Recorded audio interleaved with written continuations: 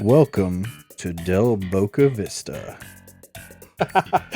It's the Beer Clock Show here with our newest creative venture. Welcome to Del Boca Vista. As you may have noticed if you've watched any of our other episodes, Adam and I are huge fans of the show Seinfeld. So, just to explain, welcome to Del Boca Vista. It's basically a Seinfeld companion show. The whole idea here is we're going to devote one episode per episode of Seinfeld, which I was thinking about this earlier. There's over 100 episodes of this show. So we got plenty of material to work with here. But we're basically just going to discuss the show from top to bottom, point out things that we notice, have a little bit of chit chat about them, and hopefully get some interesting information from you guys in the comments. So, kicking off our first episode, the Seinfeld Chronicles. Indeed. What if they had stuck with that name? I don't know. It just, I mean, obviously we'll never know how it would play out because that's like alternate timeline shit. But if you ask me personally, it just doesn't roll off the tongue as well. Doesn't it almost sound kind of sci-fi-ish? Yeah, or it sounds like the most boring book ever. Yeah, exactly. We've been prepping for this by watching the episode. And I decided, because I'm like Adam, I've been watching them on Netflix because it's a lot more convenient and easy, and I can't remember the last time I used my DVD player, my Blu-ray player. Yeah, right. So I decided today, I was like, I'm going to pull out my Seinfeld DVD and watch, because I know there's two versions of the first episode. The first one's called the Seinfeld Chronicles. And then there's the other one where I think it was just called Seinfeld at that point. But the Seinfeld Chronicles completely different in tone, only for a couple of different reasons. Number one, the name difference, but two, the music was completely different. It wasn't the song that we've come to know and love from Seinfeld with all the slap bass and all of that. It was. You've trolled me on that as your troll music once or twice before as well. It's wonderful troll music. That's why I've done that. But the music on the original episode, completely different theme song, and it sets a totally different tone for the show. I was watching. I love the show Community. Have you watched Community? I've watched a few episodes of it, not in any like sequential order, but like it did not like pull me in. It didn't pull you in, yeah. That show is one of those that I think either people are like absolutely batshit crazy over it, or they're like you, where I'm like, just it didn't really draw me in. Right. Well, the creator, he was on this other show that I was watching, and he was talking about how, like, when he gets a show going into editing, the editors typically will try to throw in some kind of like kooky music to punch up scenes and all that, and he's like, no, I don't want any of that. I want you to just edit it completely devoid of any of that stuff, show me that cut, and then you can go back in and add music. And I thought that was like, that's pretty interesting. And then he basically went on to describe that you don't tend to use music as a crutch, to like make jokes funnier, or to try to build the scene by just adding additional elements to it. He's like, I want the scene to stand on its own. And the thing fair point. The thing I took away from that in thinking about this episode was like the importance of music in media, essentially, because I'm a video editor myself, and I use music a lot to do that exact same thing, which is talk about. I use the Seinfeld theme to goof on Adam when he says dumb things on our show, because I'm the editor and I can do that. I will never tattle on myself when I say dumb things, but the thing that I realized is like, that's why the Seinfeld Chronicles felt so different, was the music was not congruent or whatever with the show and the content, and I'm really glad that they ended up changing that. But the show starts off with Jerry doing stand-up, which is something that obviously becomes kind of a mainstay for the show for at least the first 7 seasons, I think it is. But with the music being different and the way that they shot all the joke, the gonna cut all that. The way they shot the stand up. Oh yeah, let's cut all that when Steve says something stupid. Exactly. Continue. The way they shot the stand-up segments, all of it it feels so tonally different. It really does. Like there's like shots where it's like from like behind his back, so it's like looking out into the audience and stuff. Yeah. And you don't see that very often in any of the others. It's always like from just an audience perspective only. Exactly. That was actually something I put in my notes over here. Is I was like, I don't know that they ever did that ever again in the show. It again gives it a very different feel.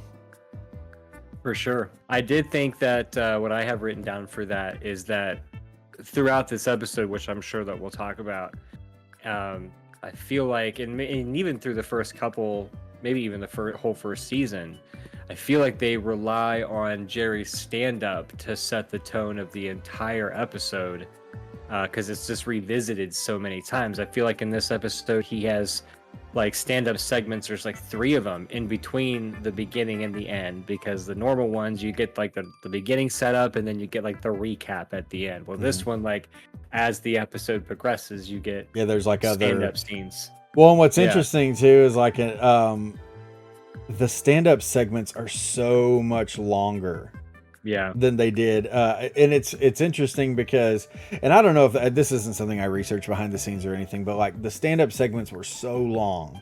I really meant to go back and time them to see like exactly how much of the episode was just Jerry doing stand-up, but like it almost made the show sort of feel like a mini episode, because the show itself was not that much, because so much of it was just the stand-up.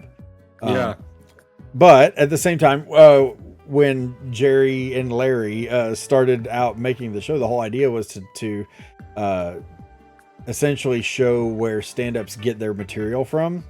Maybe that's why that was that way. But I don't feel like, even past this first episode, I don't feel like any other episode had that much stand-up in it.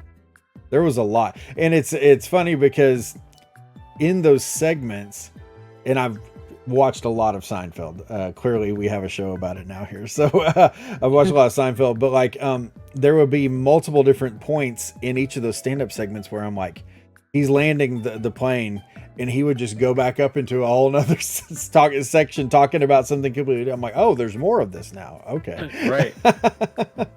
Yeah, I actually have written down, like, was the show just more of a vessel for Jerry's stand-up at this time? You know, like, it felt like the episode just existed as a way for Jerry just to bring his stand-up to a more massive audience, as opposed to it being, like, truly, like, the sitcom is the forefront of the show and, like, the stand-up is complementary. You know, it was, like, totally vice versa. Like, where it was just like, okay, well, I'm just watching a half an hour Jerry Seinfeld stand-up session, I guess.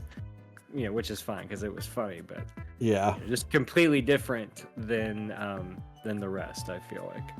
Now, I didn't get to watch a lot of Seinfeld as a kid for a couple of reasons. My dad hated George. He thought he was just a whiny, wimpy little turd, which he is. But that's well, he's not wrong. Yeah, but that's why we love George. But he hated George, and my mom thought Kramer was gross. She's like, that guy just grosses me out.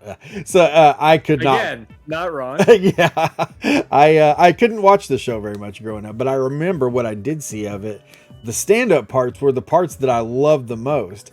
Now, I wouldn't say that at all. You know, it's but again, like you'd said, as the show evolved, it was like a couple jokes at the beginning, a couple jokes at the end to button it up, and then it was just the show in the middle. Whereas this show was very stand-up heavy. If I'm maybe I'll go back and like actually time how much stand-up was taking place. We're gonna edit it in and we'll put it in right now. We'll point to right here. This is where it's gonna go. Or maybe I should point to where Adam's pointing. So wait. There we go. Right there. We're gonna put it right here. Right now. Yeah. Lots of stand-up. So the stand-up finally ends, and then the show cuts to the street view of the coffee shop, and how a product of its time did that shot look. It was like for sure. every sitcom you ever saw where there's the establishing shot of wherever it is that they are. And it's like, oh, here's a still image, and then we're just going to slowly pan in on it. Like we're entering the building with them. And they're not hanging out in Monk's coffee shop. They're in Pete's Luncheonette. Did you notice that on the sign? I did notice Pete's Luncheonette, which is hilarious because we were talking about luncheons the other day on the show. Yeah, Pete's Luncheonette. And you go inside and it just looks, I don't know, and maybe this is just me judging things from the past or whatever, but it looked dirty.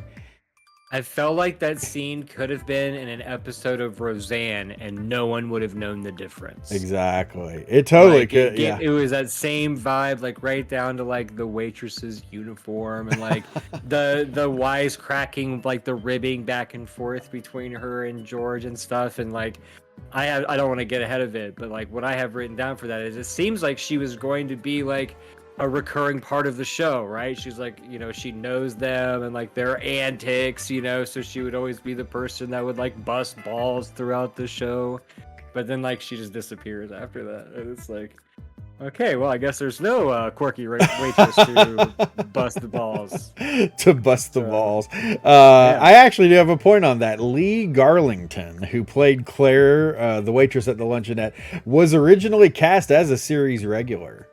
Actually, at least when they were casting for the pilot in hopes of getting the show. We're not going to go into all the stuff of what happened to get the show actually on the air, which is quite a lot. There's a lot of really great documentaries out there about what it took to make Seinfeld happen, and you absolutely should watch those because we're not going to get into all that. I don't think I've seen that. Oh, really? There's on the Seinfeld DVDs even, actually. Absolutely worth checking out, in my opinion. Yeah, so I had the DVDs at some point in my life, but through like 3 moves, I would like lose like an undisclosed amount of DVDs per move, to where like eventually I had none. So like I did have them in my possession at one point, but alas, movers, like they're like, hey, sweet DVDs, rock on, we're taking these. Well, I wish I could blame it on movers, but during all of those moves, I only had movers one time. So the rest of the person who lost my shit is me. You know, or it was one of those things where it was like in a pile of stuff probably, and I'm like, I'm just not going through it. Just to throw it out, and then it's just like, oh, I hope there was nothing I needed in there. Yeah. And then it's Seinfeld DVDs. But no, you're right, though. You definitely get the sense that she was supposed to have been a bigger fixture in the show. Yeah, for sure. Which absolutely made sense when I found out that she was actually cast as a series regular. You know, given how much Jerry and George interacted with her, and like you said, her ribbing George about stuff and all that. But never appeared. Left hand, regular right. Yeah, I have to keep it in my head. Decaf left, regular right. Right. But yeah, she never appeared in another episode. But what you just mentioned plays into something I was thinking about here. Is like she mentions the decaf left, regular right, and the whole thing is that George is wanting to make sure he's getting decaf coffee. Yes. What is the thing with no caffeine? Because George very, very outwardly specific about, I don't want any caffeine. In later episodes, we realize that Jerry also doesn't do caffeine. We're not to get ahead of ourselves in episodes here or anything, but what is the whole deal, and why did they feel that it was important to make a point that these guys don't drink caffeine? Mind you, these guys that hang out in a coffee shop like 12 hours out of the day. Right. Or anti-caffeine. Anti-caffeine. Where does that come from? Like, I have no idea. Yeah, I have no idea what that is. That's actually a really good point. I never even made that connection really about Jerry later, like when he doesn't realize that he's had caffeine and it like puts him in a great mood and all that. Yeah. But yeah, like when I guess I just figured that George was just always so high strung all the time already that like the caffeine would just put him over the edge, you know? You know, oh man, you just triggered another thought in my mind. The episode where George is getting the massage. He's getting the massage Yeah. from the guy, and the Yeah. guy's like, "You're really tense or something," and he says, "Coffee, too much coffee." So is he implying that he now is drinking caffeine? Drinking caffeine, yeah. I don't know. Maybe that's it. Maybe they evolved the characters or something off page, but or it's just a hole in the plot. But like, yeah, I thought it's so strange that it's like, why make such an effort to show that these guys don't drink caffeine? It just seems so strange, and especially for people that hang out in a coffee shop all the time, because Right. you know, like Friends, they also hung out in a coffee shop. Much crappier show, but yeah, But they all drank coffee. but they all drank coffee. Balls to the Yeah. wall caffeine. So. And they do get, like in Seinfeld, they do consistently talk about getting coffee, like at the hospital, like after George's wife, passes away. I feel like spoiler warning, but my God, if you haven't seen it by now. Shame on you. Why are you even You know, watching this show if you don't know that fact? And then the first thing that they say is like, "Oh, you want to go get some coffee?" Go get some Like, coffee, yeah. Yeah, like coffee's just such a fixture, but yet I don't do caffeine. Yeah, That is strange. But they were probably like, there's not going to be any two losers that really evaluate this enough to really find this out. So we could probably put it through. It'd be okay. We're like the Trekkies of the Seinfeld world, you know, where they analyze like every little minor plot point and thing that's said in the show, and we ask them about it at conventions and stuff. Oh man, how great would it be if there was Seinfeld conventions? Maybe there are. I mean, I don't know. I've never heard. There has to be, right? There's the Big Lebowski convention. Like there has to be a Right. Seinfeld convention, but There has to be. man, I would love to do that. We're gonna have If to look into anybody's that. been to a Seinfeld convention, let us know in the Leave a comments. comment. Make sure you like and Because I subscribe. want to know. while you're at it. Pictures, please. Yeah, we're gonna have to get to that if there is one. My gosh, dude. Oh man. Yeah, the no caffeine thing that always got me. Is just like, why? What is the deal? Are you a coffee drinker? I mean, to a degree. If I'm never a person where I'm like, I have to have it. Like I'll drink it, but then like when I do drink it, I'm like, I'm putting the sugar in it, and I'm putting the cream, and ooh, is this French vanilla? Like I'm not like black coffee, please. I like it like cold. So how many days a week would you say that you drink coffee? Well, I can go 0 and be perfectly fine with it, but Wow. I could also drink it like 5 times a week if if it's there, like you want coffee? Yeah, sure. Well, I'm absolutely a never, coffee lover. I don't think I'm a coffee holic or anything. It's nothing where it's just like I'm gonna go if I don't have coffee. I'll probably be a lot less happy and a lot less functional if I don't have coffee. But I do drink coffee every day. I drink a couple cups a day, or maybe even more, depending on what I'm doing that day. But I really like coffee. But I kind of feel like me and coffee have a relationship in that like coffee should be working for me as well.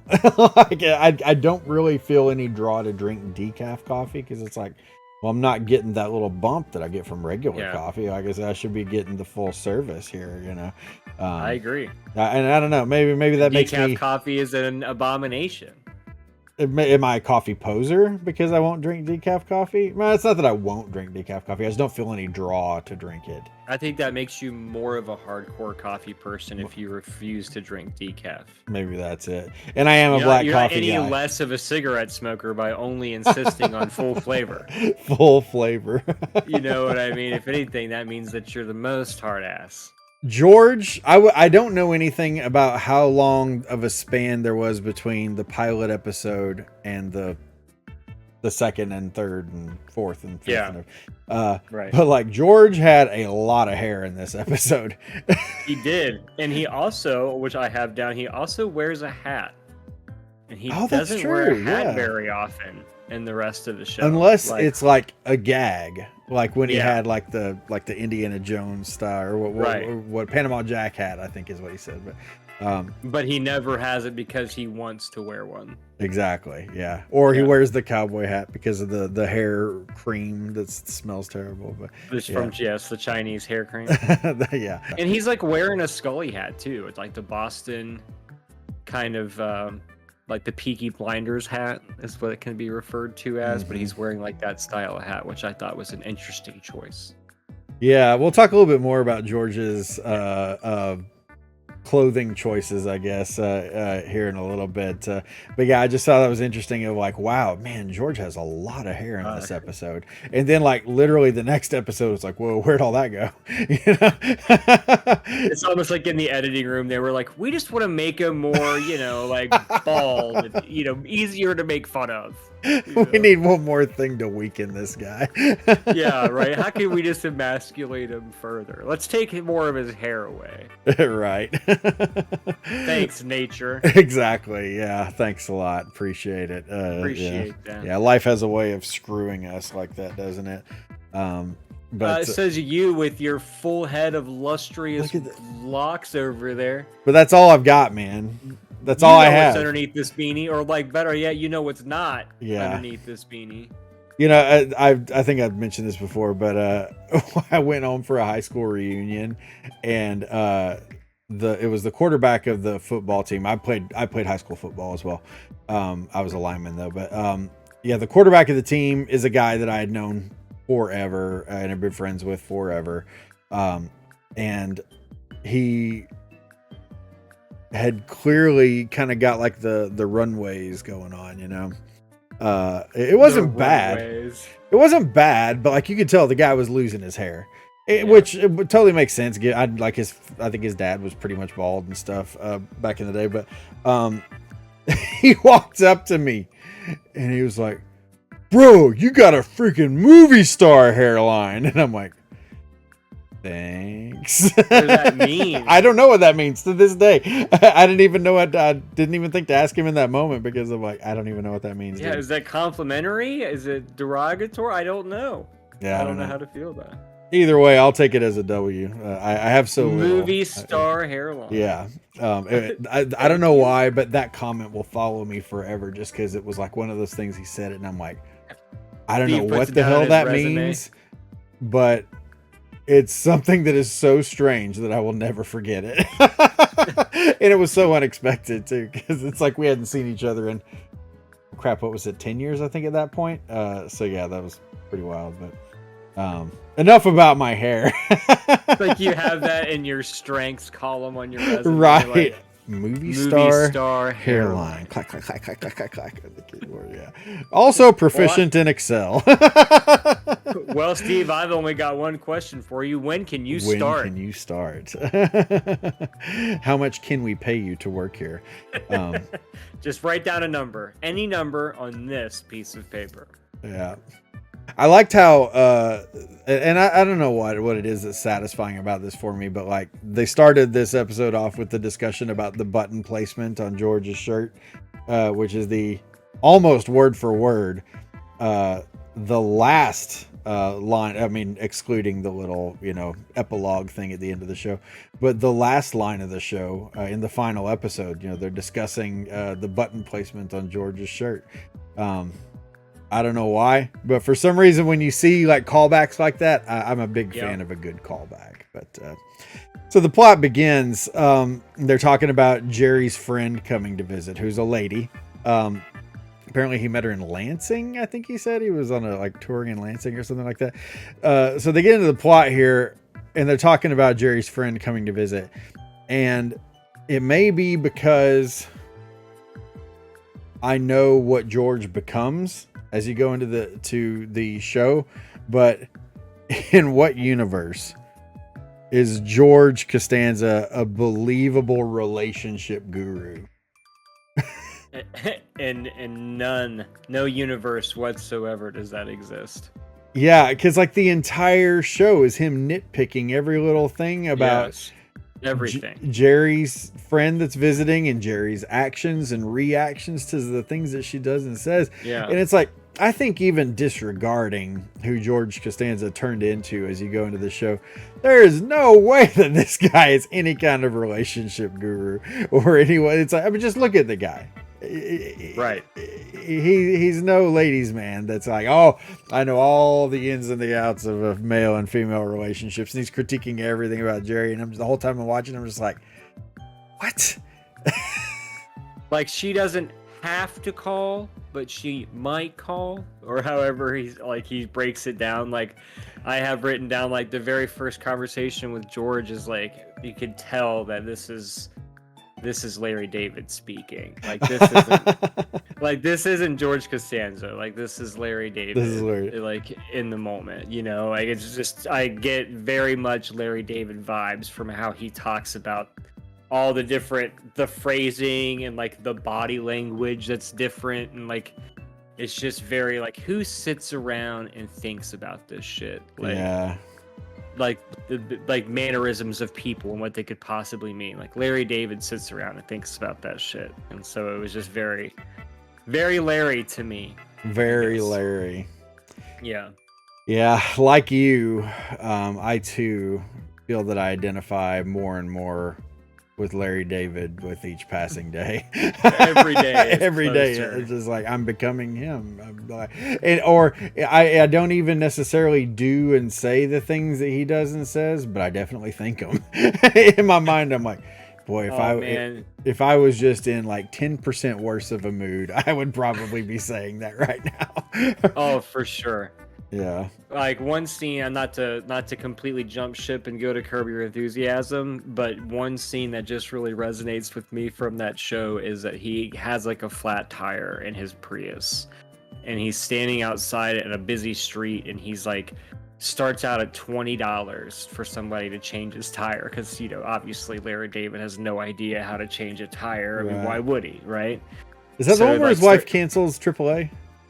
Yes. Okay, yeah, I remember that one. So he's like, all right, fine, $30. And still, like, no one's even acknowledging his existence. And then eventually he's just so desperate, he says, like, all right, $50 for a verbal response. And, like, as soon as he said that, like, I just busted out laughing, because that is something that I would say. Like, I could see myself in that moment, like, all right, fine, you know, just $50 just to acknowledge that you hear me. Yeah, it was so relatable to me, and like that's why I'll always like go to it. It makes me wonder sometimes. I'm like, am I the way that I am because of shows like Seinfeld? Or Curb Your Enthusiasm or whatever. I would say more Seinfeld than Curb. I enjoy Curb, don't get me wrong, but I've seen a lot more Seinfeld than I have of Curb Your Enthusiasm. And many more watch throughs. Like, Seinfeld is one of those shows I'll watch from beginning, not in one sitting by any stretch, but I'll watch it from beginning to end and then literally start it right back over again. Start it back up again, yeah. The only other show I will do that with is The Office. Oh my gosh, I've watched The Office a lot myself. Yeah, which we've talked about. But no, like, have you ever wondered though, like, because you and I are both the type that analyze things in certain ways and certainly react to things in similar ways as well. And I wonder how much of that is due to the influence of shows like Seinfeld. Because I think part of why I enjoy this show so much is I'm like, this is 100% the sort of way that I think about things. Even if I'm not like as dysfunctional, antisocial as the Seinfeld crew is, like, I will analyze and overanalyze things to the point that the Seinfeld peeps do, you know? Have you ever wondered that? Where you're like upstairs in an apartment switching out somebody's answering machine tape? because because you're so ashamed of what you said on it that you can't even bear for them to hear it, so you come up with this elaborate ruse to get into their apartment. I don't know that I've undergone any capers as a result. But I mean, like, you know, just analyzing it to a point like, this is the only option. The only option. I have to do this thing. I have to do it. Yeah. Oh my gosh. Yeah. I don't know. I've questioned though, like, or I think really more with me is I'm just like, yes, there are other people that think this way. So I almost maybe kind of feel emboldened. Good, it's not just me. Yeah, because it's like, hey, I'm not alone here in thinking this, you know. Millions of Americans identified with this show, obviously. Yeah, I don't know. Thank you, Seinfeld, or maybe I should say I hate you, Seinfeld, for making me who I am. But I am, and I really feel like the show kind of played a part in that. So they take off to the laundromat after discussing the what do you call it? Jerry's friend coming to visit, and George saying over and over again that she's definitely not gonna visit him, and Jerry being like, "What the heck?" and whatever. Then they take off to the laundromat. Yeah. He's like, this is the most boringest moment of my entire life when he's watching the laundry spinning or whatever in the dryer. Again, this moment still continues that vibe of George being the one that has his life together, and Jerry being kind of the schmuck. Yeah. I don't think, until I was watching the show in preparation to this, I don't think I ever really put that together in my head. Which again is just hilarious given where the show wound up. Yeah, like George is like the successful real estate agent who's like almost getting into the big buildings. Commercial. Yeah. Oh, he's getting into that. Whereas like the rest of the show, he's mostly unemployed. Right. And every job that he has, he gets fired from, essentially. Yeah. Just so like bizarro world, because there's other things that I'm going to talk about here in a little bit where about Jerry though that are also very different. Have you ever had to spend time in a laundromat? I have, actually. Yeah, it reminds me of college, because that's when I really put in my heavy laundromat time, and watching that scene so much reminds me of doing that. Because like I kind of feel like that scene, well, number one, I feel like it's very accurate, because like the whole vibe and feel of the room and the people doing all the things is like, yeah, that's laundromat life.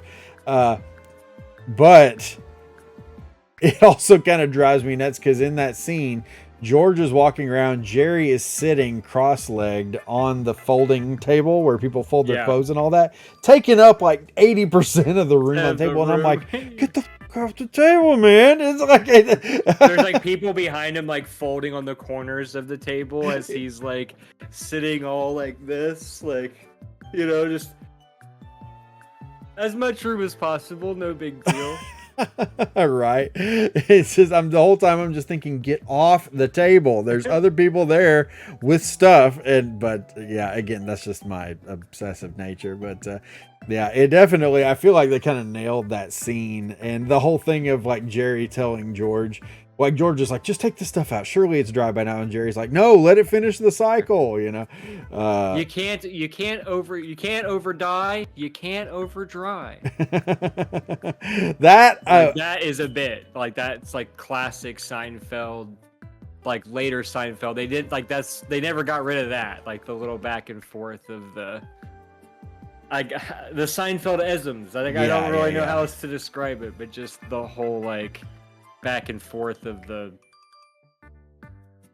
you know what I mean. Yeah, the way Jerry explained that, and then kind of, puts a pin on it by saying you can't over dye, you can't over dry, that is the essence of Seinfeld. Yes. If you were to like boil it down to its purest form, that is Seinfeld right there. Back and forth with a really quirky way of saying something at the end that like, where you're like, yeah, that makes sense. I get that, that is the line that I have to pull out as my favorite line of this episode. You can't over dye, you can't over dry. Just like you can't over wet. You can't over wet. If you're dead and I shoot you, you don't get more dead. Because you're already dead. You can't over dye, you can't over dry. The laundromat, it's funny because I live like right down the street from where I went to college. The laundromat that I went to is still there and is still in operation, and they still have the same Galaga machine plugged up in the corner. I was gonna say earlier, but I was like, we've moved on for so long, it's no longer gonna seem relevant. But when you were asking me if I'd spent time in laundromats, I was like, yeah, I played a shit ton of the Simpsons arcade game in a laundromat, because that's it was a like great the game. only machine in the thing. But I was like, the Simpsons of all machines? Seriously, that's a pretty rad one. machine for a laundromat. For a laundromat, I know, I couldn't believe it. Jeez. Oh man, I love that game too. Oh, it's a good one. Yeah, I love Galaga, but I would definitely take The Simpsons over Galaga because Galaga, I'm eventually going to get pissed off and stop putting quarters into. I'm going to love it, but eventually I'm going to hit the point where I'm like, fuck it. That man is playing Gallagher. Yeah. But yeah, good old laundromat time. After that goes back into another stand-up sequence yet again. And this one I feel like is even longer than the first one. Well, also just real quick, my last thing about the laundromat scene is you notice how they tried to make like George be like this like super thinks fast on his feet, like he clicks open the door so it stops and he's like, "Oh, would you look at that? It's over." You know, and Jerry's I loved like, that. "Oh, yeah. I guess you're right." I guess you're right. Yeah. Again, Doesn't even making question George it. seem smarter than Jerry. It's like, where was I? Yeah. I think Larry David like secretly kind of That's what he hoped really that this wanted him to version be of good, George like, would to be kept. smarter. Yeah, he didn't want George to turn into the goblin that he eventually became. The idiot asshole that he ends up being. Yes. Yeah. So, oh, that's so funny. But yeah, George, and like even when he walks around the laundromat, he's like, "Oh, do you hear what he's saying here?" Like talking to the people. It's like he's some smooth guy, man of the people, whatever. Hey. Yeah, yeah. So much about George in this episode really gets on my nerves. Well, it's just such a departure from, you know, what you know of the character in any other timeline. Like, it's almost like the doppelganger multiverse version of George, where he's like the successful real estate agent instead of the unemployed person living with his parents, you know? Yeah, can you imagine anyone buying a house from George? No. I'm just thinking because, like, I have gone through the process of buying a house. Same. And the last person I would want to try to sell me on a home that I'm going to spend several $1,000s and probably several years of my life in would be George Costanza. Oh my gosh. Well, I don't know. You might want to, though, because he lies so terribly that anytime that he was trying to tell you something that was wrong with your house, you would know he's full of shit immediately. Possibly. That's possibly true. But I ain't trusting him no matter what. Yeah, George is as a successful real estate agent, beyond unbelievable. No, anyhow, yeah, more stand-up. The stand-up again, it's not that it's bad. It's just that it's the same thing as it did in the beginning, where you're like, you keep thinking that it's drawing to a close, and then he starts into a new rant about something. Yeah. And it just goes and goes and goes. I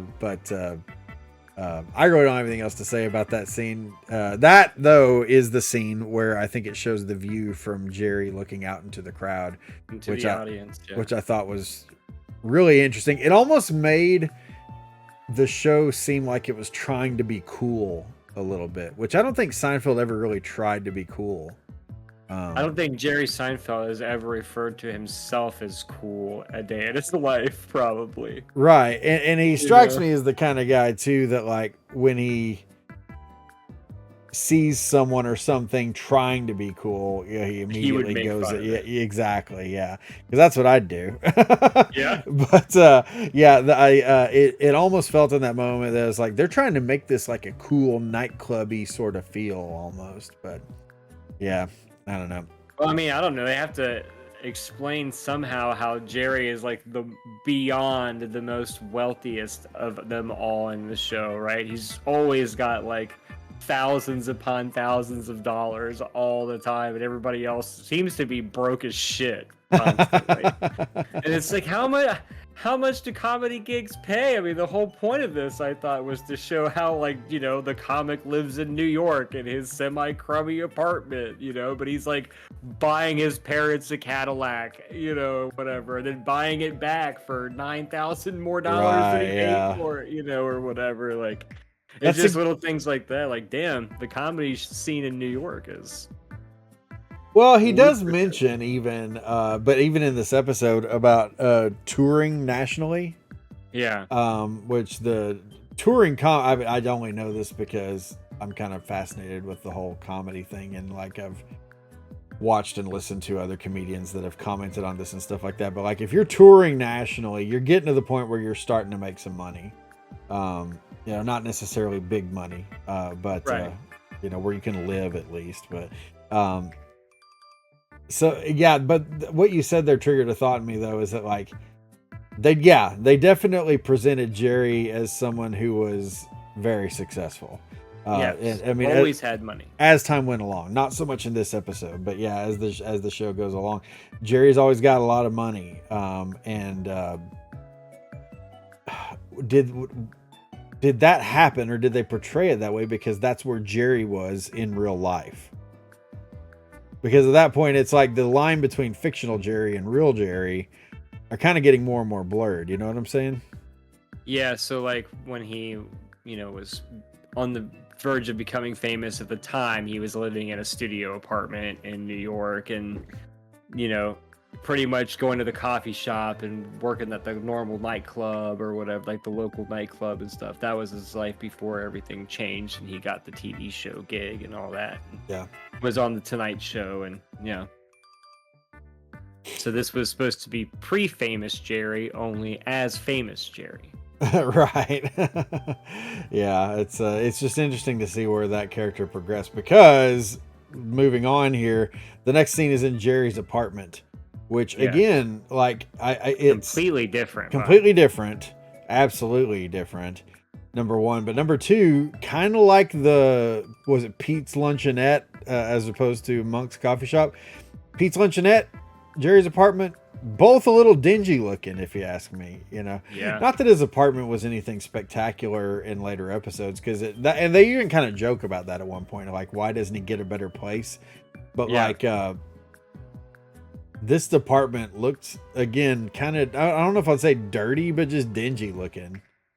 I think like the lighting has a lot to do with it, just because like it's like dimly lit in there, and it just like the walls almost look yellowish because of like the dim light, and like it's like believable that Jerry's chain smoked in that apartment for 15 years, going, and outside in the hallway, like you don't see Kramer's door. It's like a painting, and in the painting, like that light, it almost looks like the hallway's like dirty, like because of the cream color and stuff like that. So yeah, I guess that could be it. You're right, the lighting definitely is that lower, almost kind of yellowy lighting, which maybe that's kind of what contributes to that whole dingy sort of look or whatever. Yeah, it just doesn't look very well lit. Whereas like Jerry's apartment later, it's like almost like hospital lighting in there. I feel like. Right.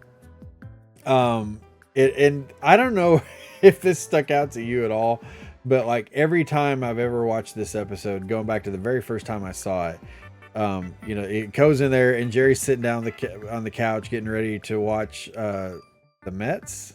I think he'd recorded the Mets game, and he was gonna watch that, and he's sitting down on the couch in this like sweatpants and a little sweat top or whatever. I just remember thinking that and looking like, he just looks really poor right now. I don't know if they were trying to do it. I feel like he's wearing these sweats that are kind of ill-fitting. At least they looked like they were a little, almost kind of small. I'm just like, what the hell's with the way he's dressed? But I don't know if maybe that's just me. But I just remember seeing that he's in a shitty apartment. He's wearing clothes that don't fit. You're right. Yeah. Like, how are they trying to put Jerry down here? I don't get it, because like, again, Jerry in this episode, like if there was a scale, and on one side you got Jerry and on the other side you got George, and you're weighing who's the bigger schmuck, Jerry is absolutely the bigger schmuck in this episode, which you will never see again, I don't think. Yeah, and like the decor in his apartment, like the dartboard and like the Mets poster and all that, like right, yeah. Now that Jerry's like a fan of baseball. I mean, that's like he talked about more throughout the series, but this makes it look like that Jerry is like your typical like bachelor going to the bar kind of dude who plays darts and like goes to the baseball games and like all that kind of stuff, where it's like he's really not like that at all. And as his character in the show later. You know what I mean? Like, Yeah. Just having the guys over. We're gonna drink a couple beers and play some darts. Maybe pick up some chicks. I don't know. I mean, like that's the vibe. Yeah, like that's like the vibe that you get from the way his apartment is set up. But like that's just not him as a person. I feel like his cabinets are completely different. Yeah. There's a windowed nook.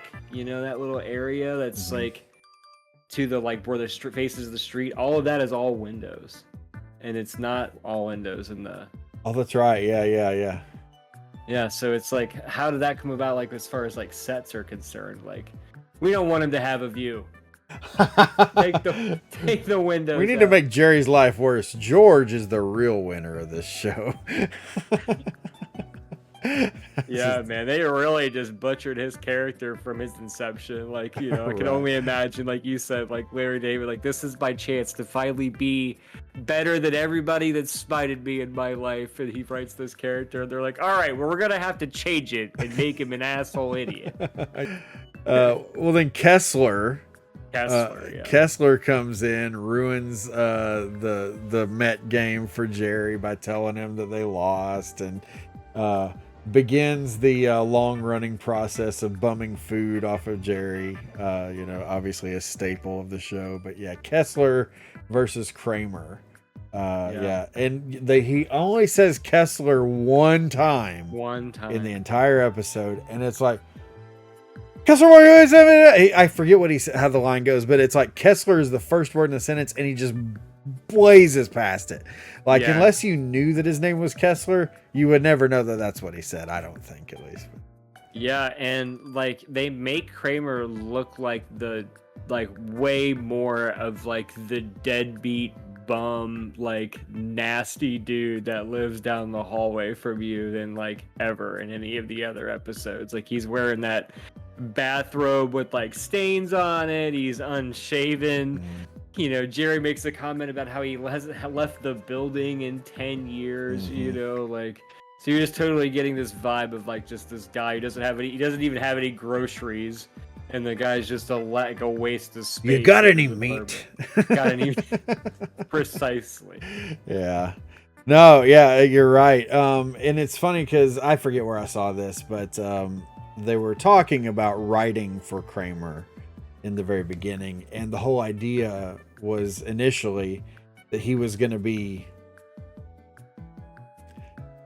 how did they say it? They said that they were writing him slower than everyone else.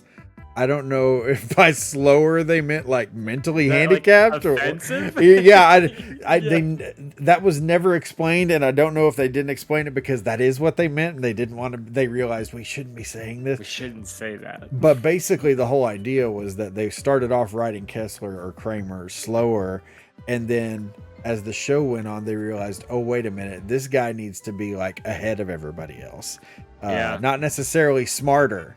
But instead of writing him back here, we need to push him out here. And then that's what really made Kramer click. And right. And he has a dog in this episode. Exactly. Yeah, that's what I was about to mention. I'm like, we never see the dog again. And it's like, what would it have been like if Kramer would have had a dog? I don't know. Imagine the antics. Yeah. I love how he busts in, the dog comes in and freaks out George and all that, and then the dog goes into the bathroom. He's like, he's just getting something to drink. What a Kramer classic Kramer thing to say. Exactly. Yeah. But yeah, I thought it was crazy. Kramer has a dog. Why did we never see the dog again? What was the decision? I don't think I've ever heard any explanation of the dog. We just don't want Kramer to have a pet. We don't want him to have a pet. We don't want him to have a pet. We don't want Jerry to have a nice apartment or any kind of view. We don't want him to have sweatpants that fit him properly. George, however, betting chicks left and right, winning the lottery, eating sandwiches while having sex. Yeah. Oh my gosh. Yeah, that's too funny. But okay, so then eventually after this, they start the next scene. They start moving in the bed. Oh, I'm sorry, I skipped a point here. We need to talk about actually. Jerry gets the call from his friend, from the girl. Basically saying, "Hey, would you be all right if I come and stay at your apartment or whatever?" Yes. How, putting yourself in Jerry's shoes, How would you react to this phone call? Like if I got a phone call from a chick that wanted to know if she could stay at my house. Yeah. I And feel like a chick that you're interested in, because that you I'm can tell. interested in. Yeah. You can tell. Well, I feel like I am such a weak pushover of a person that even if I wasn't interested in the person, I would probably be like, yeah, sure, you can come over and stay at my house. That's fine. You're I just don't a want nice to hurt your feelings. guy. I would definitely oblige. Yeah, I think the average guy, especially after being told they had no chance with this girl, by their almighty relationship guru friend George Womanizing, Costanza, right. yeah, Right. getting all kinds of strange left and right, but I think any average guy, after going through all that and then getting this call and hearing that they want to stay at his apartment with him, would basically do whatever this woman says. For sure. That's my thought, at least. So, cut to the next scene. They're moving in a bed for her. George and Kramer both make statements of, why are you even giving her the option of where to sleep?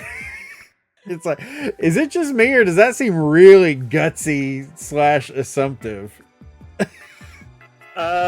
Yeah, but I mean, I feel like it's totally buyable though, like between friends of a guy, like, bro, why are you even doing this? What's wrong with you? My whole thought the whole time is, I'm like, I get what they're saying, but the woman walks in and it's like, oh, well, where do I sleep?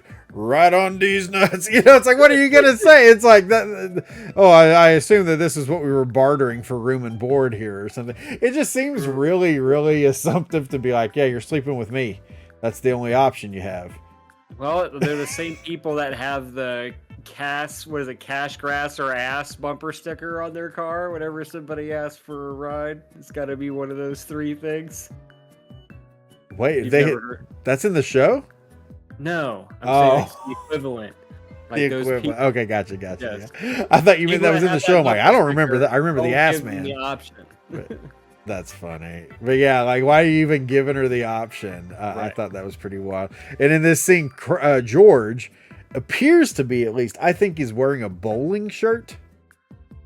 Do you remember what I'm talking about here? I don't think so. I guess I don't really know what a bowling shirt looks like. They have like really straight lines on them, and it's got the little emblem sewn on right here too. I really think it's a bowling shirt, and I always kind of wondered about that, because you can't see it clearly enough to really 100% tell if it's a bowling shirt, but it's definitely cut like a bowling shirt. It's colored like a bowling shirt. Like, it's probably a bowling shirt. It's believable that George would be a bowler, I feel like. I would buy that. I don't know. I just can't see George bowling. I guess I can't see professional real estate womanizing George Costanza. Well, now that's the whole deal, though, is I need to be thinking about him as, Poonhound George Costanza. Yeah, who's not unemployed. So many notches in his bedpost, Yeah. Yeah, maybe, I don't know. Too cool for school George is maybe that George is a bowler, picking up chicks at the snack bar in the bowling alley, drawing his nuts on that little fan that blows up. What an image. But George goes into this whole thing talking about signals, blah blah blah, over and over and over again. I think it's at about this point where I really start finding myself getting annoyed with George in this episode. Definitely, after this scene, there's more stand-up, but then they wind up I have 3 stand-up scenes in my notes right here. There's just so much stand-up in this. It's crazy. But like I said, I'm going to go back and I'm going to find out how much time in this episode is devoted to stand-up, because I guarantee you it's probably close to half. What do you think? Do you think that's a fair? Maybe we should make I think that's fair. Venture a guess here. Half, close to half. Are we taking the over under? So your average television show is 22 minutes. I'm gonna say 8 minutes of stand up. That's where I was going. I was somewhere between like 8 and 10. 8 and 10. Okay, Yeah. we'll see if we're right or not, because I'm going to go back and figure this out probably tomorrow. But I'm gonna say 9. I'll go 9. 9. I say 8 minutes. You say 9 minutes. Okay, there we go. Well, we'll It'd be find like out. Price is Right. Yeah, right. The best without going over. But they're okay. Right. So they're at the airport, and George is talking about signals. Jerry, it's signals, and like I said, I think my annoyance with George really started in the apartment, but it really sets in here at the airport. I just want to be like, shut the hell up, George, because again, like I said before, it may be that I know who George eventually becomes, but he's just coming off really as a guy that doesn't know jack, but just enjoys giving other people advice. And those people, I'm sure you've known someone like that in real life. Sure. We all probably have. I have, and I cannot stand that. That is a horrible attribute in a person. What about the ham sandwich, though? I thought I liked the ham sandwich. Hand sandwich? Yeah. I think I cashed out by that point. It depends on the which layering first and the layering. He's like in the the layering and the quality of the whatever, but I the think wetness of the hand. Or yeah, something and even that line actually, I thought hand sandwich was kind of funny, but then everything he said after that annoyed me. Oh well. You know, if we were too much alike, it would be scary. So Yeah. I like that scene. Well, I dislike so many things that you really love, so that's what they're Chrono Trigger. I didn't Why watch. do you hate everything I love? I didn't watch Fern Gully, stuff like that. The list goes on. On and on and on. And Yeah. on. But okay, so the girl shows up. What did you think of her greeting? With the surprise, like the peekaboo. The peekaboo, but then the George is like, I have no idea. Yeah, George is at a loss for once. I don't know. If that was somebody that I was meeting for the first time, it would probably be very off-putting. Yeah, I think it's this. It would be Jerry it would must be have, yeah. to still be thinking about a future with this person after that, to me is After that. Yeah, no. I don't know what it is, but this in general is just a no, red yeah. flag. This is we need to make a gif of us doing this. It's like we're never mind, I won't make that joke. But anyways, she shows up, greets them, confuses them both, and then they head back to the apartment. The thing I noticed here first is that Jerry seems very uncomfortable. Whereas He should be. in later episodes in the show, he always seems so smooth and not necessarily a womanizer, but it's like He's aloof of whatever happens in any relationship. he's in. exactly.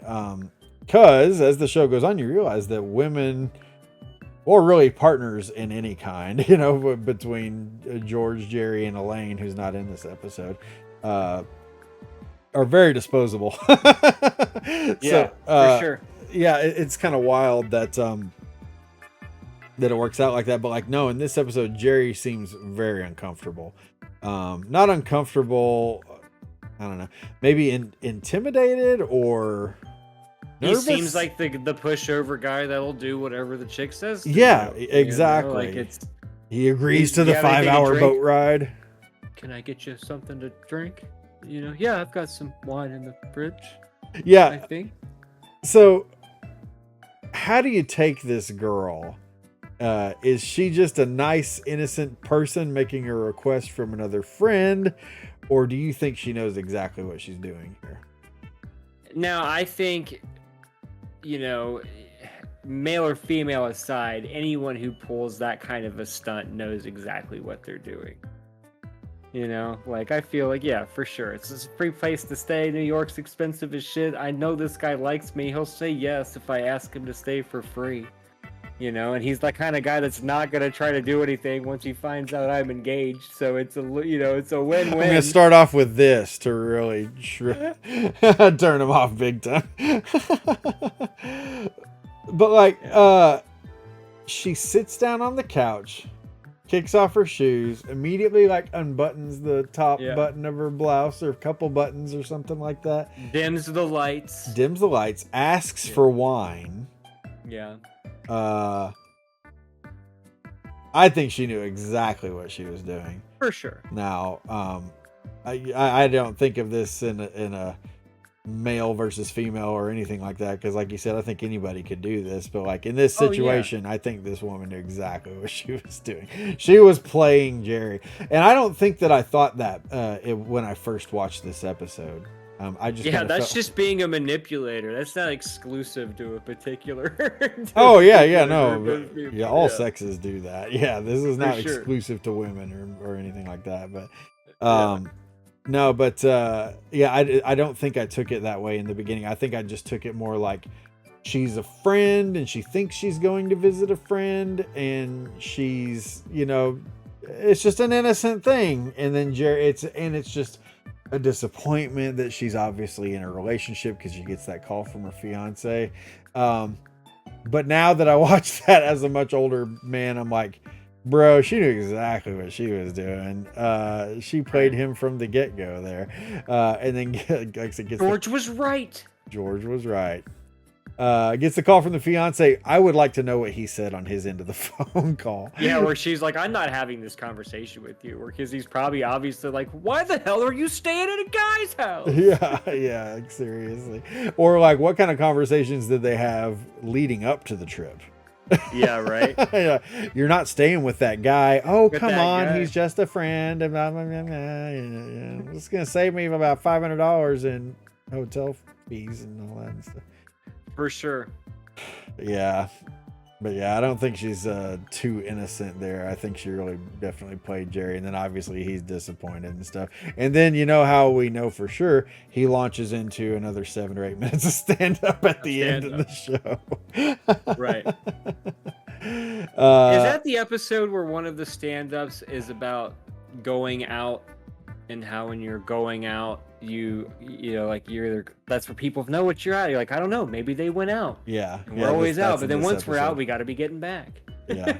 Like, I thought that was so true with the whole, like, once you're out, you're always thinking about, like, well, we can't do this or this because we got to be getting back. Like, but it was before, it's like you're getting dressed to go out. Like, it's such a relatable observation.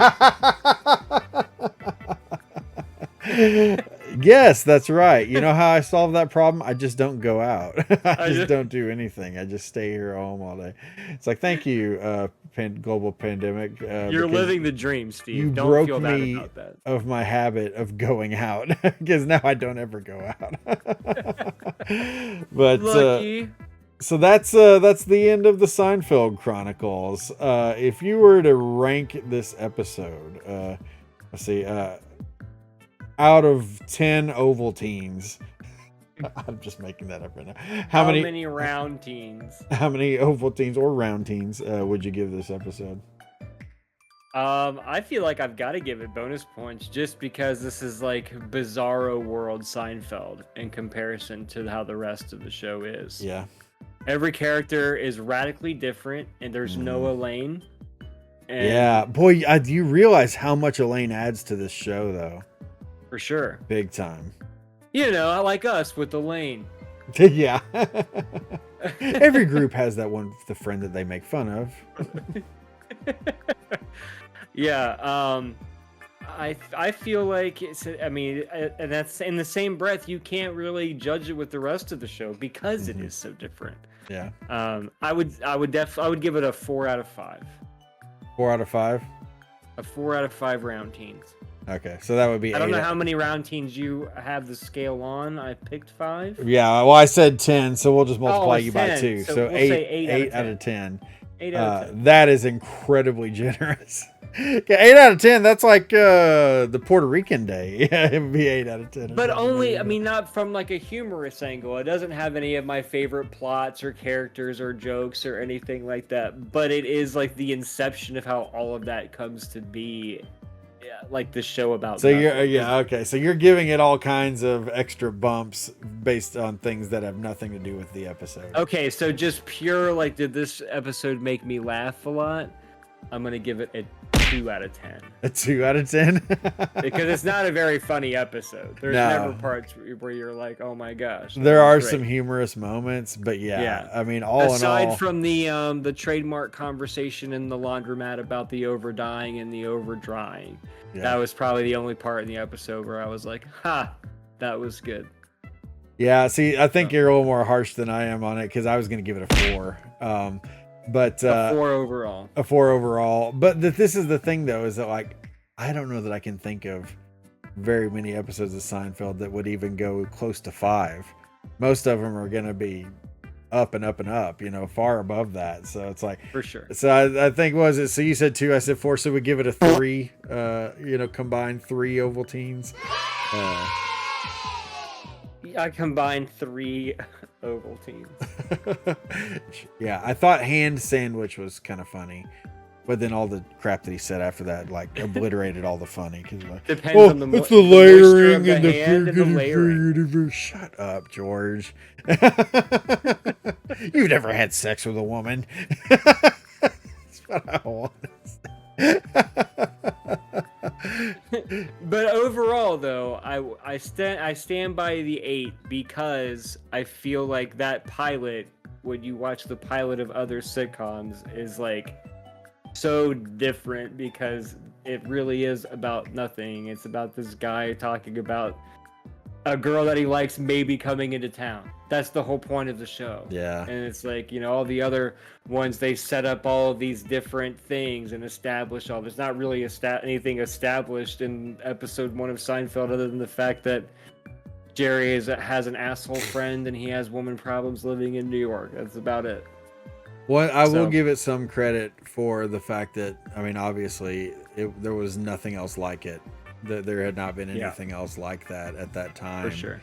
And it's clear why it initially didn't perform well, because it was just so freaking different. And the thing is that people, and you've seen this play out time and time again, like, well, Arrested Development, another one of my favorite shows. At the time, like, it just could not get ratings, but it developed this massive cult following because the show was just so far ahead of its time. There was nothing like that. Nothing like that had ever been done. And then all of a sudden people are discovering, whoa, this show is freaking amazing. And then it becomes huge. Oh man, Arrested Development is a great show. It's already off the air. Well, I meant to mention this earlier, but like Seinfeld and Arrested Development, I think, are the 2 first shows I ever purchased on DVD. Oh, wow. I'm trying to think of if there were any. Now, I bought movies, obviously, but shows, though. Because, and this is another thing, too, is like, I loved being able to just binge a show straight through. Yeah. Because shows like that, network television, if you missed a night and you didn't videotape it on your VCR, you just didn't get to see it. They didn't do reruns that often and stuff, and it's just like until a show got into syndication. But you know what, when you grow up in the country like I did with 3 channels and you don't have cable, syndication doesn't freaking exist. So it's just like you don't ever get to see that. So for me, finally getting to buy this show on DVD, I watched it so many times, even this episode. I was like way older than I ever probably should have been, and to learn that there was such a thing as seasons of shows. Mm-hmm. Like, I had no idea that was even a thing growing up. Like, I just thought that people just made shows and then they just were on and then they weren't. Like, the concept of like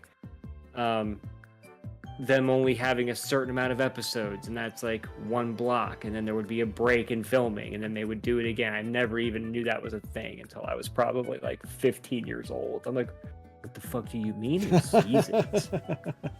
Seasons? What? Seasons? What the hell?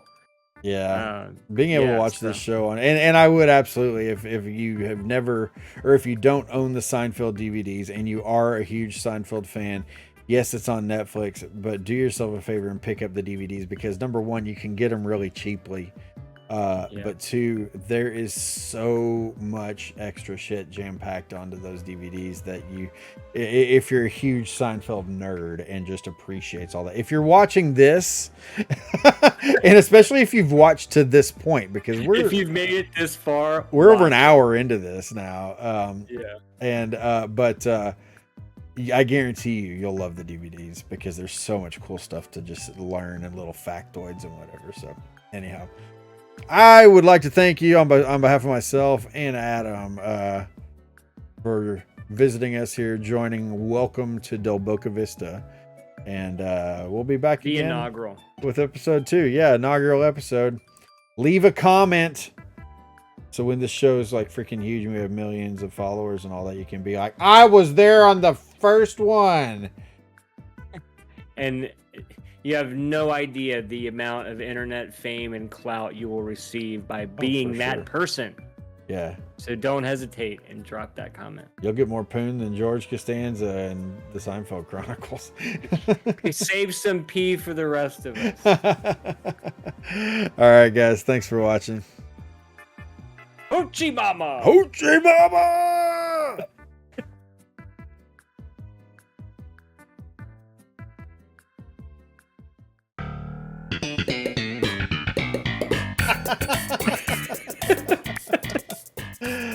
And welcome to Del Boca Vista.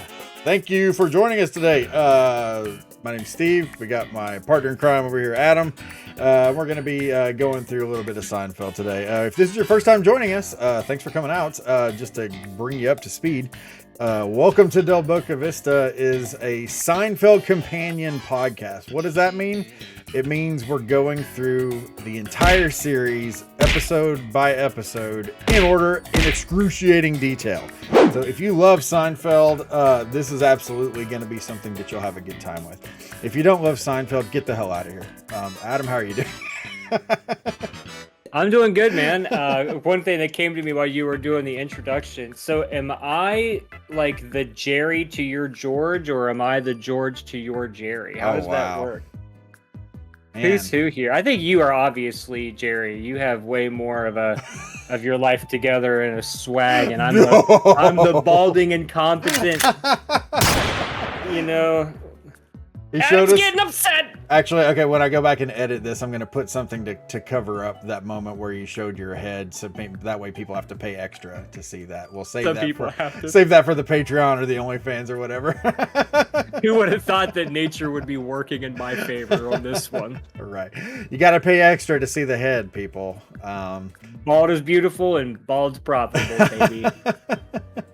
Before we get into this week's episode, I do want to give a couple of special shout outs. We started the show. Our last episode was our very first, so this is the second one. And an idea that we had was, hey, let's check out some Seinfeld groups on Facebook, because Facebook sucks at almost everything except groups. Groups are actually pretty good. I don't know if you agree with that or not, Adam, but like, I think groups are probably the only thing that Facebook does well.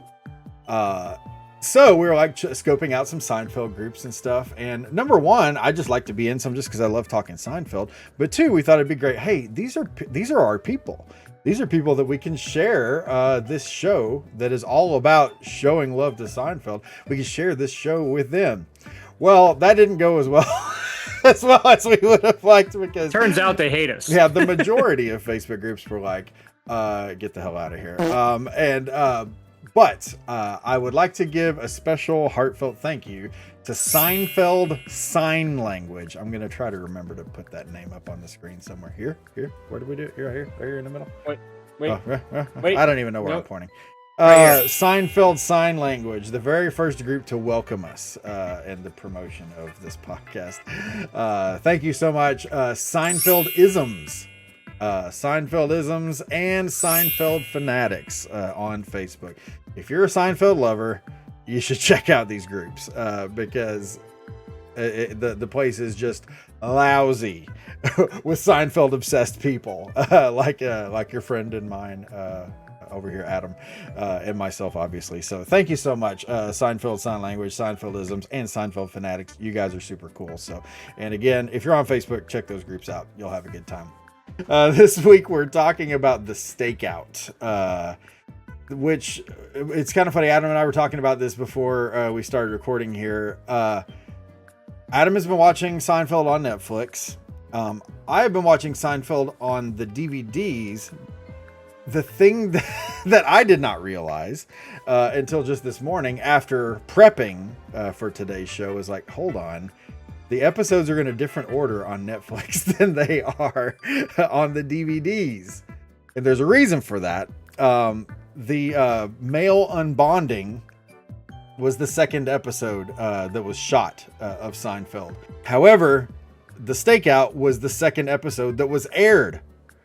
So I had to like scramble and get ready for this episode instead, which thankfully I've been watching the heck out of these episodes over the last few weeks here, just to make sure I'm like super familiar with them and get my thoughts percolating on what we want to talk about. So I thought that was just kind of an interesting thing to share.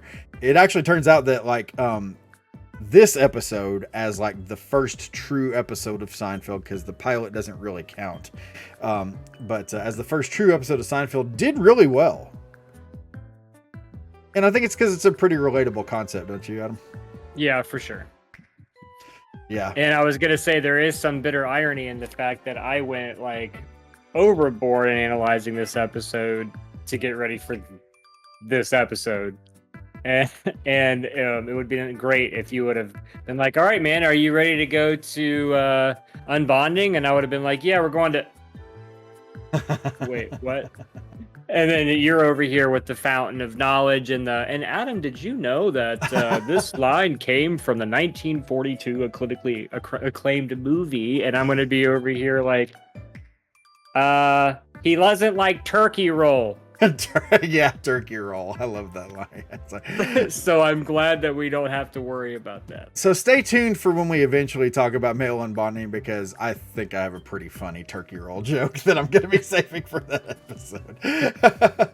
I always want to like say it to the tune of Tootsie Roll, that song. I guess I don't know that song. Let me see you turkey roll. Do the turkey roll. I don't know that song. No. Is it from like an old commercial? Roll. It's like a wedding song. A wedding song? You know, like one of the songs that the DJ like, contractually has to play like during the dance portion of the reception. This topic, and I'm like, I have no idea what you're talking about. Edit it out. No, we're leaving it in, folks. Edit it out. If you know the Tootsie Roll song, okay, well, wait, comment section. Let us know if you know the Tootsie Roll song. Also, let us know if you don't know the Tootsie Roll song. Let us see your Tootsie Roll. So we can, well, I don't know about that, but turkey roll. This way we can determine who is more weird, Adam for knowing that song or me for having no idea. But so the Stakeout, the second episode aired, or the first true episode aired of Seinfeld. First thing off the bat, stand up, a lot shorter in this one. For sure. A lot. We talked about this in our last episode. The stand-up sections were so long in the original episode. And it's not that the stand-up is bad. I'm not complaining about that. I don't feel like either of us were complaining. It was just that it was so much. And what did we say? It was more than a quarter of the episode. Yeah, it was just under 6 minutes, I think, is what you said. Yeah. And it was like a 22-minute episode or something like that. Yeah, 24-minute episode. I remember that because I remember thinking, wow, that's kind of long compared to what they do now. But it's also probably because there weren't as many ads back then, maybe. Everyone's got to like milk everything for all the ads that they're worth now. Everything is ad crazy now. But yeah, it was more than a quarter of the episode was stand-up. These sections were so much shorter, which I really feel like, because again, this was a huge weakness of the pilot, is the pacing in the pilot was excruciating. Yeah. And the stand-up sections of this episode definitely kept the show rolling a lot better. And like such a weird plot to have for a pilot of a show too. Not to go back to episode 1 or anything, because I know we analyzed that one to death, but of all the things that you're writing a show for, just to have that as the backbone of what you're basing the whole sitcom on is just like, wow. But maybe that was the point. I don't know. Well, and I'd made the comment in the last episode that it almost felt like a mini-sode or mini episode, because of how heavy it was on stand up. Yeah, And this that's one true. definitely felt more like a TV show. Now, of Yeah. course, there was still stand up in it, but it felt more like just a TV show, I guess, because the story. Well, you got to think when a quarter of the episode is taken up, you can only have so much story in it. This Right. one was a lot heavier on story, which I think the show really needed to do, because that's when not that I love Seinfeld, I love his stand up, I've gone to see him live, but Seinfeld as a show, like, I mean, combining the geniuses of Jerry Seinfeld and Larry David and a fantastic team of writers, they really needed to be able to dig into the show. The stand up, I think, is a nice little foundation because it's about Jerry, and Jerry's a comedian. But make it this one thing that sort of sets the tone, and then just go into the episode with the characters, and that's where it really shines. Yeah, I agree with that. First thing I noticed, though, Jerry's blazer. I don't know if you really paid any attention to this or not, but like his blazer in that stand-up scene is like, whoa. Again, it's one of those things that's like so a product of its time. You look back and you think, I guarantee you that thing's not hanging out in his closet anywhere, because that is not the sort of blazer that gets saved. That's so funny. I feel like you definitely like this is just how you and I function differently when we watch, like, and it's so weird because like I'm very much like a clothes person, but like I never notice any of these things, and like you're like, did you notice Jerry's sweatpants didn't seem like they fit him right, or like this blazer is just so out of touch with how it is today, and I'm just like, why aren't I getting that? I'm the like it's so weirdly opposite. And it's But now funny that because you I'm not say really that- a clothes guy, you Right. say, but like, man, that blazer, as soon as I saw it, I'm like, oh man. Real quick side note. We like showing the little, kind of snippets of the show down here. YouTube does not like that.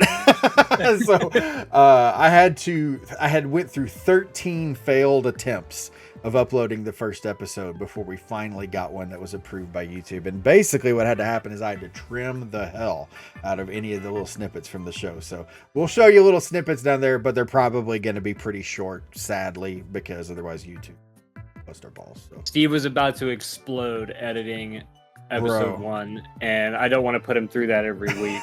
So I can't do that every week. I spent so much.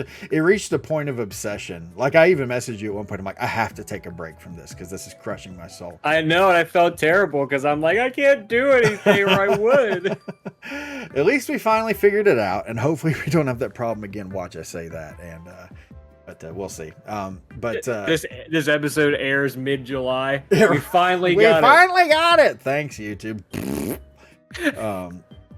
But one retraction we do have to make from the last episode is the comment that we had made about how that episode is the only time that there's a shot over Jerry's shoulder during the stand-up portions where it's looking out into the audience, because it happened again in this episode, and it's going to happen again in another episode that I pointed out to Adam recently. So a statement that I made a minute ago was like, that shot like that in the pilot is definitely different than the others, but I have to stand corrected of saying they definitely showed that sort of shot more than once, but the first one was definitely different. Yeah, I don't think it was nearly as is dramatic the right word. Like, it wasn't nearly as the lights and everything all kind of like. Well, it they was showed in like the first waitresses episode. and stuff too. Yeah, oh, that's right. So it really had a lot more of that nightclubby Nightclub vibe, yeah. Yeah. So anyways, I guess we were wrong on that one, but the big joke of We're gonna be wrong a lot. yeah, please be ready to forgive us, or you can hate on us too, but we can take that. Just drop it in the comment section. It all Right. counts as engagement. We win either way. Either way. And you win too, because you get to feel better by belittling us for the areas where we make mistakes. So we're all going to walk away happy. We all win. The idea of the joke about women paying by check. Yeah, Just like so the I have blazer, notes about that, a product yeah. of its time. Yeah, so I have my notes literally say outdated tech, writing checks, and the housewife trope of women who are experts at spending money. Exactly. Yeah. It's like, wow, like that joke would not be told today. You know, it definitely wouldn't be received the same way. Would not be received the same. And checks, I even have down here that I've probably, even back when they were a thing, I think I only wrote like maybe 10 checks my whole life. Man, like, you know, checks are the worst. I don't miss checks at all. And it's funny because Jerry, not his whole joke, but a big portion of the joke was like men writing checks and like how they're like, you know, it doesn't make sense to us. And it's like, I gave my money to these people. And if you contact them, they'll stick up for me. I wrote on this. Does this have any value at all? Exactly. It's like it's shocking that checks were ever a thing because it's so ridiculous. But yeah, I mean, and which obviously leads to why checks were eventually a thing of the past, is because like, what in the world? You know, how is this not something that didn't cause all kinds of problems? And it did, and that's why we don't use checks anymore. But I will say this: like when I was in high school, I worked in a grocery store, and people paying by check. Oh God, I hated that. I hated it so much, and it's always kind of the same thing. And I don't know if you've ever really had a job where you had to deal with this, but like you check out. I've been a cashier before when I was a teenager. I remember. Where were you doing that at? Kroger. Oh, okay, so another grocery store. There you go. Yeah. Well, people, when they pay by check, it's like they tilt their head to start looking at the checkbook. And I think when they do that, like half of the brain cells just go tipping out of this ear, because like everything goes wrong from that point forward. The thing that always got me was like, you know where you're shopping, right? You know what your name is, right? You know what the date is. Just fill all that crap out ahead of time. And then whenever I tell you how much the total is, just write that in and then you're done. That's all but no, nobody ever thought like that. So like the writing of the checks was the most miserable. Or then there was the people like, oh, hey, will you print my check? And I don't know if you guys had this at Kroger, but like you could sign your check. And then if they wanted you to print the check, you take their check and you shove it into the machine, and then it prints all the crap out about like how much they're paying and blah, blah, blah. And I just always want to be like, you lazy bastard. Just write that in there, because this through the machine, there are so many things that can go wrong with that. And you're not going to be happy, and I'm not going to be happy. And I guarantee you my manager's not going to be happy. Paying by checks is just the worst. But, it's just, I always like compare it to the people at gas stations that are buying 13 different lottery games, and some of which are paying by cash, and then the other ones they have scratched off previous tickets and they're doing the exchange, and it's just, meanwhile you are coming apart mentally behind them while keeping it together in a public scenario. It's like that, only it's because, again, I feel like I'm harking back to the old woman trope of the, now how much did you say it was? You know, as they're filming, and you're just, all right, I'm ready. Yeah. No, having the check pre-filled in, that's a big brain move right there. Seriously, but it's like those are the things that you know what store you're at, you know what the date is, you know how to sign your name. You know, there's like, you can fill all that crap out and then just put the dollar amount in at the very end. I like how you say that so condescendingly. You know what your name is, you can write it. These are the things when you spend a lot of time working at a job where you have to deal with the public and you get crapped on constantly. I did appreciate. I know there are some of you out there that know what I'm talking about. Oh, for sure. No, the holster joke. Yeah, you're right, man. Yeah. I arguably still work one of those jobs. Yes, the the check in the holster thing. I thought was a funny joke. I laughed. While I disagree with Jerry about women being these check writing experts, I will say far more women were great at writing checks than there were men. He talks like every woman is just this check writing machine. Not so, sir. Not so. And also, but I think that kind of harkens back to the old, like, the old way of life where the wife stayed at home with the kids and the husband went out and had the job, and so she went to the grocery store and she was in charge of buying all of the things, so they just, you know, had more of a need for the checkbook, you know, like clearly that's not no longer the case today. Yeah. But you know, I feel like that's kind of where that thing came from. Is well, yep, I have the checkbook, I have the cards, I'm the one that needs them, you know, like that kind of thing. Yeah. So yeah, the checks. but even when we had checks, I never wrote any because I hated it. What's with the chicks and the checks? Okay, that actually is a joke. And this bit actually is very much expanded upon in Seinfeld's album called "I'm Telling You for the Last Time." I'm sure you can probably stream it anywhere albums are streamed, or you can buy the CD. I still own the CD of this. I actually have the DVD as well, but I prefer his delivery on the CD versus the DVD, which I don't know why they didn't use the same shows or whatever. But anyhow, I'm telling you for the last time, Jerry Seinfeld, very, very good. But he expands upon this whole check thing on that album, so definitely worth checking out. And then lastly, of course, the joke about keys getting lost in the purse, which is 100% true. Because, okay, the way our driveway is, I get home first, and then my wife gets home second, and she parks behind me. So I drive the kids to school in the morning while she's getting ready for work. So I take her keys, and then I spend a few minutes rooting around looking for them every time. It's like never like you can just find them. And then I drive the kids to school, and then I come back, and then I go and put the keys back in the purse. So I know that like it's nothing with like her. She's just like carelessly throwing them in. When you put the keys in the purse, it's like there are little gremlins in the purse that like hide those keys. I don't know. It's like the same concept as the dryer and socks, right? Exactly. Exactly. I know I put them in there. Where are they at now? Yeah, I think he makes even the joke like one's like breaking out like they're up against the sidewall. Yeah, really. Oh, that was when he said that in the pilot, right? The one is that where I don't know which episode it was from, but it's like I'm getting out. You got tomorrow. The dryer. I'm pretty sure that was in the pilot. Someone correct us in the comments. No, we can't remember 2 weeks ago. Right. But this is the genius of Seinfeld's comedy: is that keys getting lost in the purse deal. Very, very relatable, and he had a really great way to joke to make it relatable. In the next scene, browsing in the video store.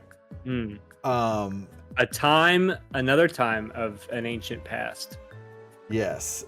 I read a tweet recently from, I forget who it is, but they basically kind of poo-pooed on the whole idea of, a lot of people these days, it seems like, are nostalgic for the video store experience. There was even a Blockbuster sitcom that was recently put out on Netflix, and it's like, people are like, oh man, Blockbuster, and it's like, I know several people who worked at Blockbuster in the past. It's like, oh yeah, this is so great, I can reminisce, blah blah blah.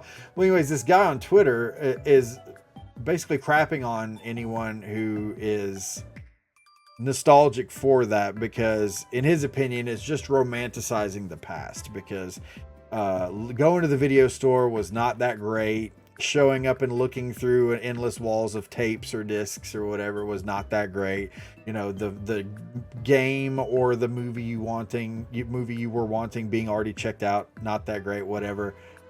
Agree or disagree? What do you think about that? Oh man, I kind of agree with both. My experience I know I've said this before in our conversations. And late fees. Yeah.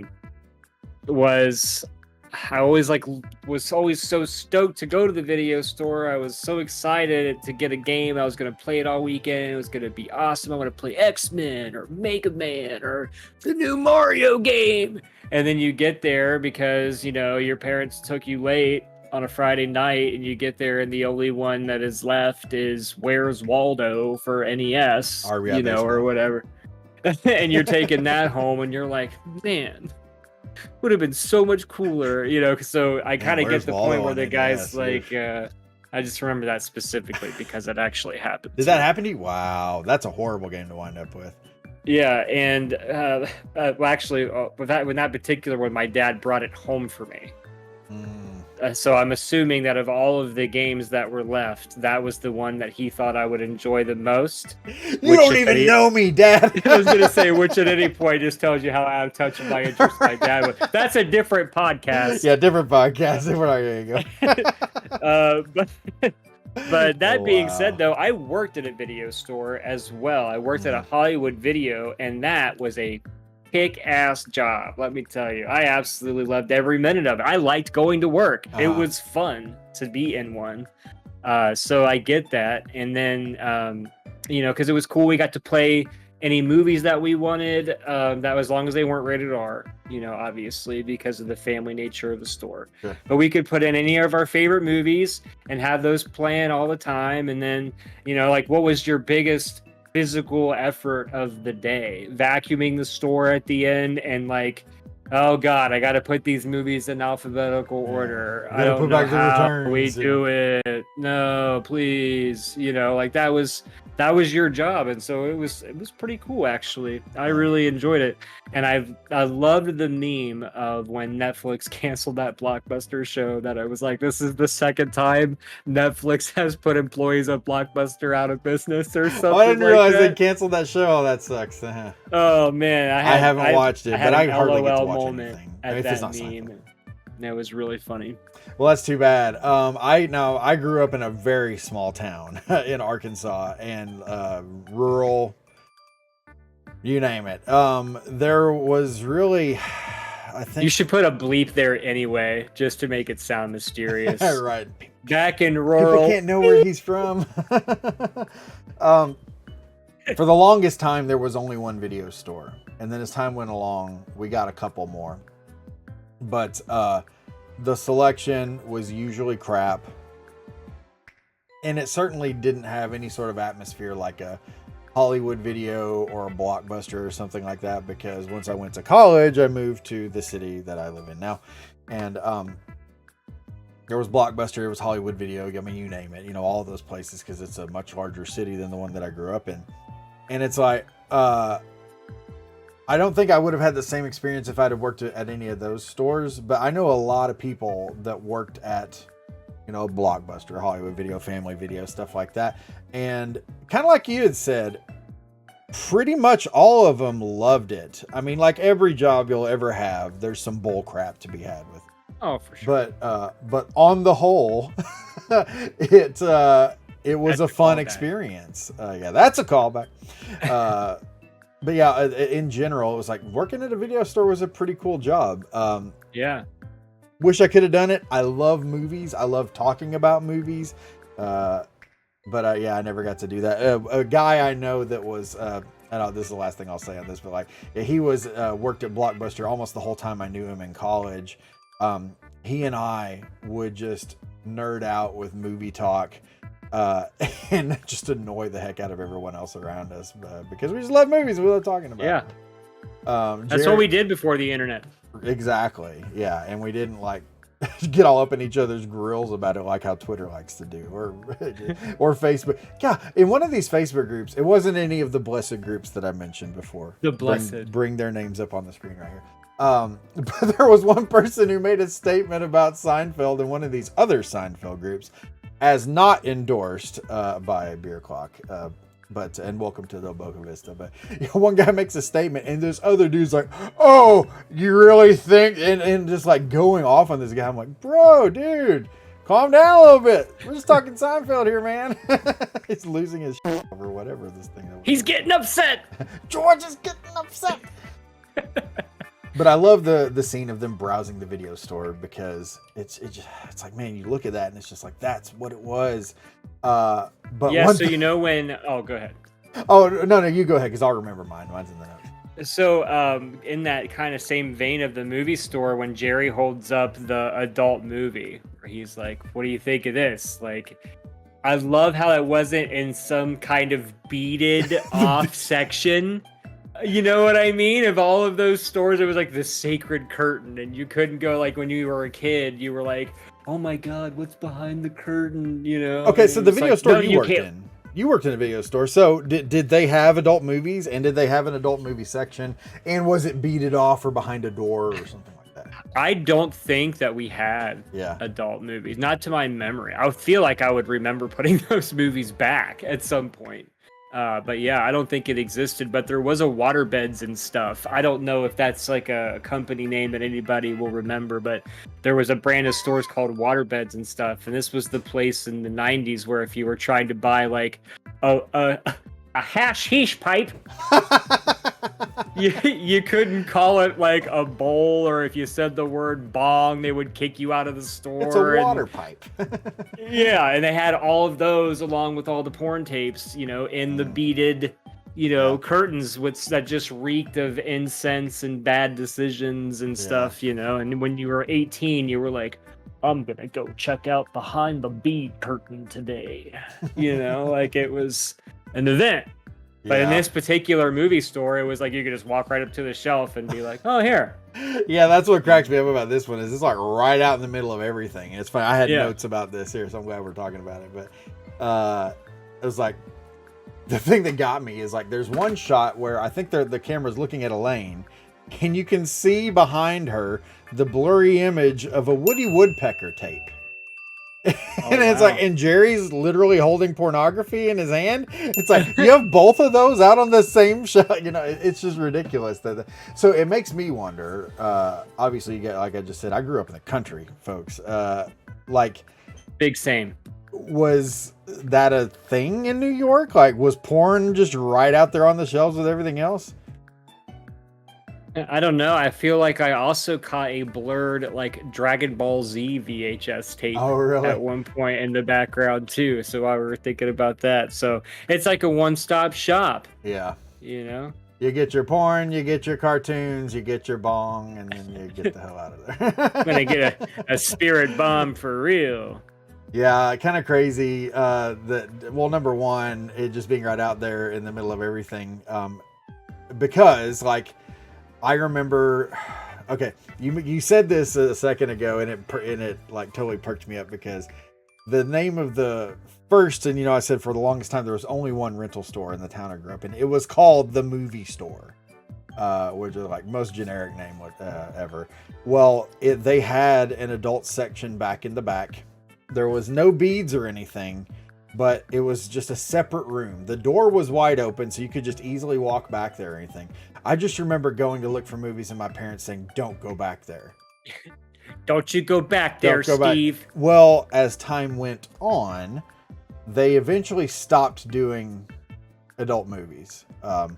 So that room just became part of the store. Well, I couldn't...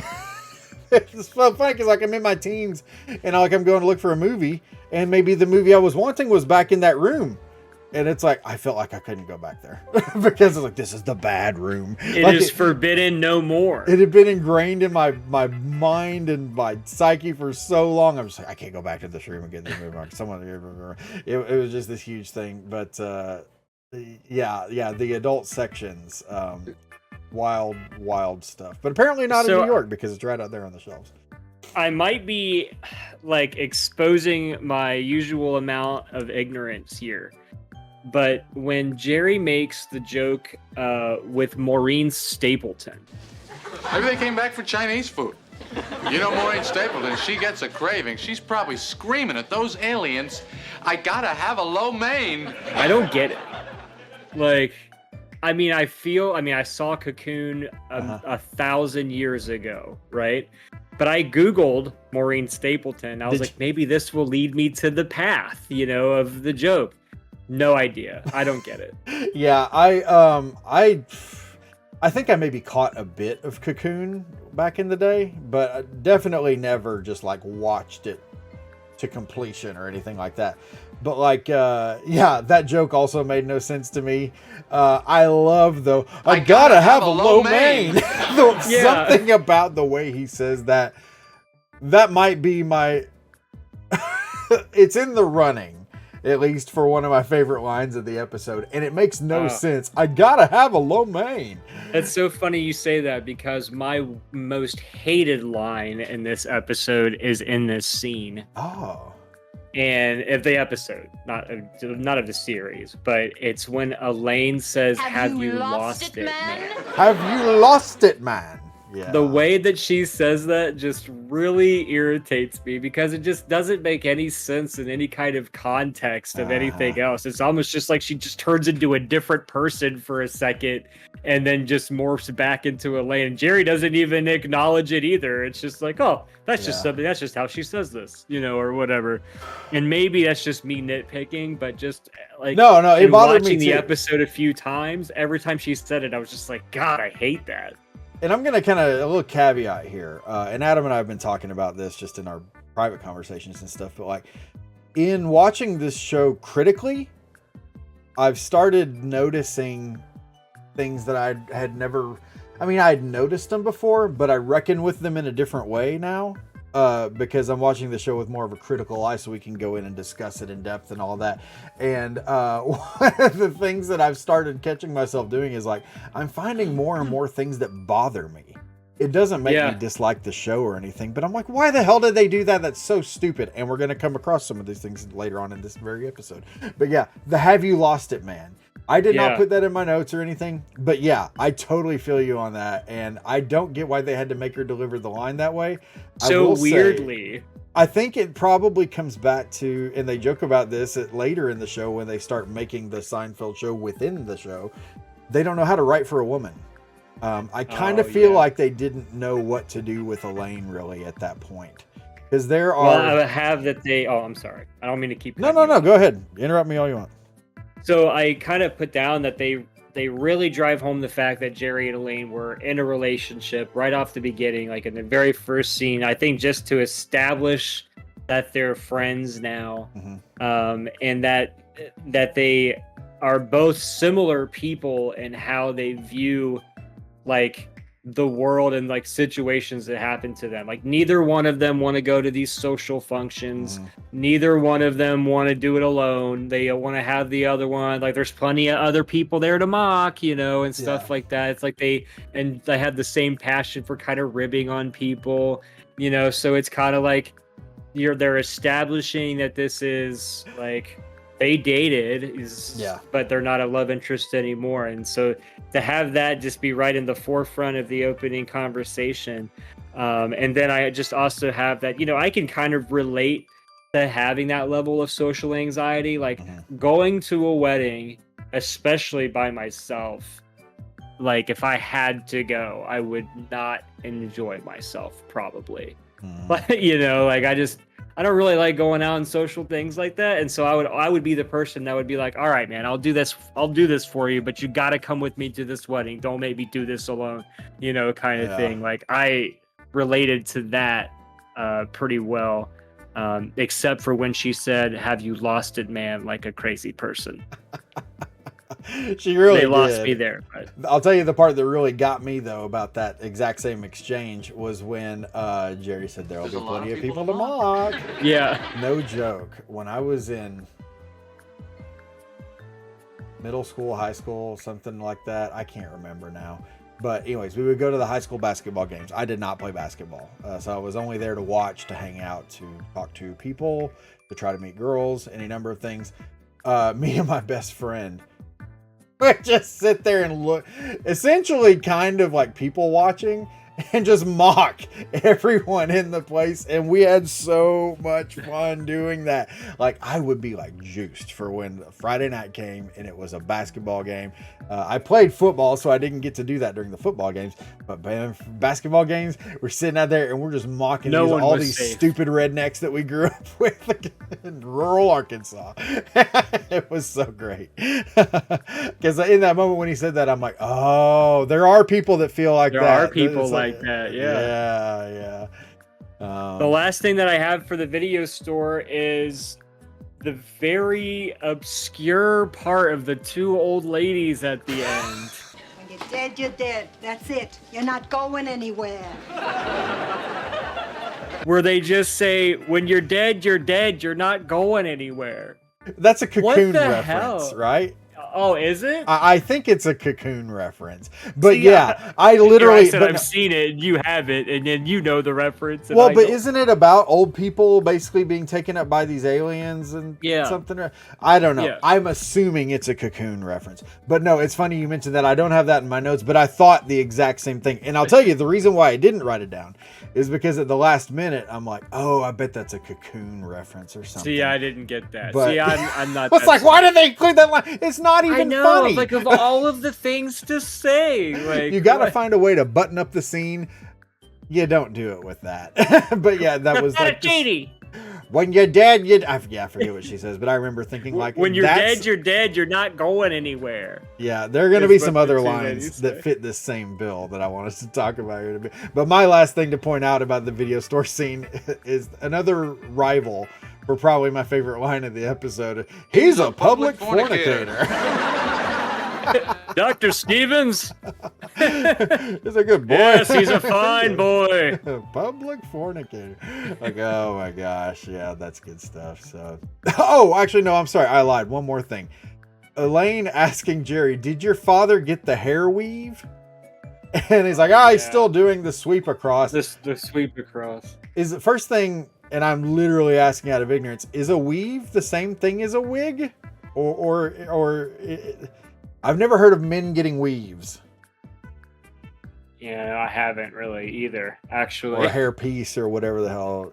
But I've heard of hair piece, but I've pretty much, I've 100% heard the term weave to only describe hair for women. right. And not, wig and hair piece or whatever for dudes. Yeah. I'm asking Because you don't really because see you're that my women, you don't hear closest- women wearing wigs all that often. It's weaves, right? Yeah, I never got the whole. Did your father get the weave? Because I was like, men get weaves. You're my connection to bald culture. So I expected you to be able to explain this to me. I'll bring it up at the next chapter at the meeting. next meeting. And then Jerry saying that his dad's doing the sweep across. I've only ever heard the sweep across referred to as a comb over. The sweep across. I've got a I've never- question from one of the Harrys out in the community. They want to know if we wear weaves. Do we Anybody wear... want to chime in on that? Dunk, dunk, dunk, dunk. This meeting will come to order. This meeting of the balds. The meeting of the balds. It makes it sound so, I don't know, intimidating, I guess. There's this guy that in my stream that I just bust his balls a lot. And one time I referred to him as a bald. And like that really caught on. And so now like he's kind of like that, like my connection to the bald community. Or like a race of people. Right, exactly. Yeah. You're a baldist. You're an anti-baldite. You're an anti-baldite.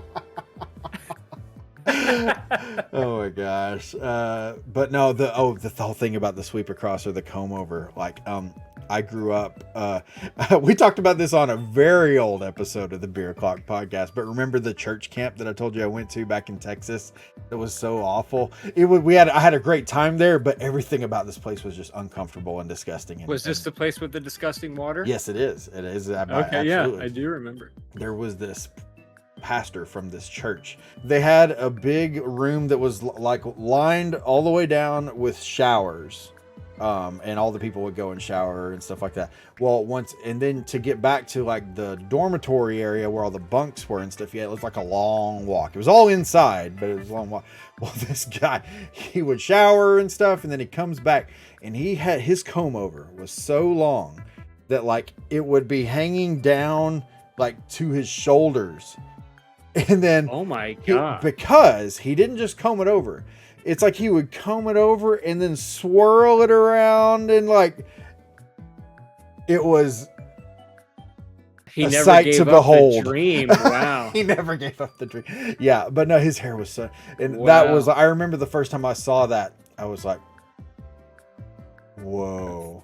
What the hell is It that? blew my mind. This is like, I had only ever seen him with the comb over, and then just to see it all hanging down there, and it's like all limp and slightly wavy because it's still wet and stuff. And he always walked back wearing like one of those wife beater shirts and stuff, like lumbering back to his bunk. And I'm like, whoa, look at this guy. That is not a movie star hairline. No, not a movie star.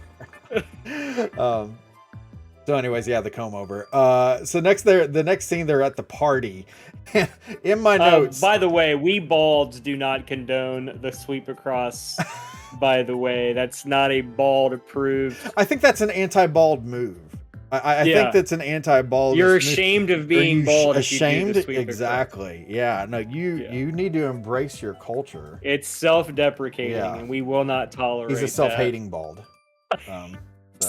Self-loathing balds are the worst. Shame on you, sir. What's funny is the guy's actually a super nice guy, but yeah, the hair, the hair. Wow. But no, in the notes about the party here, my first note is, who the hell are these people? My second note, this is a bar with several question marks after it. Yeah, I got that same vibe too, because she does say it's at some kind of local bar, and looks like some kind of formal dining restaurant or something. They got the piano long guy, table, the Persian rugs hanging up on the walls. Everyone's dressed up really nicely. Elaine's got like this updo going on that looks great, I might add. And they're all like you said, seated at like this banquet hall table. I'm just like, this is like Bud Lights are not $3 a pitcher at this place. I don't care what. This is like no bar I've ever seen in my life. That's for sure. I've been going to the wrong ones if that's the case, because. That's a really nice bar. Very nice bar. Yeah, I just remember being shocked that I'm like, this is not what I was expecting when she says, oh, it's going to be at this bar. It almost leaves me dumbfounded. Like, I almost don't even know what to say about it, because that area is just, and again, I'm just like, is this like a New York thing? It's an upscale bar. I don't even know that they would call that a bar. Yeah. I don't know. It doesn't have bar vibes at all. I love how Jerry says in the very, like, as he's introducing himself, I didn't bring anything. I didn't bring anything. Because that's like something I would totally say just out of social awkwardness, because like, I don't know, like I would say something like that, like, I'm sorry, I didn't bring anything, like just get it out there nice and early. Yeah, nice and early, so I can stop feeling bad about it, and wondering how to tell you. And it's funny because that is totally something I would do, because in my very sick mind, it's like, if I get this out really early, no one can hold it over my head, because I've already disarmed the situation by telling them I am a disappointment in this area. I admit that. I'm terrible. I'm sorry. Like, yeah, I know I suck. I'm a horrible guest. I wrote on these. This is the amount of money I wish I had.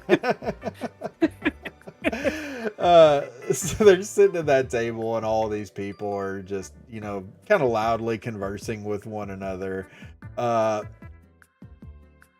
Jerry immediately takes notice of Vanessa. Isn't that her name, Vanessa? Yeah, I think so.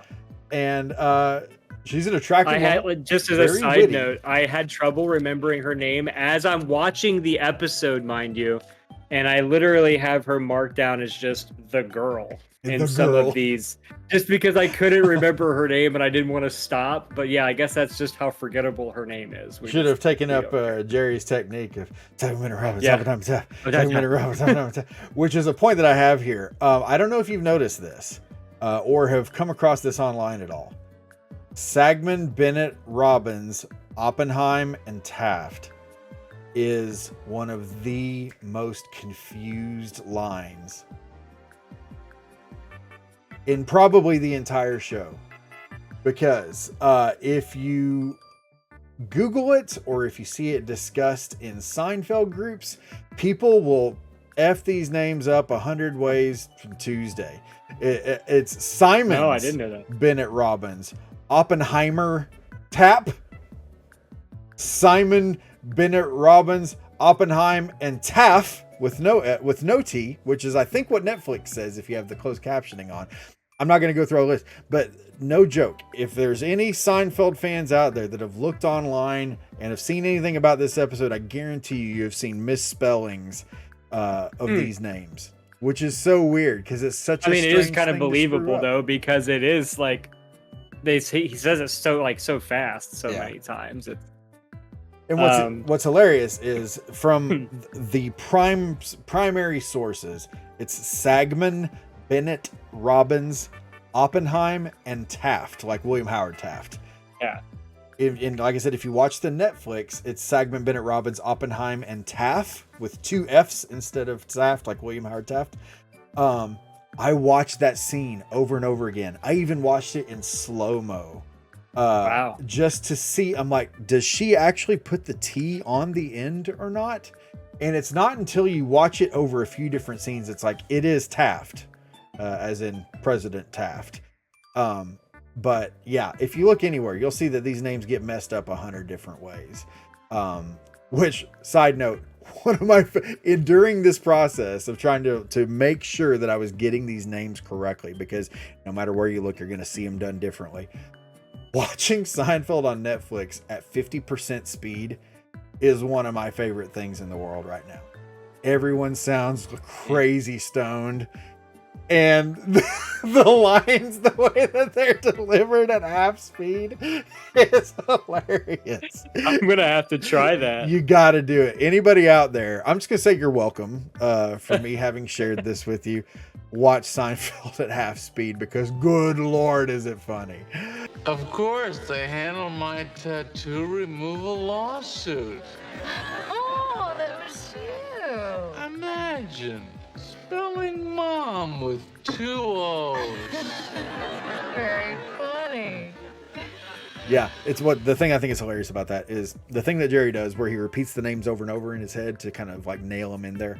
I've done that stuff all my life. I kind of had a reputation around the office at my old job where like people could tell me a number and I could tell them that number like hours later, because I would still have it up here because I had like found a way to, I was thinking Kramer with like when he's like setting his mental alarm clock, you know. But like, I would get that number in there and I could bring that number back hours later and stuff, but it's the exact same thing. I'm so good at it now that I don't have to be like almost like that's your superpower. That's my superpower. Like, that's the only thing that I have to offer this world that's of any kind of value. So I have that when Elaine is when she starts, and I'm pretty excited to talk about this dream conversation. So when she starts into it, do you think that it's and from its inception of the conversation, do you think that she's trying to cock block Jerry from the beginning of it? Ooh. Or do you think that she realizes that he's trying to get out of the conversation halfway through it to talk to the other girl, and then she's like, then she keeps talking to him about it to cock block him, and then asking him like, "Are you paying attention to me? Are you paying attention to me?" Like, or do you think that she was just an honest, like, "Oh, hey, I had this dream about you the other night," like honestly thinking he was gonna appreciate the story? Man, that's a good thought. I don't think that I ever thought about that, to be honest with you. Because it could go either way. It really honestly could. My first impression, or I guess my natural inclination is probably a better way to say it, is just simply that she brought it up to him, not necessarily to stop the conversation. Take his attention away from, Vanessa or whatever. But definitely could pick up on the fact that he really wanted to get back to the conversation, and then that's the thing that really pissed her off, and they ended up having to talk about that in the taxi cab. But like you'd said, it really could go either way. I think it's more of one of those questions of what was her inward motivation that we're really never going to see in the story. I don't know if it even shows enough of her facial expressions prior to that to show whether pick up on it. Whether she really got what was going on between Jerry and Vanessa. And but that's definitely a valid question, though, because it really could have been either. So you know how Elaine says that Jerry has wooden teeth? Right? So I got to thinking, like, well, what does wooden teeth mean to dream interpreters? Ooh. Right? So I Googled, what does wooden teeth mean in a dream? Right? And so I found the first answer. And then I was like, okay, well, I could see that's kind of an interesting point. And so then I went down to the second one, and it was a different answer. And then I went down to the third one, and it was a different answer. I mean, because obviously they're going to be different, because what the they're dreams, right? So I thought it was worth noting the top 3 answers, right? Okay. So the first one was relaxation and appreciation is what the first one was talking about. And like it's supposed to mean that you're going through a period of relaxation in your life and like self-appreciation or something like that. If you have a dream about having wooden teeth, I don't know if it went as far as you're in a dream and somebody else has one, or whatever. The second one was you have issues of death and dying. Ooh, which wow. I thought was interesting because they talk about the video store. When you're dead, you're dead. You're not going anywhere. The most throwaway-ish line of all throwaway lines. And then the third one was you feel that you have to defend your self-image from verbal attacks and emotional abuse. Oh.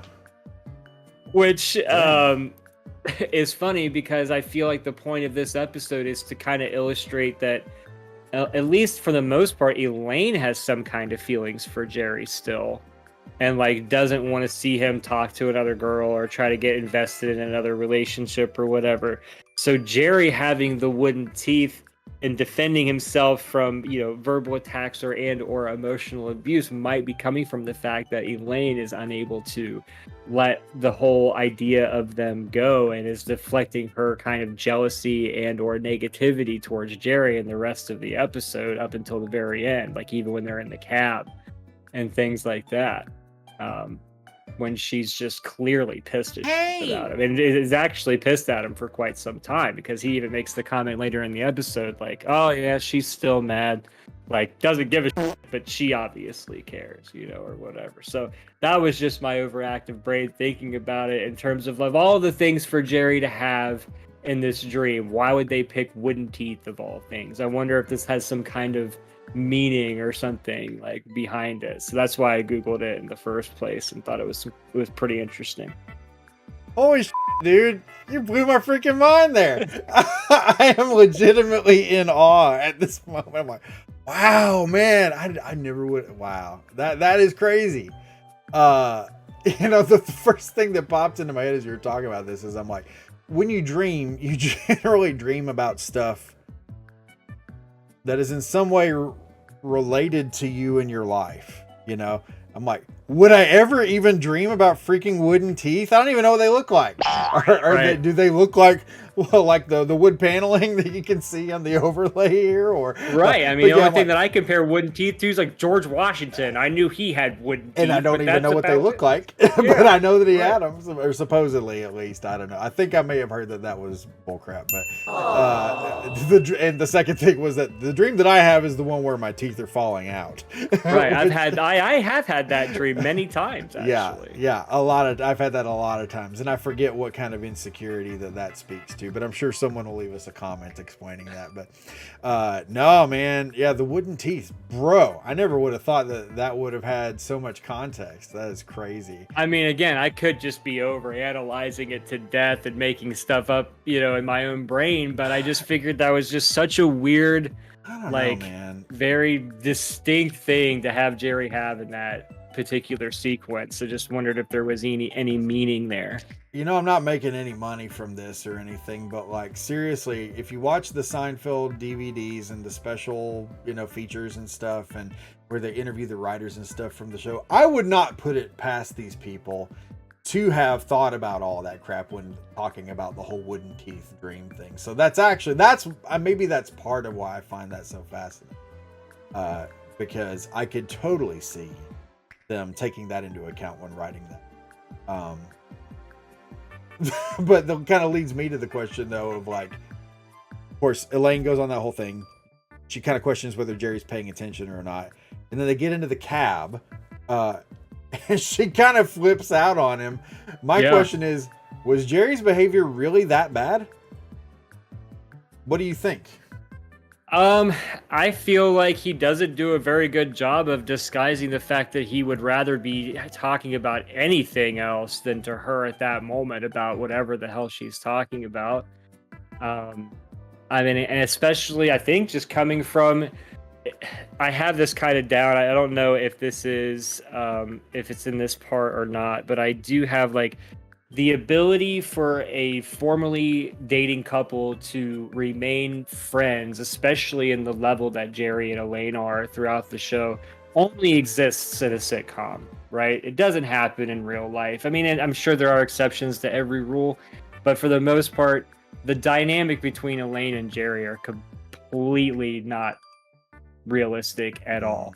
So coming back from, if a relationship were to try to be friends, this is the type of conversation that I think would be the inevitable happening of why it can't happen.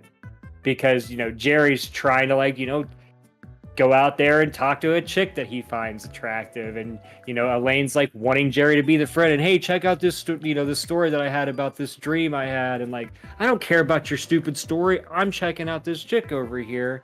Like, that's a more believable kind of back and forth than it is like with them like just being the happy-go-lucky friends that they are throughout the whole episode. Like, this is what really would have happened, and that's why Elaine and Jerry wouldn't have been friends after they broke up. And so him being like, yeah, I don't know, that's crazy, would you imagine that? It's just so weird. Yeah, well, I forget what his response was, like, oh, like, how about that, or something. Yeah, that's like a non-response. nothing says I don't want to talk to you than when someone says how about that, as a response. It's like the same meme when it's like, when you're on the 8th that's crazy, and the person won't stop with their story. Yeah. It's like that, like, it's, I don't care. And so, yeah, I could see getting mad if I was honestly trying to tell my friend about something and they're just like, I don't care if you exist, back at me. And then it's like, I was talking with someone about this just the other day, where it's kind of funny that you mentioned that, but where, like, if you're in like a group of people or something and you're talking about something, or someone's talking about something, and someone in the group gives them a bro, you need to shut up right then. It's like, as soon as you get that bro, it's like, uh-oh, I may have just stepped on a landmine here. Yeah. And we need to just kind of button up this conversation. And scene. Yeah. Good night, that's it for me. Good night, everybody. Right. Yeah. Right. I knew going into writing this note that this is going to be a lame story, but I'm going to share it simply for the hopes that someone may watch this show and leave a comment about it. But I remember reading an article one time that basically explained in a weird level of detail why you shouldn't discuss your dreams with other people, because it's essentially one of the most boring conversations you could put that other person through. Well, they have no context into what you're saying. I didn't have wooden teeth. You did. It's like, do you hear yourself right now? She's just getting all pissed off, and if we're not listening to her wooden teeth story when he's doing her a solid by showing up at this event and happens to meet somebody that he thinks is cool. Now, like you mentioned earlier, though, I think there were still some feelings there that he was kind of treading on by showing some interest in this other woman and stuff like that. But it's like, if I was George and I made my way into that scene, I would have given Elaine a bro, because it's just like, you need to calm the hell down right now. You were you, but you weren't you. Yeah. And that's messed up, because I have definitely described a dream that I had to someone, and I probably have used verbatim that same phrasing, like, you were you, but like you weren't you. Yeah. And how are you supposed to take that as the person listening to the story? Like, okay, like, this is great. I'm on the edge of my seat. Keep going, Adam, with your stupid dream. Well, Elaine very upset with Jerry for not paying attention. Jerry was kind of paying attention. I think Jerry was doing an okay job. The original question of, was Jerry's behavior really that bad?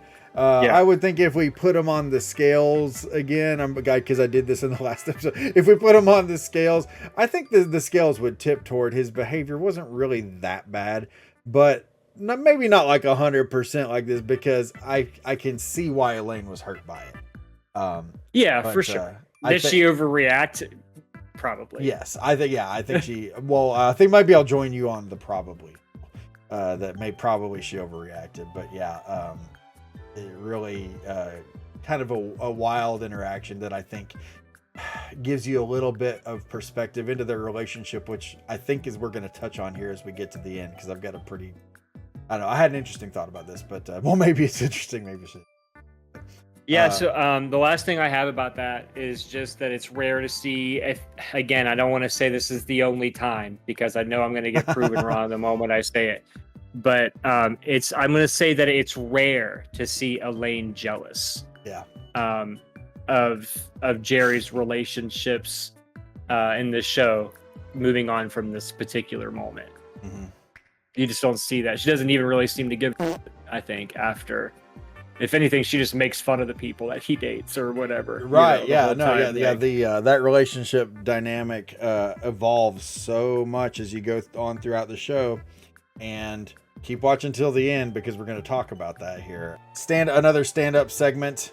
I need to go by, and I made a note here. I need to go back in time how long these segments are because I would like to compare them to those in the first episodes. But again, very short stand-up segment. Makes the joke about the platonic relationship. That got me to thinking of like, oh my gosh, like all these people that I know that always have like really effed up relationships and like naming relationship styles after them. You know, like the person who's always, you know, getting upset because like you didn't text when you got home safe or whatever, naming that relationship. It's a really Lorenic relationship. Yeah. It just kind of no offense to anyone named Lauren out there. I just picked it as a name. Right. But I don't really have a lot to say about this section. I don't either. Actually, this is actually where I have the friendship only like this only works on sitcoms. Yeah. That's the only thing I have for stand up here. So the back of the apartment, Jerry walks in and his parents are in his bed right in Willy the living Wonka room. vibes, man. Willy Wonka vibes, hardcore. And they talk about this again, not getting any commission from the people who made the Seinfeld DVDs. I think it's Sony, but in the notes on this episode, it points out the fact that Jerry didn't get a bedroom in his apartment until later in the season. I think it's later in this season, or maybe it was next season. I forget. But anyways, he essentially had a studio apartment in the beginning. So the implication for the pilot was like, had Jerry just been sleeping on the couch this entire time? Because in the pilot, there was no bed, but there was no bedroom either. Right. But anyways, he comes home and yeah, like you said, big Wonka vibes. Parents sleeping there, or laying there rather, they're awake, laying there on the bed in the living room. And Jerry's dad is not Jerry's dad. No. And he's even got like the complete with like the striped pajamas, you know, and the comb over grandpa look from Willy Wonka. Like, it was just like, how do you not get that impression the moment that you see it? But yeah, it is not Jerry's dad. It is a different guy. Well, only for this episode, I believe. And he's not a raincoat salesman in this. In this episode, he is, I guess, he's a lawyer, or he worked in a law office or something, because Jerry asked him all about, you know, like law offices and stuff, and completely different profession than interesting. Yeah, the Morty of the future. I wonder if that means that he was in law in some way, or but no, that's interesting because he this guy is the most un-Morty of Morty Seinfelds. Like, it's crazy because they did such a 180 with this character. Like in this one, he's like the sensible father figure. Not funny at all. Not trying to be funny. Just trying to be a dad. Right. It was so strange. They're laying there in bed, and Jerry's mom, like, she always like, oh, we shouldn't be staying with you, we should be staying in a hotel, or like, oh, you can't pay for that, you know. She's always trying to, which is totally the sort of thing my mom would do. She's like, oh, your friend, because Jerry's apparently staying over at Kramer's place. Like, oh, your friend Kramer won't mind. He's like, no, he's making a bouillabaisse, and there's a lot of laughter there, and I have no idea why. I have no idea why the hell is that either. funny? I don't get it. Do you think that was like a part of the studio audience where the laughter sign came on? There's a guy who's holding up a sign that says, laugh now. Laugh now. I don't get why that's funny. It reminds me of, I've had this thought in the back of my head since we started doing this, but like, in some of the behind the scenes stuff on the DVDs. Again, I need to stop talking about these, but like one of the critiques of the show was, among other things, was that it was too Jewish. And Too Jewish. yeah, and first of all, the thought in my head is like, bro, Bro. if I was in that conference room when someone said that, I would have given him a bro. A bro. Because it's like, well, he's like saying, oh, this show's pretty good, but it's way too black. You know, yeah, it's like, why what? No. Holy crap, dude, calm down here. But no, in that perspective makes me think like, well, is that like a big Jewish thing or something? I don't know. I've never heard of that. I have never really felt that Seinfeld was too Jewish. And there was also like, as if there's such a thing as too Jewish even, but like, in those interviews, they talk with other people who are on staff at NBC, and they're like, I'm Jewish. I didn't think it was too Jewish. There's other people who are like, I'm not Jewish. I didn't think it was too Jewish. So like, where the hell did that comment even come from? Hopefully that guy got fired. But he's making a bouillabaisse. Is that to imply? First of all, I don't know if is bouillabaisse a Jewish food? I don't know. I was gonna say, does that imply that Kramer is supposed to be by saying that? Because I don't ever get the opinion that he is in the show. Like it matters, but you know, again, if we're trying to figure out why it's funny, I mean, I guess I'm trying to pick it apart as to why it would be. But bouillabaisse is a classic French fish soup with seafood. Well, that is hilarious. I'm just kidding. I have no idea why this is a funny joke. It's every bit as funny to me as when you're dead, or whatever the woman says. It's just because I do believe that there's laughter after that line is delivered too. Exactly. Yeah. It's like I've always, as opposed to the whenever you're dead, which I don't think I really zeroed on in until we started looking at this.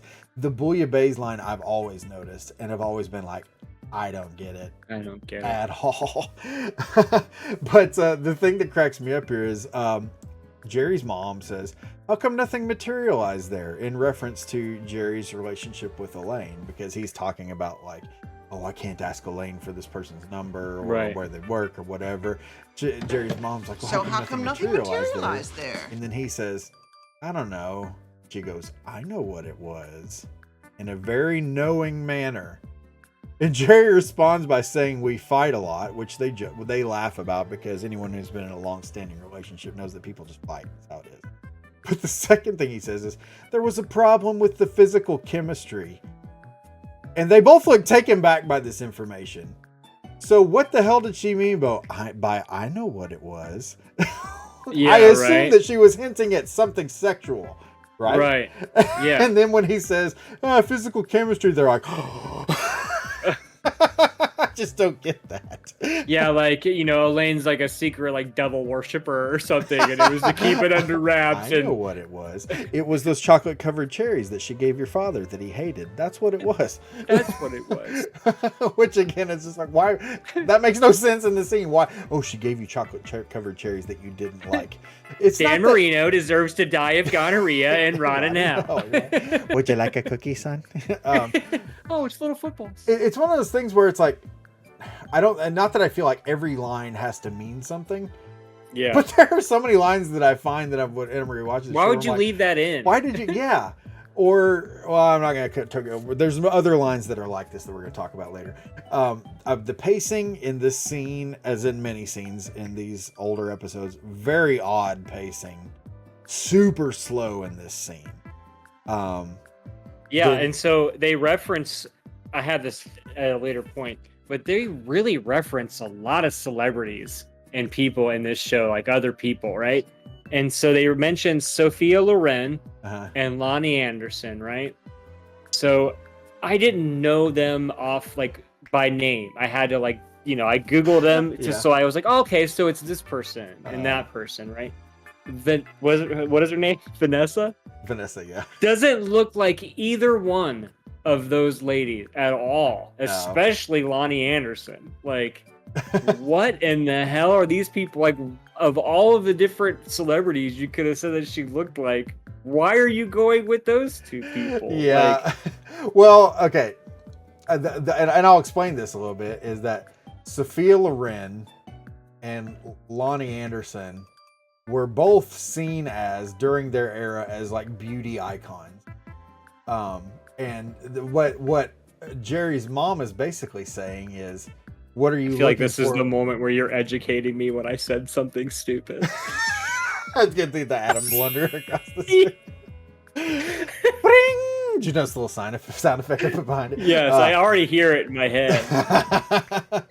But no, I think what she's getting at is like, what are you looking for, like the absolute cream of the crop in physical beauty or something? And they're implying that it's a physical thing, which again, Jerry kind of rebuts back at, of saying that like, it wasn't that he wasn't attracted to Elaine, just the chemistry wasn't right, you know?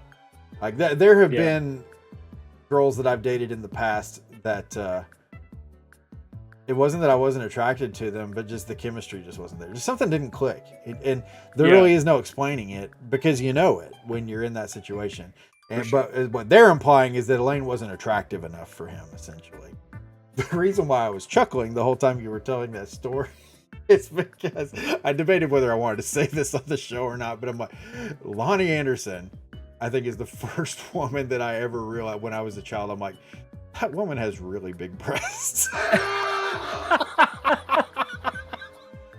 And it wasn't like I was obsessed with her or anything. I just remember seeing her in something being like, jeez. Those are huge. Those aren't buoys. No, but no, I also am with Jerry's dad of what's wrong with Lonnie? Because she's like, what are you looking for, Sophia Loren? Yeah. And then her dad's like, Lonnie Anderson. And she's like, Lonnie Anderson? What the hell's wrong with Lonnie Anderson and the two little bald gentlemen that she carries around with her at all times. That so much of this scene just perplexes me. So we'll just make that another layer on the sandwich. But Jerry's dad has the idea of the stakeout, which to me personally, I think is a pretty darn decent idea. Classic Seinfeld plan, though. Yeah, it's a plan. Like there's always some kind of elaborate thing to accomplish the goal that they're after, right? And this is the way I see it, though. You stake out a woman, lie about meeting someone in the building, so you have an excuse to ask her out. If it works out and you end up being a couple, months or years or whatever down the road, you've got a really cute story of saying, oh, I lied, I just wanted to meet you again. It's like, oh, you wanted to meet me so bad that you lied. So it's like, it's a win-win. Unless you're with someone who's like, just takes honesty to like the nth degree. It's like, you lied to me. I just wanted to meet you again. Get out. But again, I don't think the stakeout was all that bad of an idea, to be honest. No, but I mean, again, it was just a whole like, okay, so here's what we do. We're gonna, it's like the caper that they're known for. So the stakeout not being a bad idea. However, who the hell brings their friend to a situation like this? I get that they probably wanted just to have George in the episode, because up until this point, it hasn't been any George. And they wanted to have him in the episode. But seriously, number one, why would you bring a friend to a situation like this? Number two, why would you bring George Costanza to a situation like this? Well, it's always nice to have a companion with you during times of duress, so I can get that. And secondly, it's George Costanza. I'm going to look like an amazing person if I'm standing next to George. Like, True. You're right. It could get a lot worse than this guy. True. I will. Yeah, you're not wrong. You're not wrong at all. And I guess also that's really all Jerry's got for friends. Oh, yeah. Other than Elaine, and obviously he's not going to take her. And no. At this point, he's also said that Kramer hasn't left the building in 10 years. In 10 years, yeah. And, he looks like the homeless guy at the gas station trying to heckle you for a couple bucks. You know what I mean? And going from the first episode. He's got a dog to take care of, This scene has a few different firsts in it. Do you know what I'm talking about? I do. I actually have those written down as well. I do have... Don't you think that George is wearing clothes? I noticed the clothes in this scene. Did you notice that George is wearing something out of Larry, like could be right out of Larry David's closet? Like wardrobe forgot to come that day, so Larry David was just like, "Oh, I got this in the back of my car." You know, And that's true, exactly. actually. Yeah, I did not notice that, but no, I think yeah, I'm with you on that one. I definitely. I mean, it's like that is a Larry David outfit. It's a David ensemble through and through. He's still a realtor, by the way. So we went from pilot to picked up or whatever, obviously, and this being the first like real episode. George is still a realtor, so they didn't change that. The Art Vandelay is the first appearance. Yeah, this is our first mention of Art Vandelay, who was initially Art Corvalet. Art Core, and then Art Corvalet, and then Art Vandelay, which is who they settled on. So yeah, first Art Vandelay mention. Yeah. The importer exporter. First mention of importer exporter. Yep. Yeah.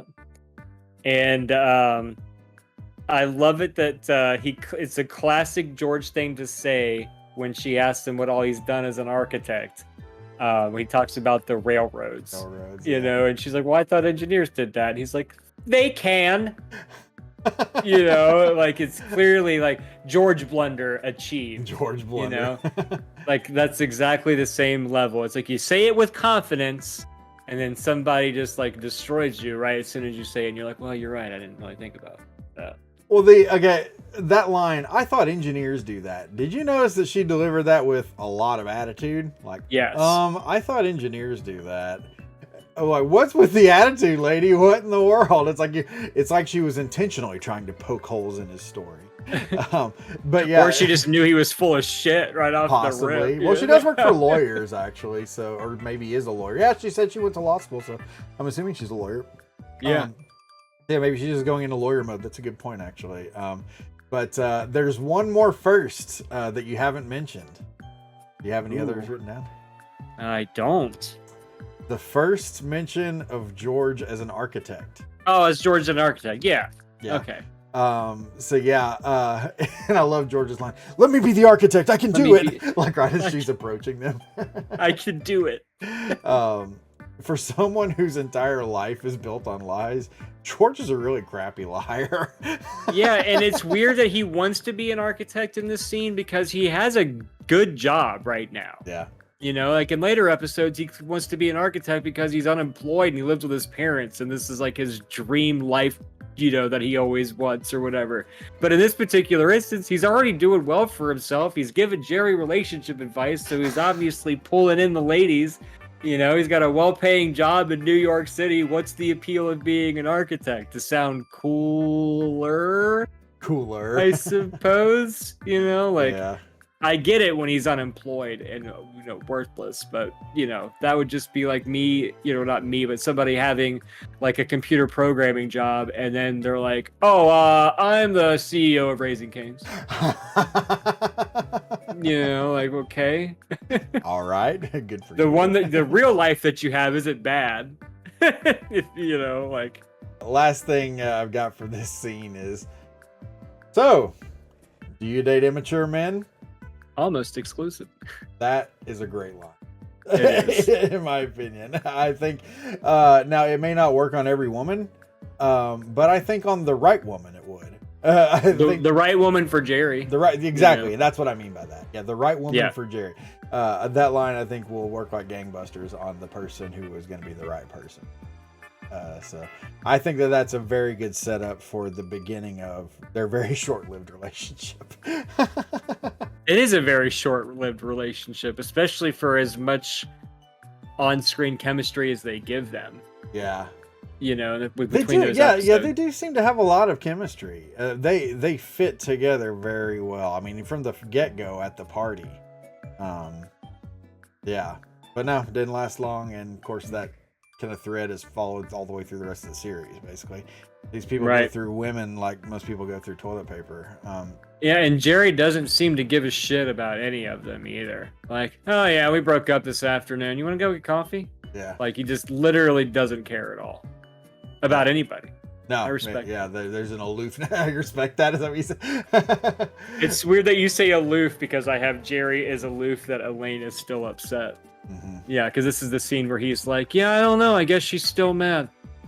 You know, classic dude answer. Right. Whenever their Classic girlfriend dude. is upset with them still. Like, I don't know. I guess she's still pissed. She's still mad about something.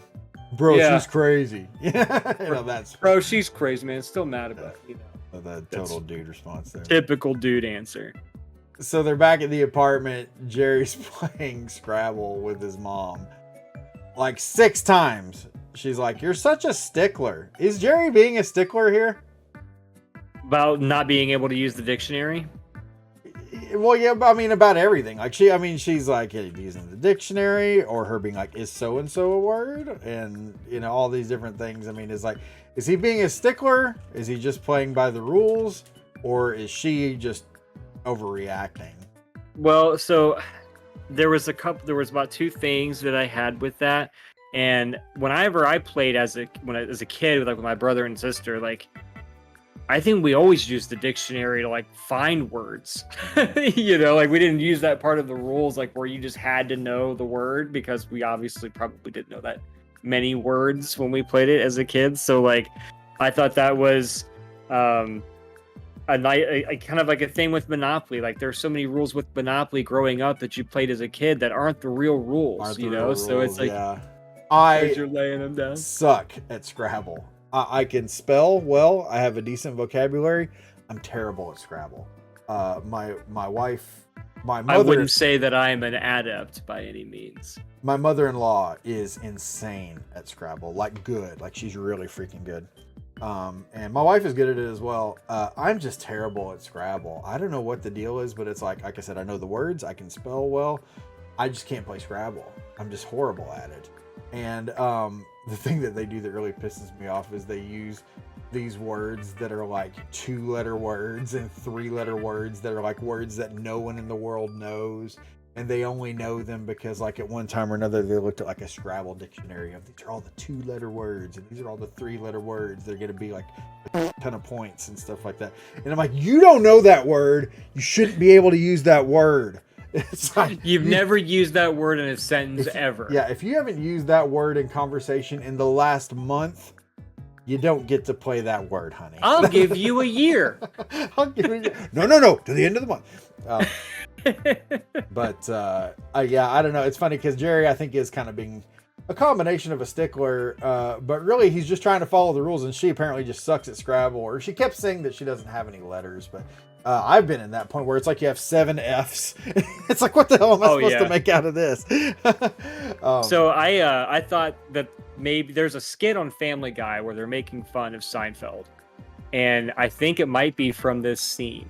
All right. And it's in Family Guy where George and Jerry are talking, and it's just like a snippet, and I'm gonna butcher it, but it's like George is talking to Jerry, and he says, "Well, you see, what happened is that she was a tickler," and Jerry says, "And you're not a stickler for a tickler, not a tickler." And then they just keep saying "stickler tickler" over and over and over again. Oh, so when I heard like all the sticklers, I was like, "Is that the Family Guy stickler tickler moment or whatever?" Stickler tickler. Oh my gosh. And I do notice that of all of the things that Kramer eats in every episode or whatever, in every episode, in this particular one, he's leaning over the Scrabble board with a big plastic Tupperware with a salad in it. Yeah. He's like, who's just sitting there eating a salad like that? Like, it was just Kramer's just of all, because he always just eats the most random things. He'll come in, take 3 bites of ice cream and leave. You know, and like this big thing of salad, which was weird to me. And then, of course, obviously, he makes the thing with the quone.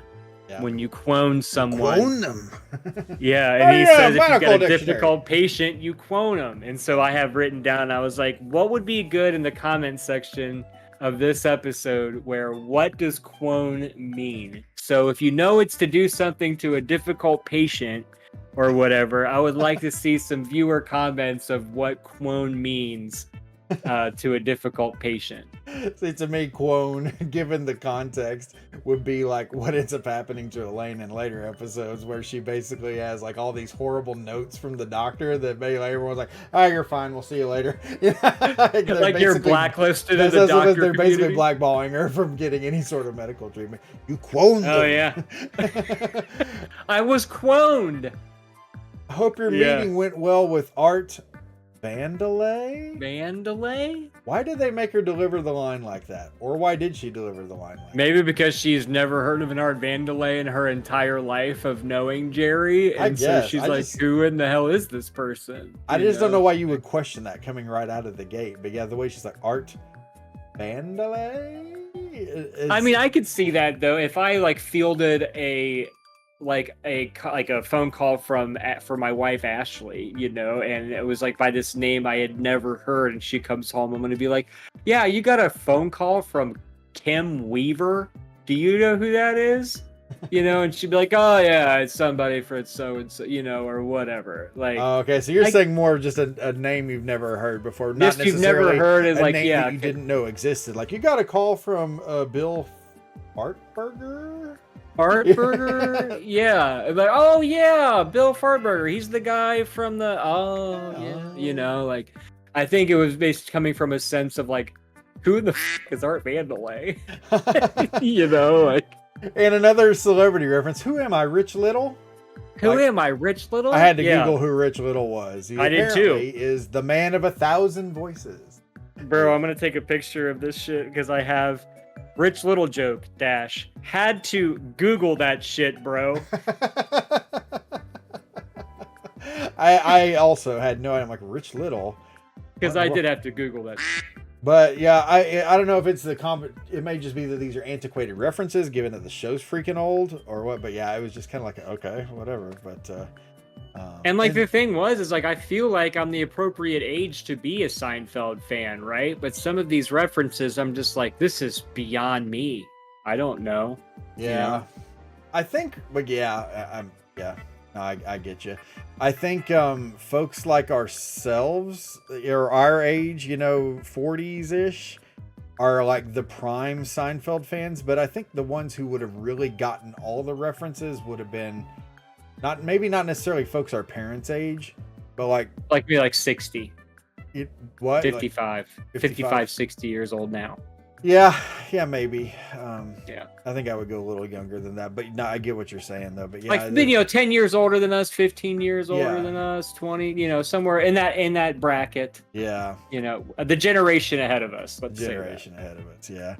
But yeah, to some of these references, it's just like, wow, okay. Yeah, weird. I can't even laugh at this because I don't know who that is. I need a low main. I'm like, why is that funny? I don't know. I just like how he delivers it. That's what makes it. Yeah, it's like playing the bicentennial version of Trivial Pursuit. You know, when you get those questions and you're like, I don't even feel bad. I don't even know who the hell that is. You know, like, yeah. On all the while, Morty's over there shining his shoes, which is like the ultimate father thing to do. Because I just remember my dad shining it. Like, seems like a lot of work. Which Jerry's later dad, I don't think would ever do. No, I don't think he would actually. Yeah, but again, this father he's like the antithesis of who Morty Seinfeld became. Like, not funny, not big and exaggerated, just very, very fatherly, down to earth. Apparently likes big breasts. Lonnie Anderson. Very proud of my son. You know, that kind of dad, the patriarch, if you will. Yeah, there you go. Yeah. So the next scene, they're still in Jerry's apartment, but obviously time has passed. Uncle Mac, be careful. What do you say in his next act? Did I tell you I'm writing an autobiography? The autobiography? It's based on all my experiences. I'm just like, why are these lines in here? They don't make a whole lot of sense, and they're for people who are never in the show ever again. Yeah, it's just like that lady that says, you should come to where I work if you want a sitcom, you know, or something like that. And I have all those lines that you said and this one all written down, and then they're all grouped into I hate small talk. in a capital letters, because those are all things that people say when they're making small talk, you know, like when you meet like somebody casually talking at a party or whatever, like those, I mean, and like I can't escape it. Like as much as I hate it, like I still do it. I had a bunch of Ashley's family over last weekend and I had food catered from my job, right? So all the guests are there and I'm unpacking it all and they're like, "Oh my gosh, this looks amazing." And I'm like, "Yeah, I worked hard on it all day." It's that kind of line where it's just like you just say it and like you know it's a bad joke, but people still laugh at it. Like, "Oh, if you really want a sitcom, you should come into my job." I kind of, you know, like, see, like that line, I kind of feel like is one that Jerry probably really wanted in there, because he probably gets that comment a lot. yeah, for sure. Yeah. But then also, you know, like his uncle comes up, "Careful, he'll put you in his next act." Right. I mean, that's something like a chummy thing to say in, you know, conversation like that. Just the lame dad joke in there. How about this one? I don't know why, but I've always liked this line. But again, it's another one where I'm like, well, I don't get why you put this in the show, but like, "Hey, this is my cousin Artie Levine." Levine. How in the heck do you think he wouldn't know how to pronounce your name correctly? Or how big of an idiot is Jerry to not know how his cousin's name is pronounced? I don't know why that cracked me up so much, but like the Levine. But that gets me every time. But again, I'm just like, why was that a line? Because it goes nowhere. Yeah. There's no reason for them to have any sort of contention about the dude's name. And he you never see him appears in the again. show again. I Yeah. don't know. But I still think it's funny. But I'll tell you one thing though. I like the way that Jerry and Elaine handled the awkwardness in this scene, because, you know, he's like, you know, "Do you want to do this now or do you want to do this later?" And then they just dive right into it and talk about it. Because that's one thing that people are just horrible at handling awkwardness. And I tell my wife this all the time and stuff. I was like, I choose not to be awkward. So like, if there's crap that needs to get dealt with, I'm gonna deal with it, and I'm not gonna feel awkward about it for no other reason than simply I choose not to be. If anyone's gonna feel awkward about it, that's on them, but it's not on me, and I'm not gonna be awkward about it because I don't give a crap. You know, Right. Yeah. And so I think it's really super mature the way they handled that interaction. They agree to talk about other people in front of each other. I think in this scene, it's funny because they kind of blow right past it, but I feel like we're seeing a pretty big step in Jerry and Elaine's relationship. And like you said, I don't think that people do that enough. Yeah. Where they're just like, "We just need to address this. You want to do that?" You know. I hate something I hate more than anything is when like you either do something that hurts someone else's feelings, or they perceive something that you did in the wrong way and it hurts their feelings, and like they kind of cut you off but never say anything about it. It's almost like a shadow ban. And then you find out later on that they're upset about this thing. It's like, bro, why didn't you talk to me about this? Because, and then you explain the truth and then they're like, "Oh, okay, that's not a big deal," blah, blah, blah. They cloned you for no reason. They cloned you for no freaking reason. No, recently it's funny because I was joking about something in a stream recently, and I got to thinking about it afterwards because I'm an obsessive person. I went back and watched the film, and I'm like, you know, I kind of feel like I was griping at this person. And this is one of my regular viewers and stuff, and they're in my Discord. So given that they're in my Discord, I message them and I'm like, "Hey, you know, when I said this thing, this is how I felt about it, but then I felt differently about it afterwards. I watched the video. I kind of feel like maybe I might have said something that could have offended you. If you're offended or not, I don't know. But if I did, I feel bad about that and I'm sorry," or whatever. And the person was like, "No, you're cool, whatever, blah, blah, blah." But it's just like, I hate the whole thing of being improperly Yeah, but wouldn't you cloned. rather know than not know? Oh, Because absolutely. what I'll do it, like I'm like you, I would rather approach the subject and just have the person tell me what's going on, or else I'm going to make up my own version of what's going on and believe that, and I guarantee 9 times out of 10, this is worse than what really happened. Yeah, for sure. You know? Yeah. So I really like the way that this scene plays out because I I love agree the way with they you. handled it, and like I said, I feel like it's a huge step in their relationship that we're seeing right on camera, because up until this point there have already been huge steps in their relationship that we never got to see. Yeah, and maybe that's why they are able to become friends through it all at the end, because they are able to have these type of conversations rationally with each other, and both be like, you know what, you're right, let's do this, or move on. Maybe that's the secret. Maybe people don't do that enough. Seinfeld was ahead of its time. Exactly. And the scene ends with them essentially talking about this new aspect of their relationship. This was my final note, at least on this particular subject, is the episode's called The Stakeout, but it's really more about Jerry and Elaine's relationship than it is about the stakeout at all. Right. Which is highlighted again in the final stand-up scene. Is like as much as it's called The Stakeout and a lot of the story revolves around the stakeout, it's really Jerry and Elaine's relationship that's the subject. The stand-up at the end contains my favorite line of the show. And I think that is genius of Jerry when he compares it to two magicians. Show it like trying to fool the other one. Oh, is this your card? Man, that literally made me laugh out loud. When he was like pulls a rabbit out of the hat, and the other guy's like, "Yeah, so I think I can guess your card."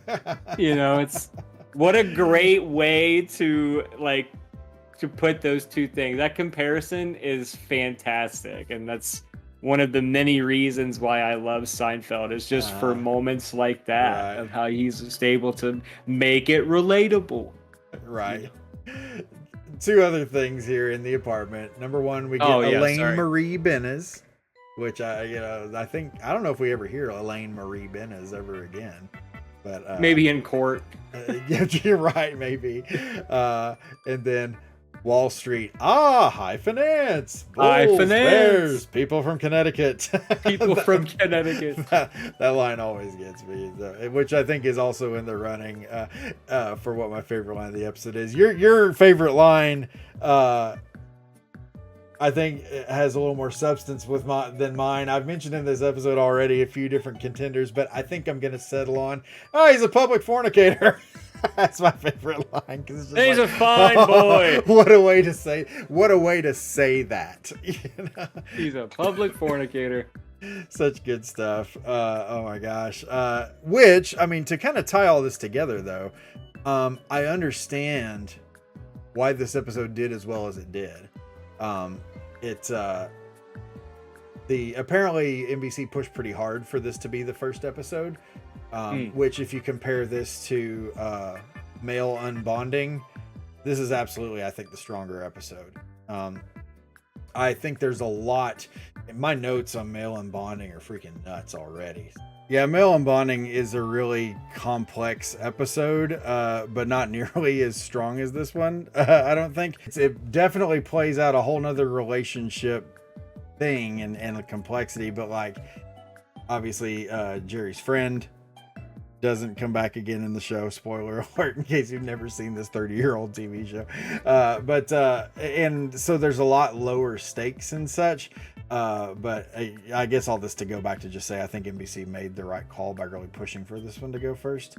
But it does kind of create a little bit of confusion when you go back and watch them and realize, this actually happened, at least in the writers' minds. This thing happened first, and then this other thing didn't. So to kind of bring this to a close here, Adam, how many Ovaltines do you want to give The Stakeout? The idea is just to rate the episode on its own merit, not saying anything about what it did for the future of the series or anything like that, just simply, and it's not even necessarily how funny it is, it's just how good of an episode it is. Scoring it up for the way that it handled that relationship thing between Jerry and Elaine at the end, Yeah. You could give it points for that, which isn't necessarily really a funny thing. So no, and I think that's really the only thing that saves this episode for me in terms of making it more of an important episode as a whole. If we were going funny, I was gonna give it a 2 out of 5 Ovaltines, but overall, I'm giving it a 3 out of 5. Just as a whole general episode, just because I do think that it does establish a lot for Jerry and Elaine moving forward from this. but overall not very funny of an episode, really, aside from a couple things, Right. that made me laugh. But yeah, this wouldn't be on one of my must-watch lists. Let's say that. Yeah, for sure. The episode definitely had some moments, and I think we kind of called those out here, of things where it's like, oh, that's a really funny line, or I really like the way they delivered that, or like I said, or even just to harken back to the whole Jerry Elaine interaction and stuff like that. Again, not a super funny episode, but it still has its merits. I think I'm going to go slightly more generous than you, and I kind of feel like I have to fluff it up a little bit and say a 5, because I gave the pilot a 4, and I can't give this the same as the pilot, because the pilot is almost unwatchable for me, just because of how good the rest of the series is. Oh man, I keep forgetting that we're doing it out of 10. I did it out of 5 again. Oh, you did? Oh, okay. Well, so what did you say? You said 2, so then that would make it a 4. So I mean, a 4 out of 5. So you said 4 out of 4 5? out of 10. 4 out of 10. 4 out of 10. Sorry. 4 out of 10. 4 out of 10. And I said 5 out of 10. So that's a 4.5 average for the two of us. And we're going to put that number right here. Actually, I think it goes down here. Oh. I'm going to make sure that it comes on the screen when you're like, right here. So it makes you look like really dumb and puts it on. You wouldn't do that to me. Not yeah, you. I got my cool little graphic that I found and put on the bottom. You would not believe how hard I searched for a really great Ovaltine ad to use for that little thing at the bottom. You nailed it, my friend. Yeah, I was very happy with it. So yeah. So anyways, yeah. So average 4.5 Ovaltines, 4 from Adam, 5 from yours truly. I think that's a decent score for this episode. Not a bad episode. Definitely a lot more watchable than the pilot. But still not a great episode. You just really didn't like George in episode 1, and that's okay. Man, I really think that this episode would have taken more hits if it had more George in it. Because in these early episodes, George is insufferable. Now he's insufferable in the later episodes, but you laugh at him the whole time. But in a funny way. In these early episodes, I'm just like, shut the hell up, George.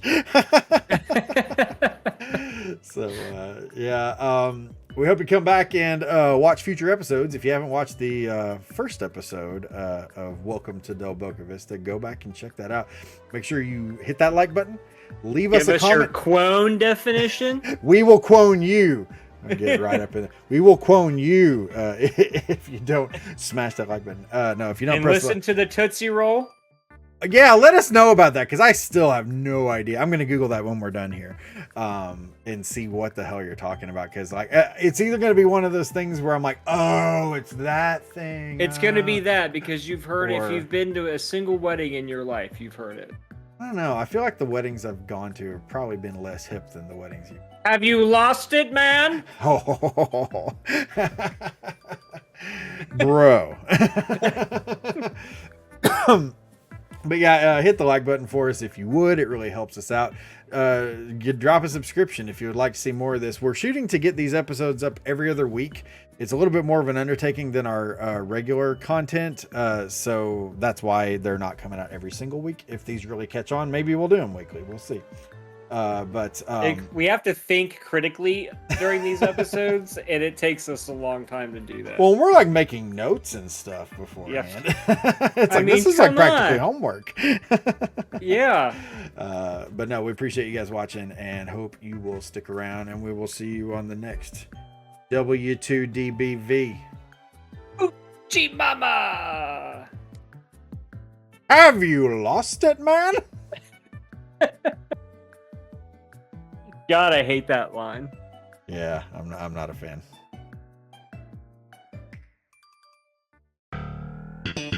And welcome to the Boca Vista. This is Steve and your boy Adam, and we're back to talk about Seinfeld for a little while.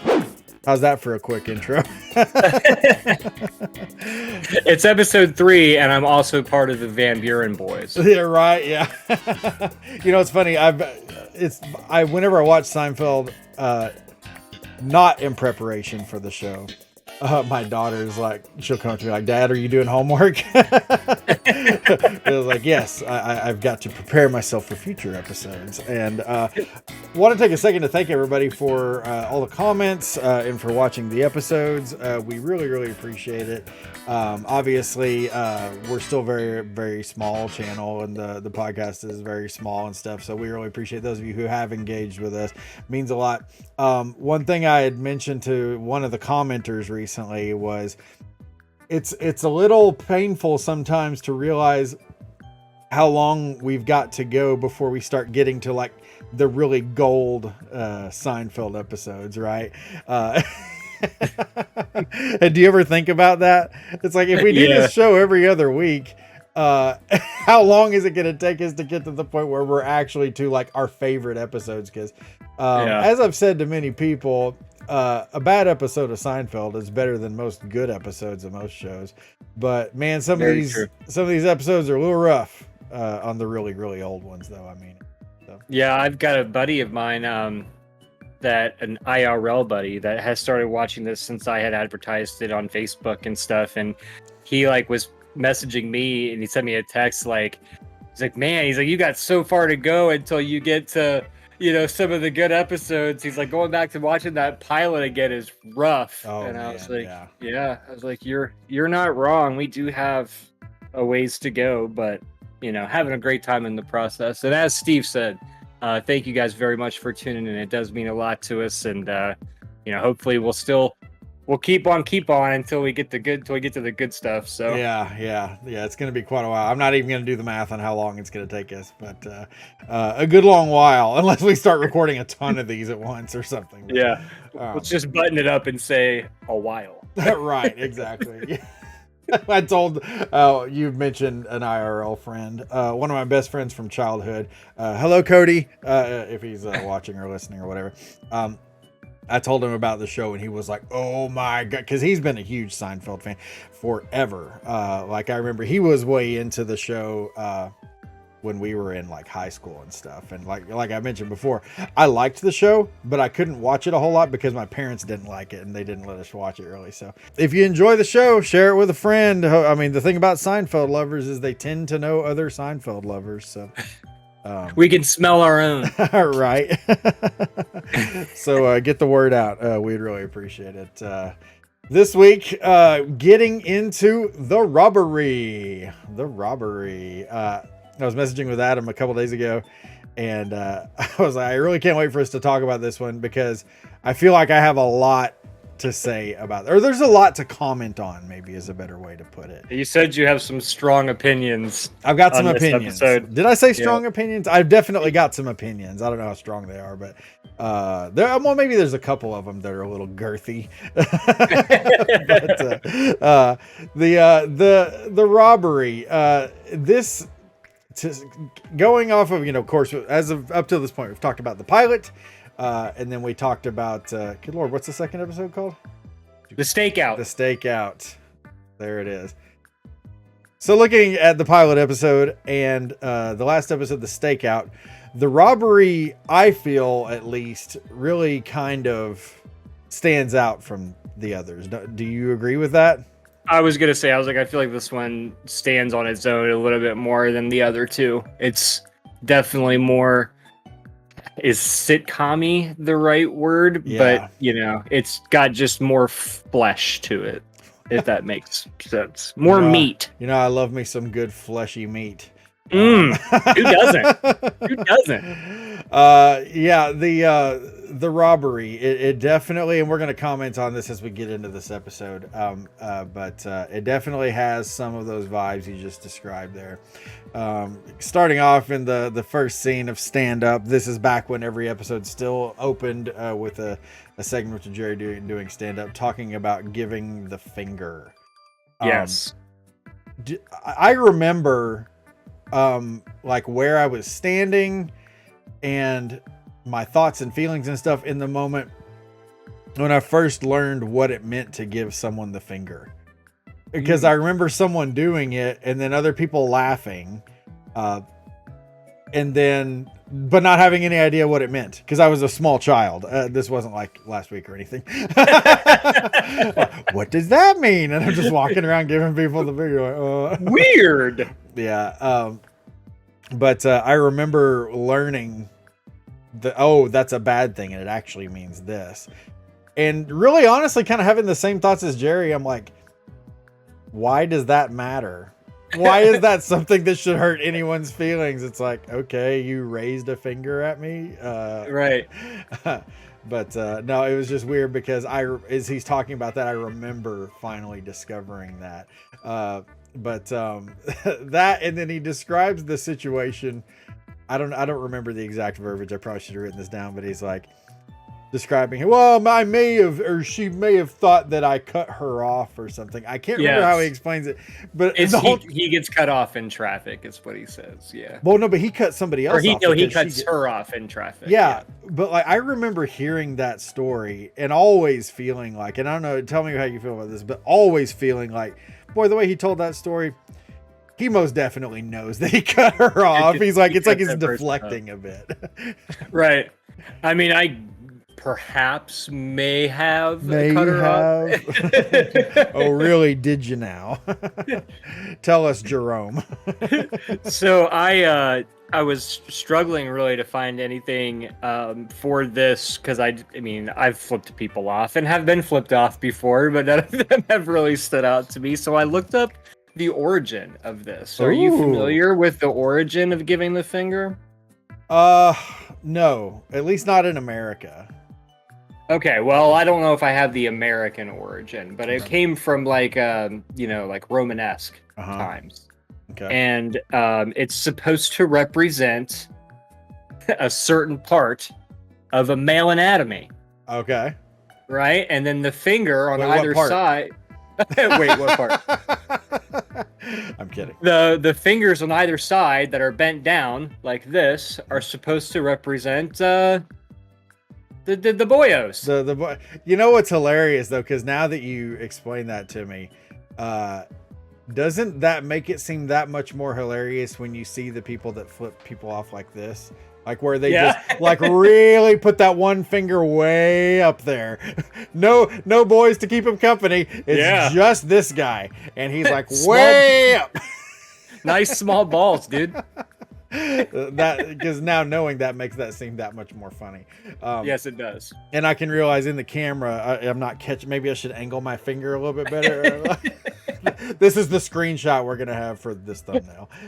This is the thumbnail. But it's like those people like they get that finger way up there, and they don't have the other two fingers on the side really to keep it company. I was gonna be like, who taught you how to do this? You uncultured swine. Right. Yeah, the way he describes cutting that woman off, it really seems like he's just like almost like he wants to admit to cutting her off, but is like, well, I don't know how the crowd's gonna receive this information, so maybe I cut her off. I don't know. Every time I've heard that, even going back to the first time I ever watched this, I always kind of thought, you totally cut her off, bro. But if you deserved it, and we all do it, don't be ashamed of it. It's not that we do it on purpose necessarily, but I mean, heck, just in driving, you're gonna cut people off. That's how it is. Right. Admit it to us, Jerome. No. So quickly back to the apartment, and Jerry is packing for his trip. The master packer. The master packer. Something you see here that you often see in the show is the crew hanging out, doing absolutely nothing. Mm-hmm. Now, like, of course, the whole show about nothing thing, blah, blah, blah. But like, and I get that it's a television show, but it's just, isn't it kind of weird that it's like Elaine is just sitting there watching him pack? Yeah. Did he call her and invite her to come over and watch him pack? Or did she just decide to come over? She gave him a pop in. And then she came over to get the keys because she's going to be staying there.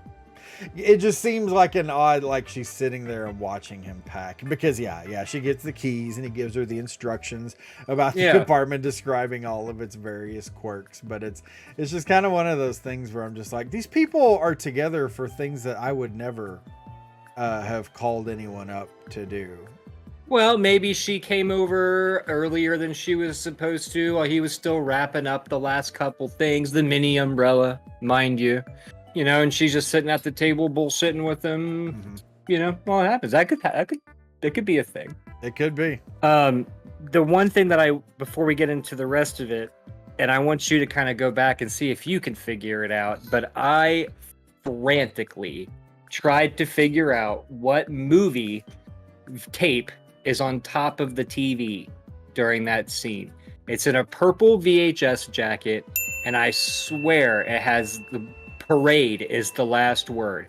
But I went over on that scene multiple times and even tried to pause it, but every time you pause it on Netflix, it like grays out the scene, and then there's like all of like the words and stuff at the bottom, and it was over it. So the only way I could figure it out was to keep going back and finding it, because as we go on, I'll be like, I wonder if there's this connection here with something else that they say, and that might just be like a subliminal thing. I was like on a manhunt, Jerry, and I was trying to figure it out, and I never could.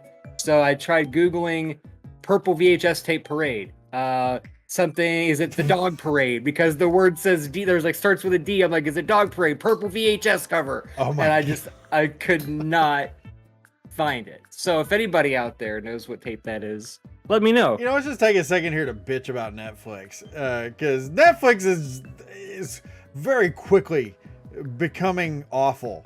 It's like every time they change anything with their UI, it just pisses me off more. It's like I can't even scroll through Netflix now without it like constantly like auto playing crap. And it's like I might just be sitting there in silence and not while like all this screaming and bloodshed and whatever and stuff, and I'm just like, I just need to concentrate and find something to watch, and you won't stop blaring this crap at me. Steve, you could mute your TV or whatever, but why should I change? He's the one who sucks. I know what you mean though, because I do hate the autoplay. I've thought to myself, like, why is this on everything? And I've almost been like, I just need to find something really, really old that doesn't have any autoplay stuff on it, and then just sit it on that until I figure out what I'm doing, or whatever. Yeah. I know what you mean. And like you said, even the pausing the thing, like you can't just pause the screen and look at the screen. It's popping up all this random crap. Yeah. Oh, you could watch this next, and then this is also something you might be interested in. This is the name of the show you're actually watching right now. Do I need that information? Not now, Netflix. I'm trying to pick apart Seinfeld. I know, right? This is why you need to go back to the DVDs. Yeah, I know. I would have. My birthday's coming up on April 12th. Maybe you could buy me the set for my birthday. Yeah. I'm just kidding. I'll get you season one. We're going to be on season 1 and 2 for like the next year. Well, we're almost done with season 1. I didn't know season 1 was only 4 episodes right off the cuff. I found that out today. Yeah, it's a short season. Is it really 4 episodes? Yeah, it's like the one. The one after male unbonding is the last one. Okay, so it's 5 episodes. Okay, yeah, I was gonna say I thought it was 5 episodes, 5 or 6. Yeah, actually, the stock tip is the last one. Yeah, 5 episodes. Okay, yeah. Okay, so while we're in here and we're on this scene, not to jump back in, but the platoon of soldiers, how he's going like, you have got to know the strengths and weaknesses of every single soldier. Like, to me, that is like Jerry Seinfeld at peak Seinfeld performance right there. The way that he's describing that, and he's like got the umbrella out as like the baton and the whole thing. Like, that just, if that doesn't put a smile on your face, I don't know what to tell you. That's just good stuff right there. The delivery of that is a very Seinfeld sort of delivery. So yeah, I totally get what you're saying there. They go over to the refrigerator. Mm-hmm. He says he can't have butter or soft cheeses. Why is that? Butter is the thing in your refrigerator that you unearth like 4 months later, and you're like, I'll make a grilled cheese out of it. Who gives a damn? Or whatever. I get that. And yeah, there's so many things that are said and done, maybe even in this entire episode, that make like no sense. To where it's like, how much of the real world are these writers actually living in, Yeah, and like soft cheese, what does soft cheese have anything to do like with regular cheese? Is there something that I don't know about cheese? Am I the weird one? The rate at which cheese spoils? Yeah. And whether soft cheeses are more susceptible to spoiling, or And why is that funny? or is just saying soft cheese, is that a fun thing to say? Is that yeah. Yeah. I don't know. I was like trying to go over that whole thing. I'm like, man, they could have like done anything really, like that spoils super fast, you know, like meat, or I mean, I know they say milk, but like, I don't know, just butter and soft cheese to me was just like, of all the things you could have said in which to bring on the thing that Jerry's fridge sucks. Yeah. Why butter and soft cheese? Yeah, but boy, yeah, You know? they're good. No butter and soft cheese in this fridge. This fridge does not even have. It's lactose intolerant. It does not tolerate any lactose. Which doesn't he say that? He says that he's like, I don't tolerate any lactose. That I don't know. I think he says that. He says that in one of the episodes. I want to say. Now I'm going to go ahead and throw this out there now. I want to say we can comment on it when the actual episode comes around. It's the episode where he's dating the girl who likes the Cotton Dockers commercial. Oh yes. Something about being intolerant of lactose. If I'm really on my game, I will edit this scene into that episode to where he'll be like, yeah, I'm pretty sure it was that one. And if I was right, then it'll be this awesome moment. You've already gave yourself more work before. I'm really great at that.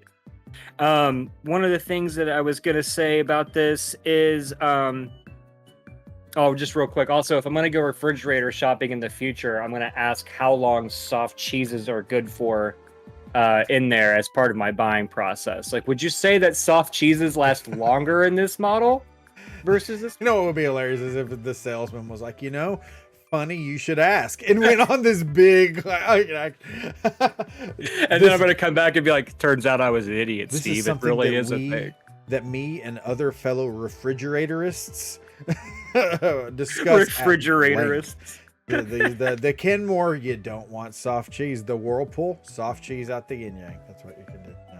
But if you're a soft cheese person, go Whirlpool. Do yourself a favor. You mentioned the Seinfeld delivery of the platoon and stuff like that. Yeah. Okay, so let's take that portion and we're going to exclude it from what I'm about to say.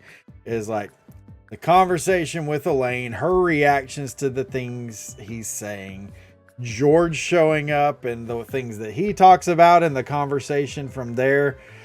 Like 90% of this scene feels very run-of-the-mill sitcom-y to me. But I realize they're still early in the life of the show. The show hasn't really found its own voice yet. And they're also doing a lot probably to make sure that the network continues to renew them. So it's very possible that those things are at play here. But there's a lot of this scene, and I told you this, I think, in the last episode, where I'm just like, Seinfeld is really at its best when it's not doing that. And I feel like this episode has a lot of that, which I'll comment on further as we go into the episode. But the next note that I have here is Elaine is poor and George sells real estate. But like Elaine is like super poor, as like we call apparently. Just other things that they say that kind of reference this throughout the episode, which we'll get to. I'm just like, good Lord, Elaine must be just living on pennies at the way that they're describing. The way that they treat her character and describe things from her life, it's like, like she's like barely getting by or something. Like barely surviving. And she's the only one that talks about having a roommate too, as well. Yeah, so, yeah, I mean, that's true. Even more so why Elaine's so freaking poor, apparently. And again, and I'm not trying to point out, like, I'm not weight shaming or anything like that. This is just an observation. Did you notice that Jason is a lot skinnier in these episodes than he is in later episodes? Yeah. He definitely did not have that stockiness that they speak to so much in later episodes. Yeah, and it makes me wonder if, like, do you think that they made him gain weight as part of his character shtick? And that was, like, part of it, or they wrote that into the show just because he happened to be that way.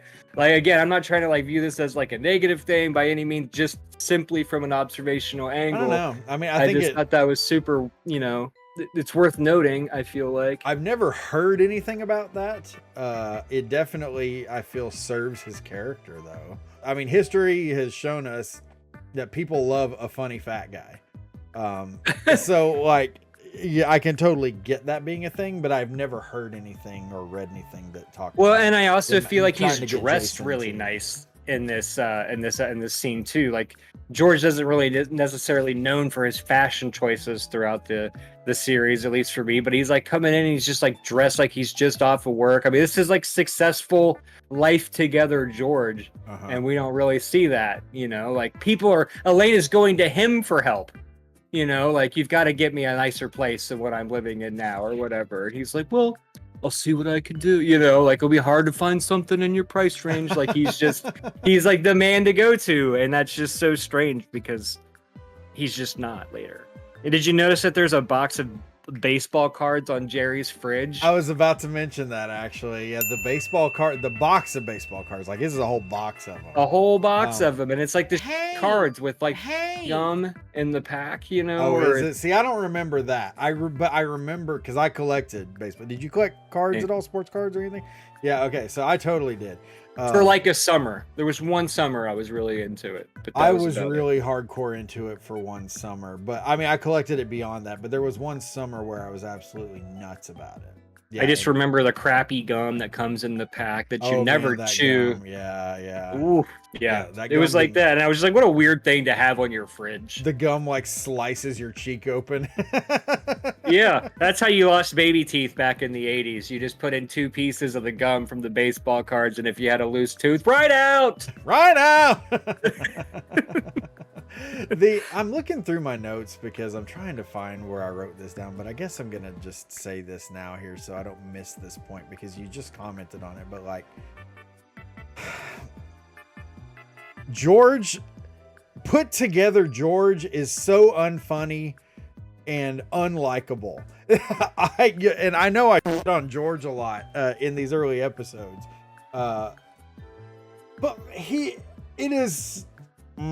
him being a selfish, deluded miscreant makes him so much more lovable than George, who's sort of got his life together and is just an annoying prick. Steve doesn't like cool George. No, this early George. That's if you're speedrunning Seinfeld and you get early George. Boy, you really are. You get the early George strat. You've routed the hell out of. Don't go for it. Yeah. But anyways, yeah, the freaking I do not like early George at all because he's just, the whole thing about him being kind of put together, just makes him so unlikable as opposed to like, you know, filled with self-doubt and self-loathing and just completely like crushed by his parents. And you know, I wonder why I identified with George so much. Right. But yeah, my note here, Elaine is poor and George sells real estate, which leads into this line that has forever bothered me when George starts mentioning the new apartment that Jerry should look at. Hey, but you, my friend, may be in luck. I'm not looking. No. This one's different. This one's a beauty. Yeah, what's it like? I haven't seen it yet. George says, this one's different. This one's a beauty. Jerry's like, what's it like? George says, I haven't seen it yet. Yeah. And then starts to go into describing it. There are no laughs for this line, and no one mentions it at all. This one's different. This one's a beauty. What's it like? I haven't even seen it yet. Why would you... That drives me crazy. Why would you try to sell your friend an apartment you haven't even seen yet? Or call it different / a beauty. Yeah. And yeah, that line has always set wrong with me because you can't speak like that about something you don't know anything about. So again, what's going on here? Is this just poor writing, or is this just George? I was gonna say maybe this is just early incompetent George. Possibly. Yeah, I don't know. But the fact that there were no laughs at all after him saying that, and that no one even mentions it, like they completely gloss over, oh, this apartment's a beauty, it's perfection. What's it like? I don't know. It does not add up for me, and it's always. And don't you love how he just casually mentions that it's twice what Jerry's paying right now? Like, oh, it's twice what you pay now, but you know, like, oh well, wait, what? Go back. Like Right. if I'm getting sold a place, you're gonna lead in with it's twice as expensive as Yeah. what you're paying now. I think maybe that may be early kind of moments of them kind of hinting at the fact that Jerry's pretty well off. Yeah, I definitely have millionaire Jerry comments later. Well, and like they do, Elaine does make comments of like, yeah, it's time you get out of here. Like it's like he's been doing well for a while, and he needs to reward himself with a better place or something. I have two random facts. You just brought up a really good point with George and the real estate. I just have two. But in the spirit of the show, that's what we're here for, right? The stupid observations. Did you notice that Elaine eats her Oreos cream first? No, I didn't. She takes the Oreo, splits it, eats the cream Eats off the of cream. it, and then has the wafers at the end. That's funny. I've always ate my Oreos historically just bite regular. Just a bite regular, right like I would into it, eat yeah. any other cookie. But I know that Oreos have a contention of all the different ways that you can eat them. So I noticed that she was a cream first eater. Yeah, if I'm eating dry Oreos, like just out of the package or whatever, I'm talking like not Oreos in milk or something. Yeah, I'm just gonna America's bite into favorite them. cookie. I'm not gonna split it open and eat the cream, because if I just split it open and eat the cream, I'm not gonna want to eat the chocolatey part, the cookie part. I'm just be like, well, this is just a freaking cookie with no cream in it. What the hell? Yeah, so I'm just gonna take a bite out of it. If I'm eating it out of milk, I prefer, this is how I eat Oreos and milk, is I don't dunk them. I drop a couple of them into the milk and let them sit there until they turn to sludge, and then I eat it with a spoon. Oh, dude, I bet that's so good though. Oh, it is so freaking good. Man, I would do that. I've never peak thought of Oreo. it. Yeah. Best way. That's next level Oreo eating right there. Seriously, because it's like the whole thing gets milky and oh, good lord. Because I'm a dunker. I'm a self-confessed dunker. If I have the milk, I will dunk. See, I was a dunker too, but then one day I was like, you know what? There has to be a better way. There's a better way. And I made it happen, and it's delicious. And it works for a bunch of cookies too, by the way. So it's not exclusive to the Not Oreo. exclusive. The milk sludge method. I will say though, work. of all the cookies to eat that way, Oreos are the best ones, because that when that chocolatey cookie fills up with the milk, we're not even talking about Seinfeld here, man. But like, yeah, no, when that chocolatey cookie fills up with milk, and you get the cream in the middle gets extra cold from everything about it is amplified when you eat it with milk like that. So, anyways, you're welcome. Let us know in Legion the of comments followers. how you eat your Oreos. Exactly. Last thing I'll say is that there is right by when you walk in, there's this like a stand, and during this scene, there is a little Porsche car, because Jerry's in real life his affinity for Porsches. Love Porsches, yeah. After the robbery, it's gone. Oh, really? Is that so? Damn, Yeah, I so didn't notice while that. they're jacking his stuff, they're like, "Oh, let's take this little Let's take this little car, Porsche too." car too." Yeah. Excuse me. That's hilarious. No, but yeah, that's a really good call out, because yeah, Jerry big on Porsches. Yeah, there's all kinds of featurettes about that and stuff. But on the note of other things in the background, one of my other comments here says, Jerry has a big weird cactus. Did you notice that? I was gonna say that too. Oh, yeah. It's got this, and it's not even just like a cactus. It's a huge, I'm gonna put footage of it down below here. But Yeah, it this reaches the huge, ceiling. Weird looking, massive cactus thing. And it's like, I don't remember that ever being in the show. Maybe it's only in this episode. Maybe it's in other episodes and I didn't notice it. But got a big, huge freaking cactus. And I did look for it after the robbery because I wanted to see if it was gone. Like, did they take the They take the fake cactus. They're like, oh, this is a sweet cactus, man. I don't know about you guys, but I ain't leaving without this cactus. Bro, oh, that's awesome. I had to Google who Ethel Merman was. I've heard the name, but I don't know who that is. Of course. She was an actress. She was in a bunch of stuff.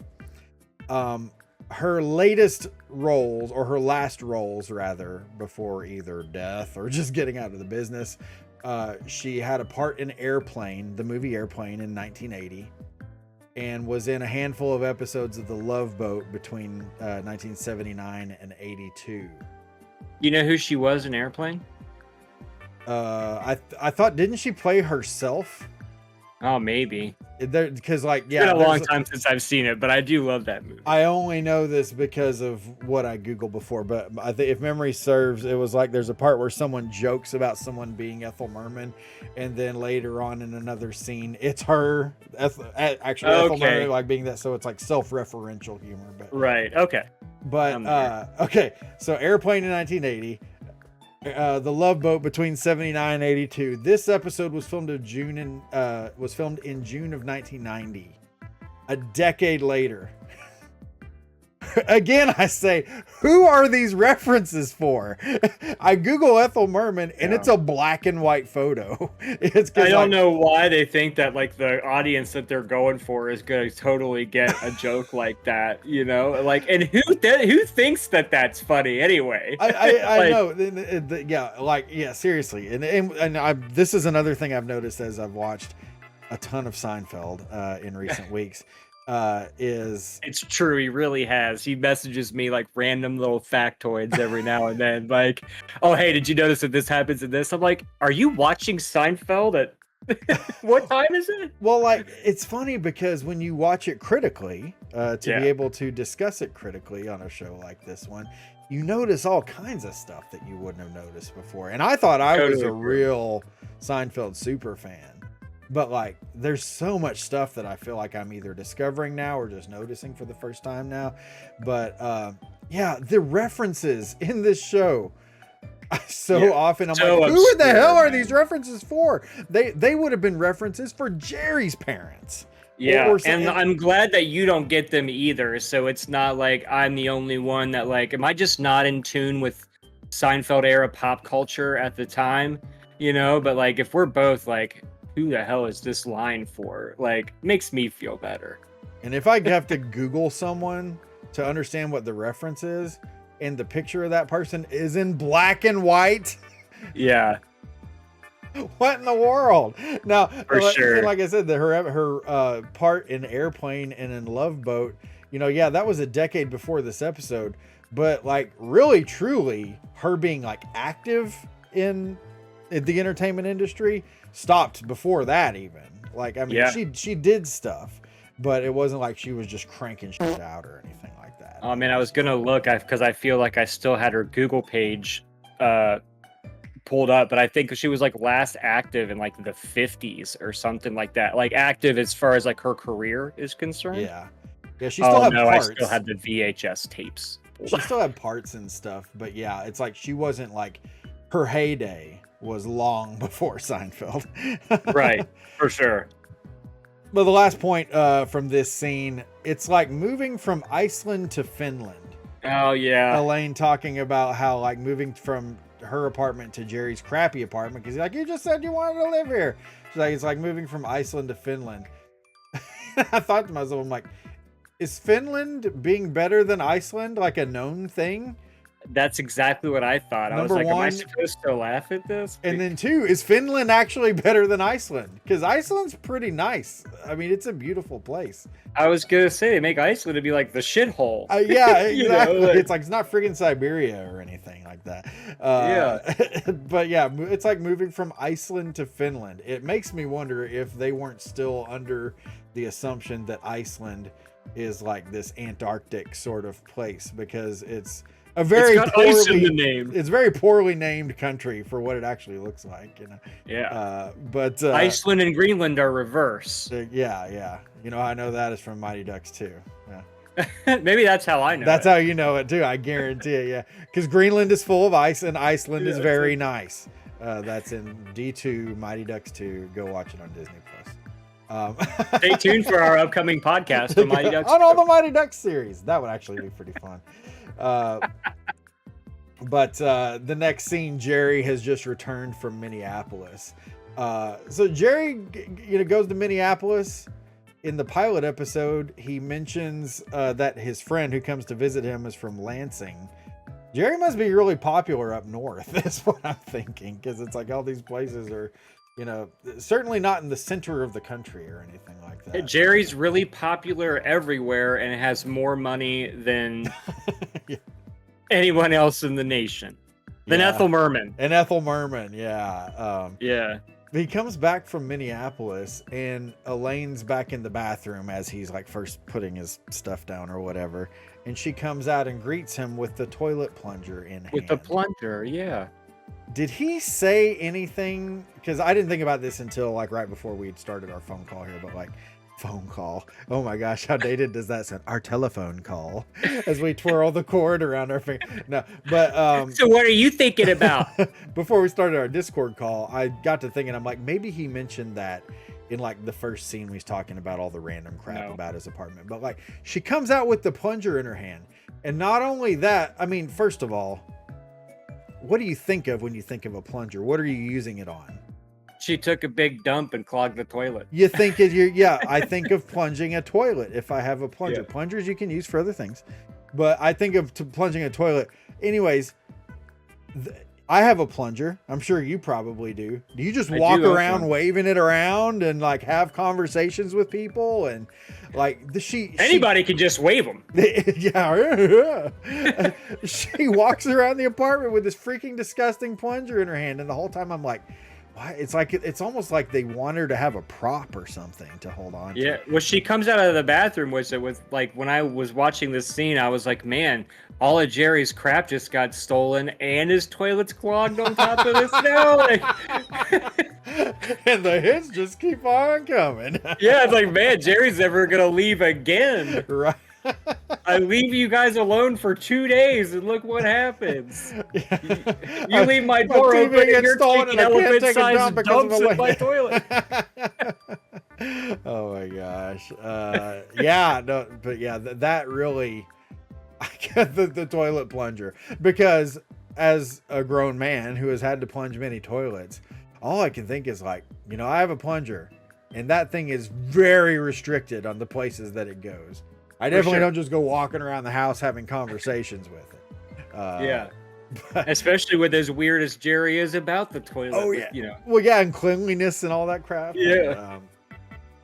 He asks where his TV is, and she says it's stolen, and he's like, Stolen! Stolen! Stolen! In my notes, I just have stolen in all caps with several question marks after it. Something about the way he says that, I'm just like, yeah. It's a combination of surprised and really whiny. Stolen! It's straight from the nose, too. Stolen! Stolen! The delivery on that line just gets me. Next point I have is just Kramer is still stupid. This is back when Kramer was a moron. Now, Kramer's a moron in later episodes, but...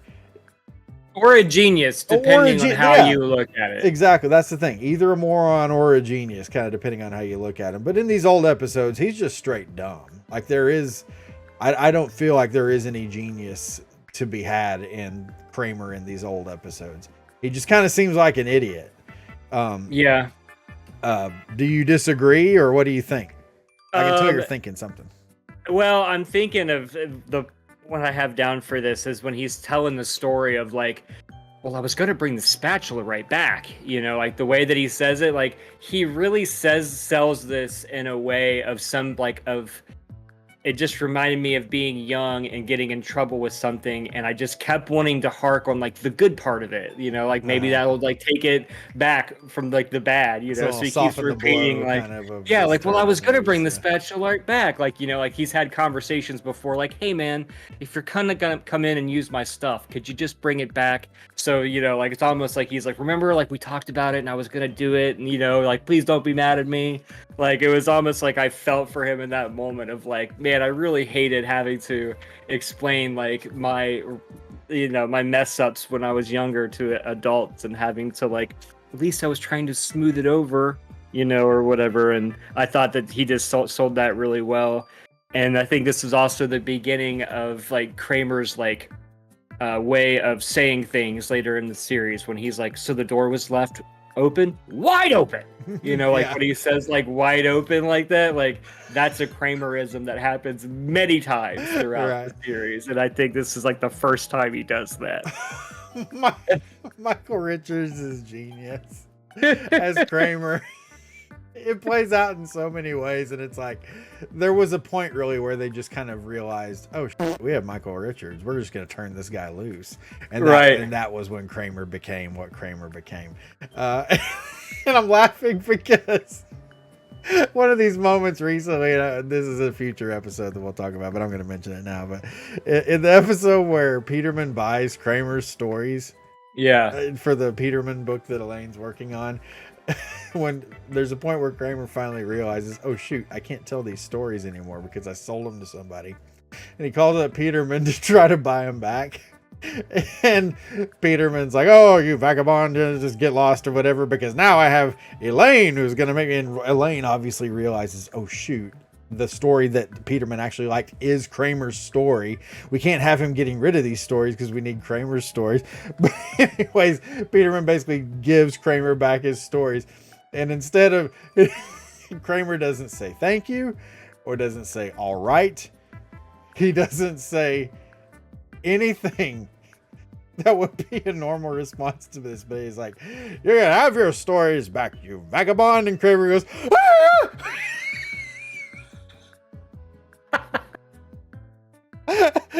You can only hear that from the other end of the phone, but it's that is so ridiculous. It is so stupid. Oh my god! You're clipping out, which makes it funnier. Oh shit! Good thing we're recording this on my side, but like, it's the way he did that. It just kills me. It's so ridiculous, and it's like, why would you think to respond to anything in that way? But that's the genius of Michael Richards as Kramer, because he takes like. It's not even a line.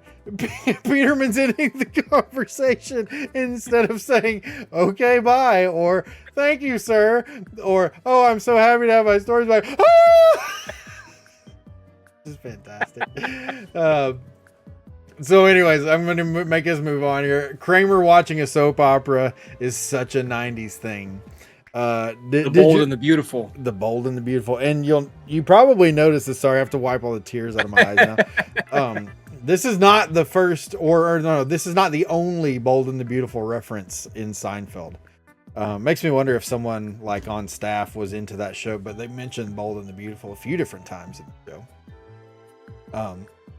But so if Kramer finishes explaining the story, asks Jerry if he has insurance, and Jerry says no. Why does he not have insurance? He spent all of his money on the Clapco D29. Even as a child, I remember thinking, Jerry, you are so stupid. Come on. You don't have insurance, you bought a lock. Locks are like, oh my gosh. Well, not only that, but I have written down like their motto could be the Clapco D29, just your average door lock. You know, because it's just like one of those crappy hotel room locks that you would see. Like all you would need to do is just kick it. You know what I mean? Essentially. And it's like, why this is going to prevent the robbery? How much did this cost you? $19.99 at the hardware store? Like, I don't, I never understood that. And like you said, it looks like any other crappy lock. And how expensive is this lock? That the reason why you don't have insurance is because you bought that lock. I'm putting all of my faith into this crappy door lock. Yeah. It's ridiculous. But as I learned, I think it was from this commentary on the Seinfeld DVDs or the special features or whatever, where I realized that the K sound is apparently the most funniest sound, according to comedy people. So it's like they got to say Clapco, it's a double K, like Kavorka. Oh, see, I have it written down as 2 C's. Well, but it's a hard C sound, so it's like the K sound, you know, is what I'm saying. So it's like Clapco. So you get to have that k in there twice, which apparently is hilarious. But it's like all I can think is like, what grown individual buys a lock and not insurance? Okay, because renter's insurance is super cheap. Yeah, it's like a couple bucks or something. I mean, like but- $6 or something. Yeah, Yeah, I used to have it yeah. back in my old apartments. Back when I used to rent, I had renter's insurance, And I everyone's didn't like, "Oh, even you-" have a Clapco D29. And everyone's like, "You gotta have renter's insurance," but it's super cheap, so it's not a big deal. But and you notice how when Kramer's apologizing for this and everything, like Jerry's immediate response is, "Don't investigate, don't pay me back."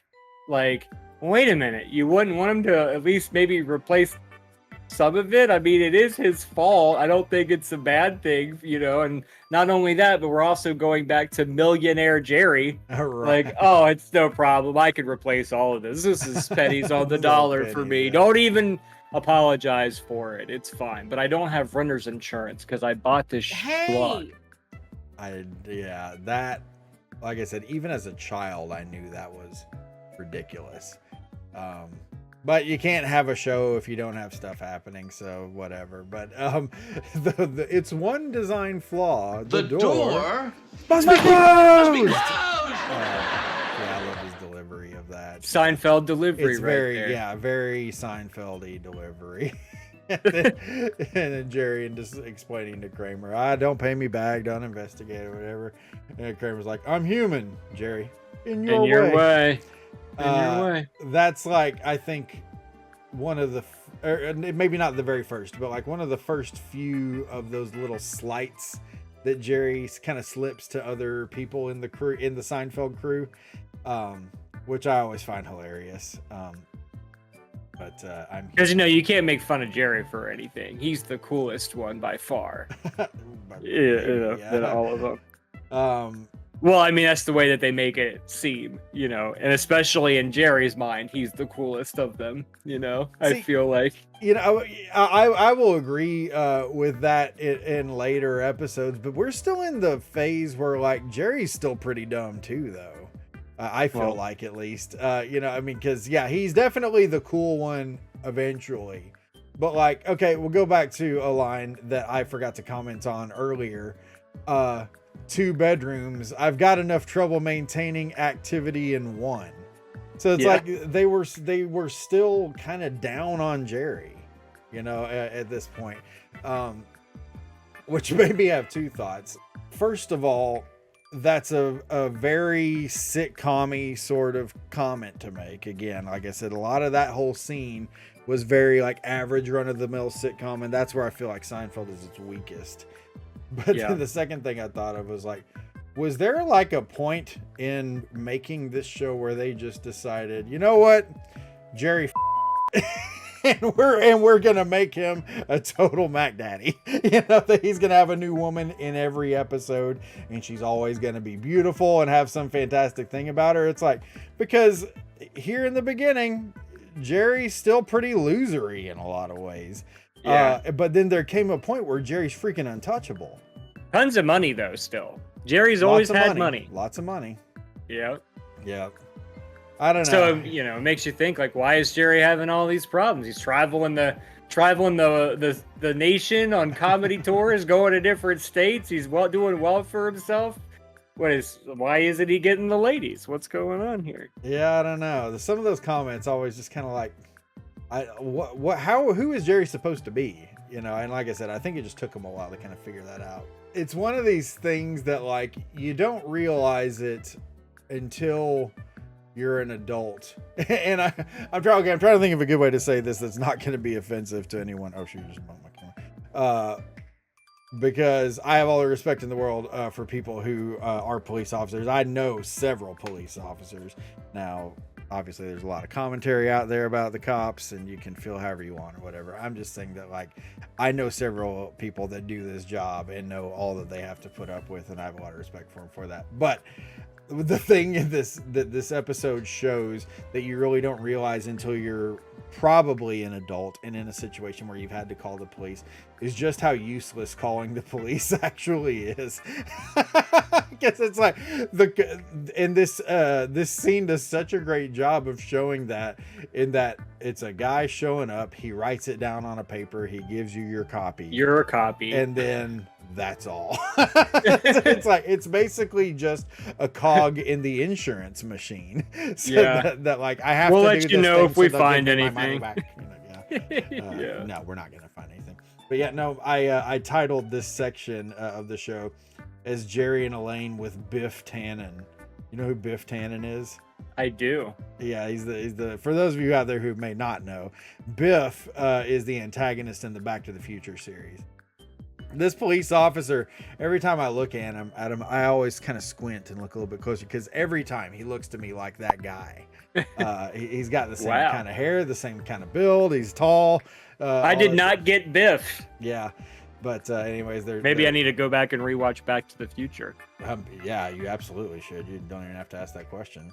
So, how stupid are Elaine and the cop for not getting Jerry's joke about the crook? I'd hate him his returning phone my calls. What does that mean? Why don't either of them get this? And is them not getting it supposed to be funny?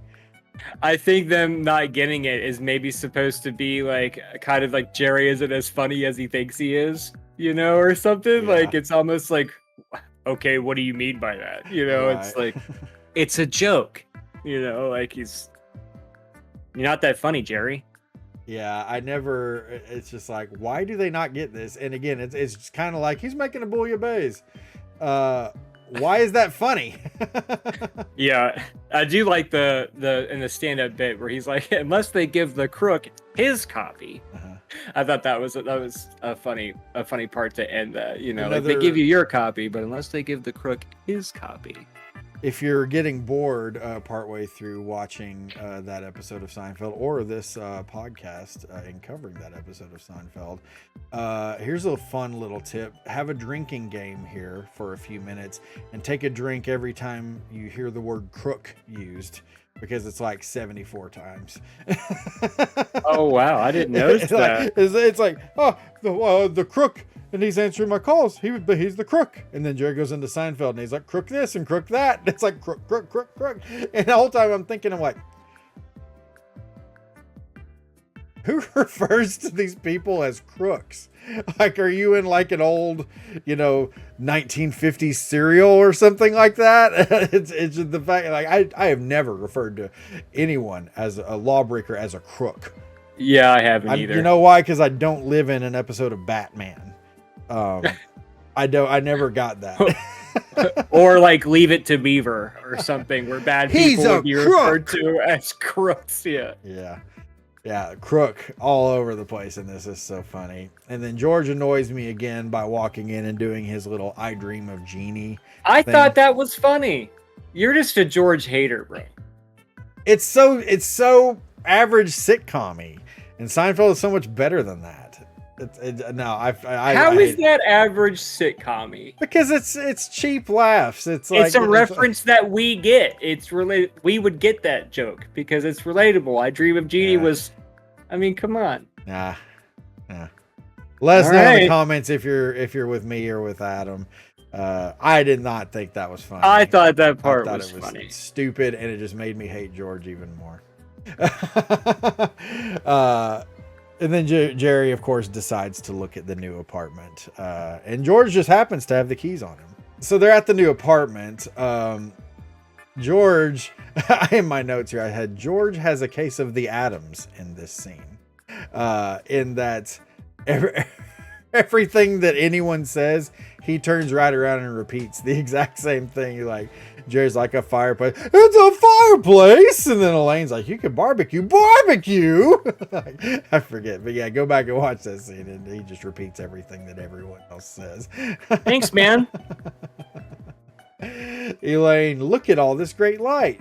Jerry, I don't have any plants. George, I have plants. Audience laughs hysterically. Why? Yeah. Why? Again, this is another bouillabaisse line.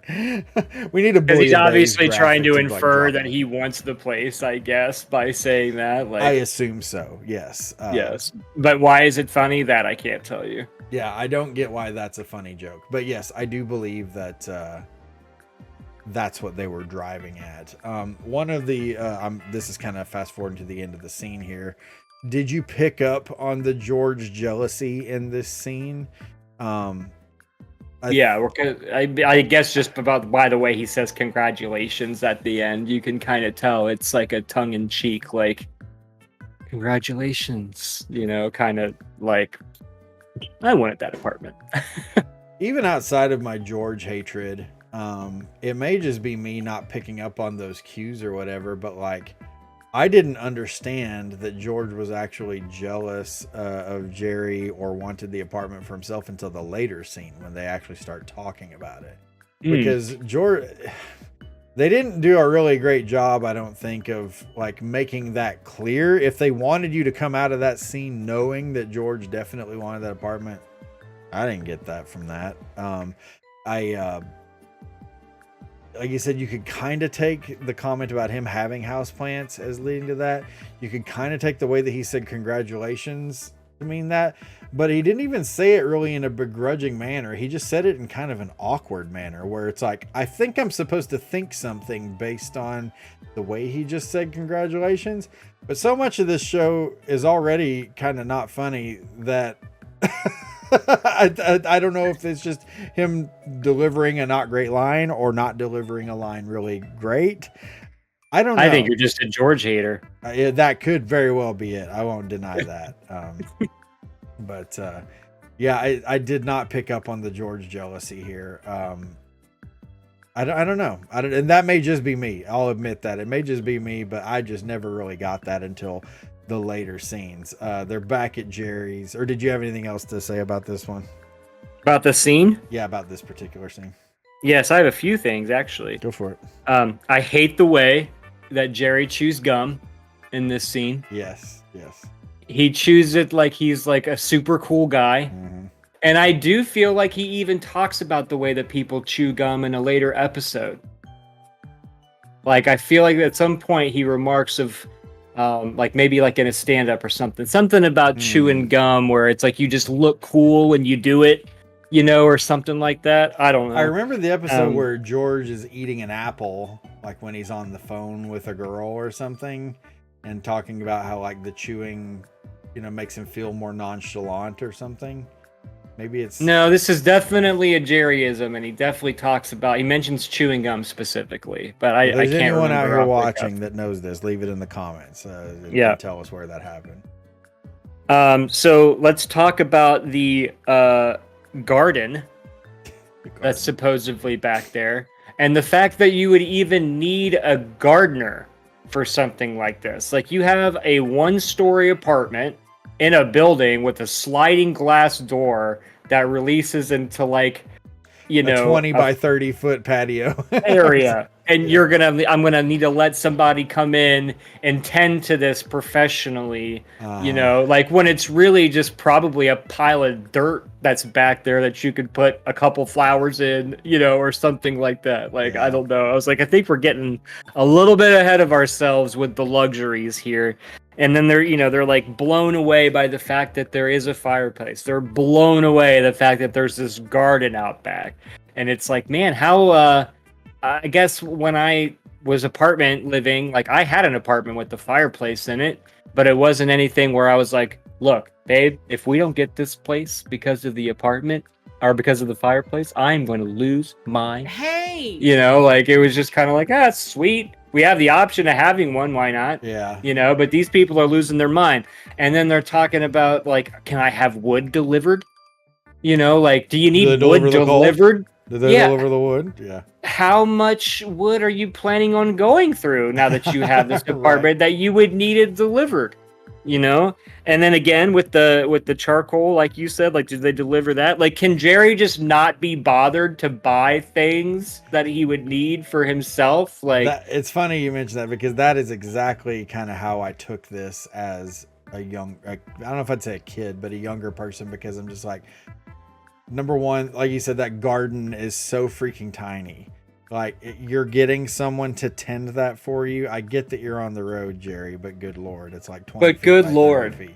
Yeah. And then the other thing about like delivering wood for the fireplace and all that, and realizing, how little wood you're actually going to need to run that fireplace unless you're burning it constantly or every freaking day. Yeah. I grew up in the country, which I've talked about before, and I knew a lot of people with wood burning stoves.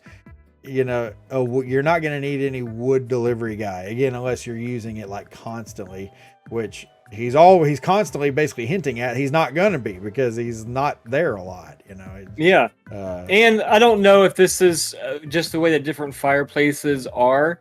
So I could once again be making myself look like an idiot.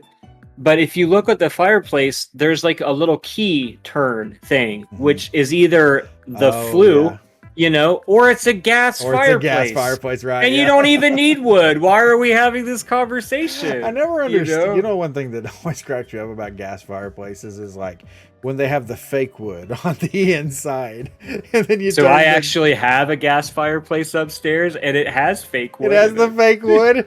Do you ever I didn't buy it. It came like that when I bought the place. Bull crap. It doesn't work either. I can't get the damn thing to stay lit. I kept trying to do it when we moved in, and I still have yet to do it. But it does have the fake wood in it, for sure. Why the fake wood? Is like, are they thinking that they're fooling people, or ambiance, baby? Like, why is there fire but no wood? Like they're blowing. Well, I mean, I feel like maybe it's just so you're not freaking people out. If you looked over at someone's house and there was just a big hole in the wall with just flames in it, it might be a little. I would think that's badass. I don't know. Yeah, it cracks me up that the fake wood is like, we need to put that because when people see fire, they're gonna think wood. They're gonna think wood. It's like wood paneling. It's funny, we got wood paneling all on our overlay here, but it's like, the same thing. We need to put that so it looks like it's made of wood. Okay, thanks, people. And like, so Jerry also talks about, do they deliver the coal? Which, in my initial thought, I was like, coal to barbecue, and then it led me down the path of like, oh, okay, so he means charcoal. Yeah. No one delivers charcoal. No one. I've never known of that. Name anyone that has ever been like, I'm a charcoal delivery guy. The other thing is, I've never known anyone that uses charcoal to refer to it as coal. As coal. And why is he so concerned about tipping these people? He's really concerned about tipping all these individual people. The thing is, Seinfeld, and especially the more you go into later episodes, a lot of their conversations revolve around etiquette in certain situations. And like, there are at least one, maybe even more episodes where they bring up a thing and they're like, so what's the etiquette? And then they have their discussion, their Seinfeld-y discussion. And I think this is kind of like the first little smatterings of that. And he's trying to figure out what the etiquette would be for those things and whether he wants to have to deal with that in order to be able to have those luxuries as a part of his life. While like the whole time I'm sitting there and I'm like, you know how stupid you're sitting right now, right? You need someone to come and mow your 20-foot, little garden. That's exactly what I thought. You know how stupid you're sounding right now? You need wood delivered for your gas fireplace. You need a gardener for your postage stamp of a garden. And you need someone to deliver you charcoal for these barbecues that you're going to have for yourself because you live alone and you're hardly ever there. Yeah. You sound like an idiot. Jerry's behavior in this whole scene kind of bothers me. I know I'm sounding like a really pissy person, and the truth is I still love these episodes. But like in this scene, like Jerry, like you said, he's smacking his gum. He's asking stupid questions. He shuts the door on Elaine when she goes. That's in the funny closet. though. I loved that joke. That was funny. I like that. Yeah.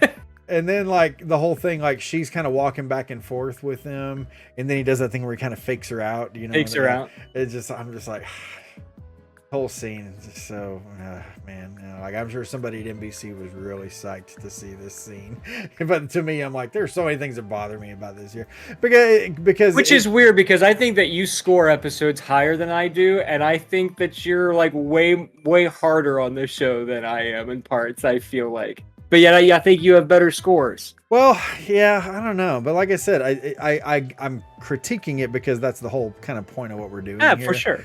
I'm not saying it's a bad thing. I'm sure. Again, it's an observation. Yeah, I don't know.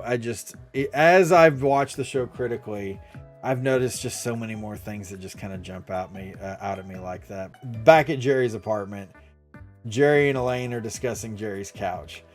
Yes. Jerry's couch. I'm not necessarily a fan of. I mean, I don't hate it, but I'm also not like, yeah, I would buy that couch. $150 for Jerry's couch. What do you think? Good deal? Bad deal? Meh.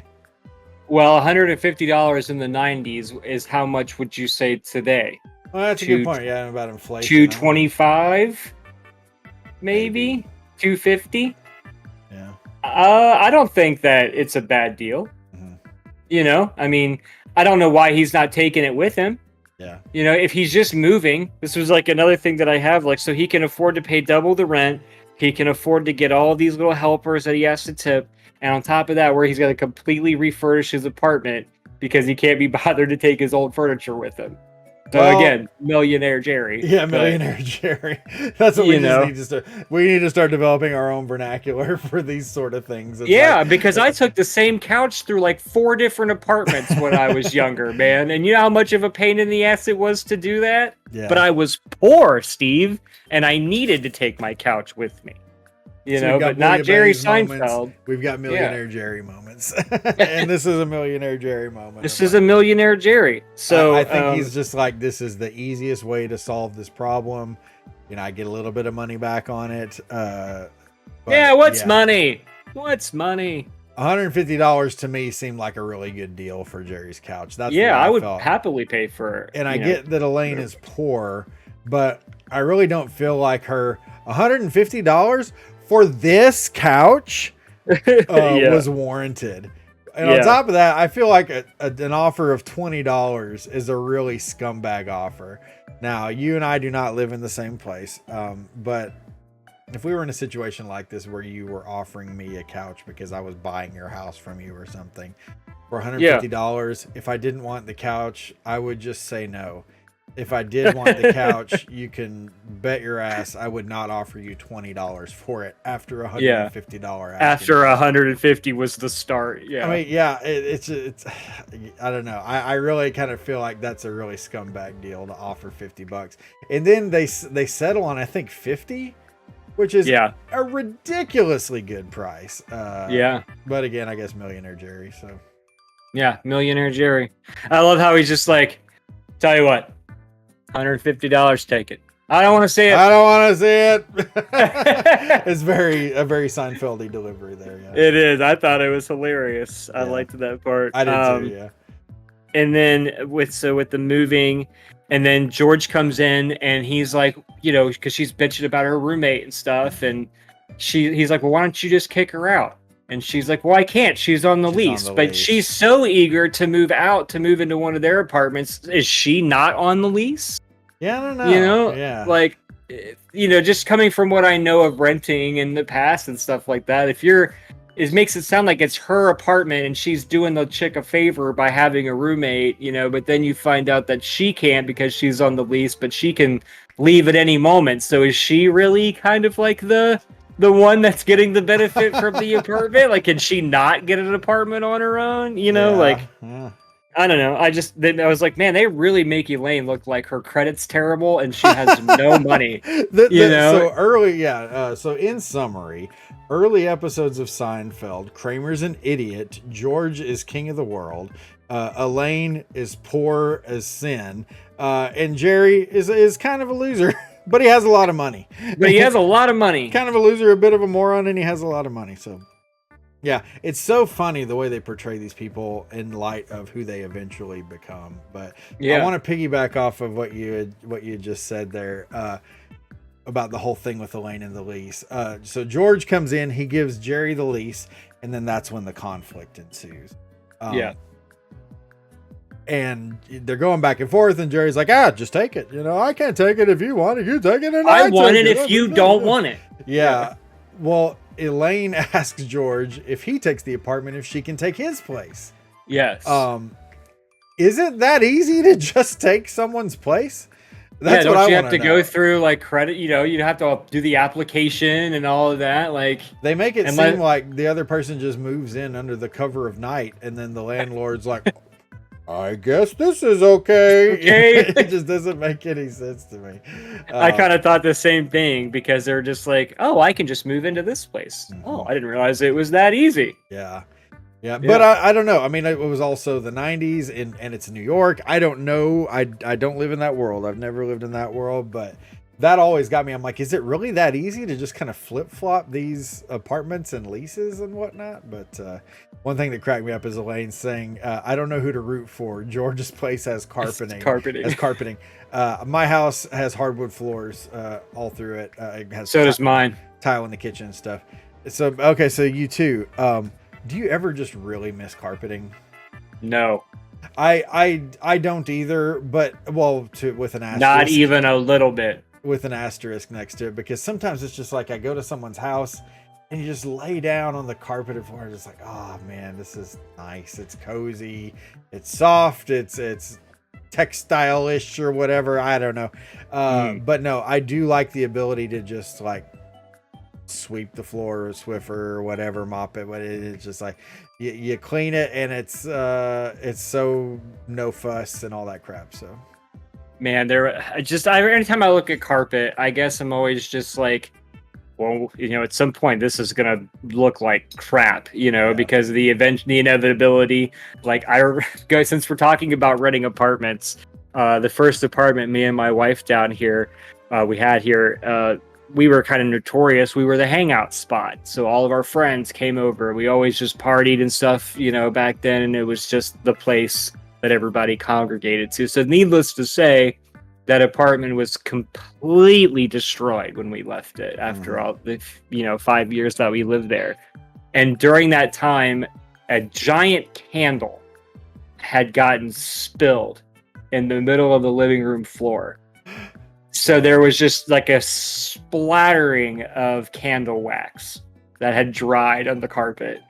And we could not get it out. We didn't really try because we were probably like 22 at the time, and we didn't really care. But I remember we tried a couple different methods, but it was just always there. So it was like, man, if we just didn't have carpet, we would, we'd be able to scrape this shit up. It would be done and, whatnot. But since we have carpet, every stain, every horrible thing that happens, you're constantly reminded of carpet it. always remembers. Yeah. And so when we were like going house shopping and stuff, ironically, this was the first house that we looked at. There's a story involved though. But when we were remarked about how this was all hardwood floors, because we were like, oh, perfect. Like we never have to worry about any of, candle incidents, or anything like that. It was just super easy clean up. So yeah, if you ask me if I miss carpet, I don't miss carpet at all. Not even a little bit. I was gonna say, I don't know if you tried this or not. Like if you lay a towel over the wax and then you iron it with a hot iron, what it does is it like pulls the wax up out of the carpet and it'll melt it onto the towel. Now, towel's a lot easier to replace than carpet. Yes. So that's kind of the idea there. But any of the Legion of followers out there, if you spill wax on a carpet, give that a try, because I've heard that it works. Because one of my best friends did that, and it worked for him great. Like I said, we didn't really try at the time. Right. I think we went at it a couple times with 20, like a school scrubby scrub. That doesn't work. It's in there forever. Scrubby scrub. Makes me think of the Chompy Chomps from Mario 3. Go back and watch those episodes, everybody. Lopsided nips. What's not to love? Exactly. Yeah.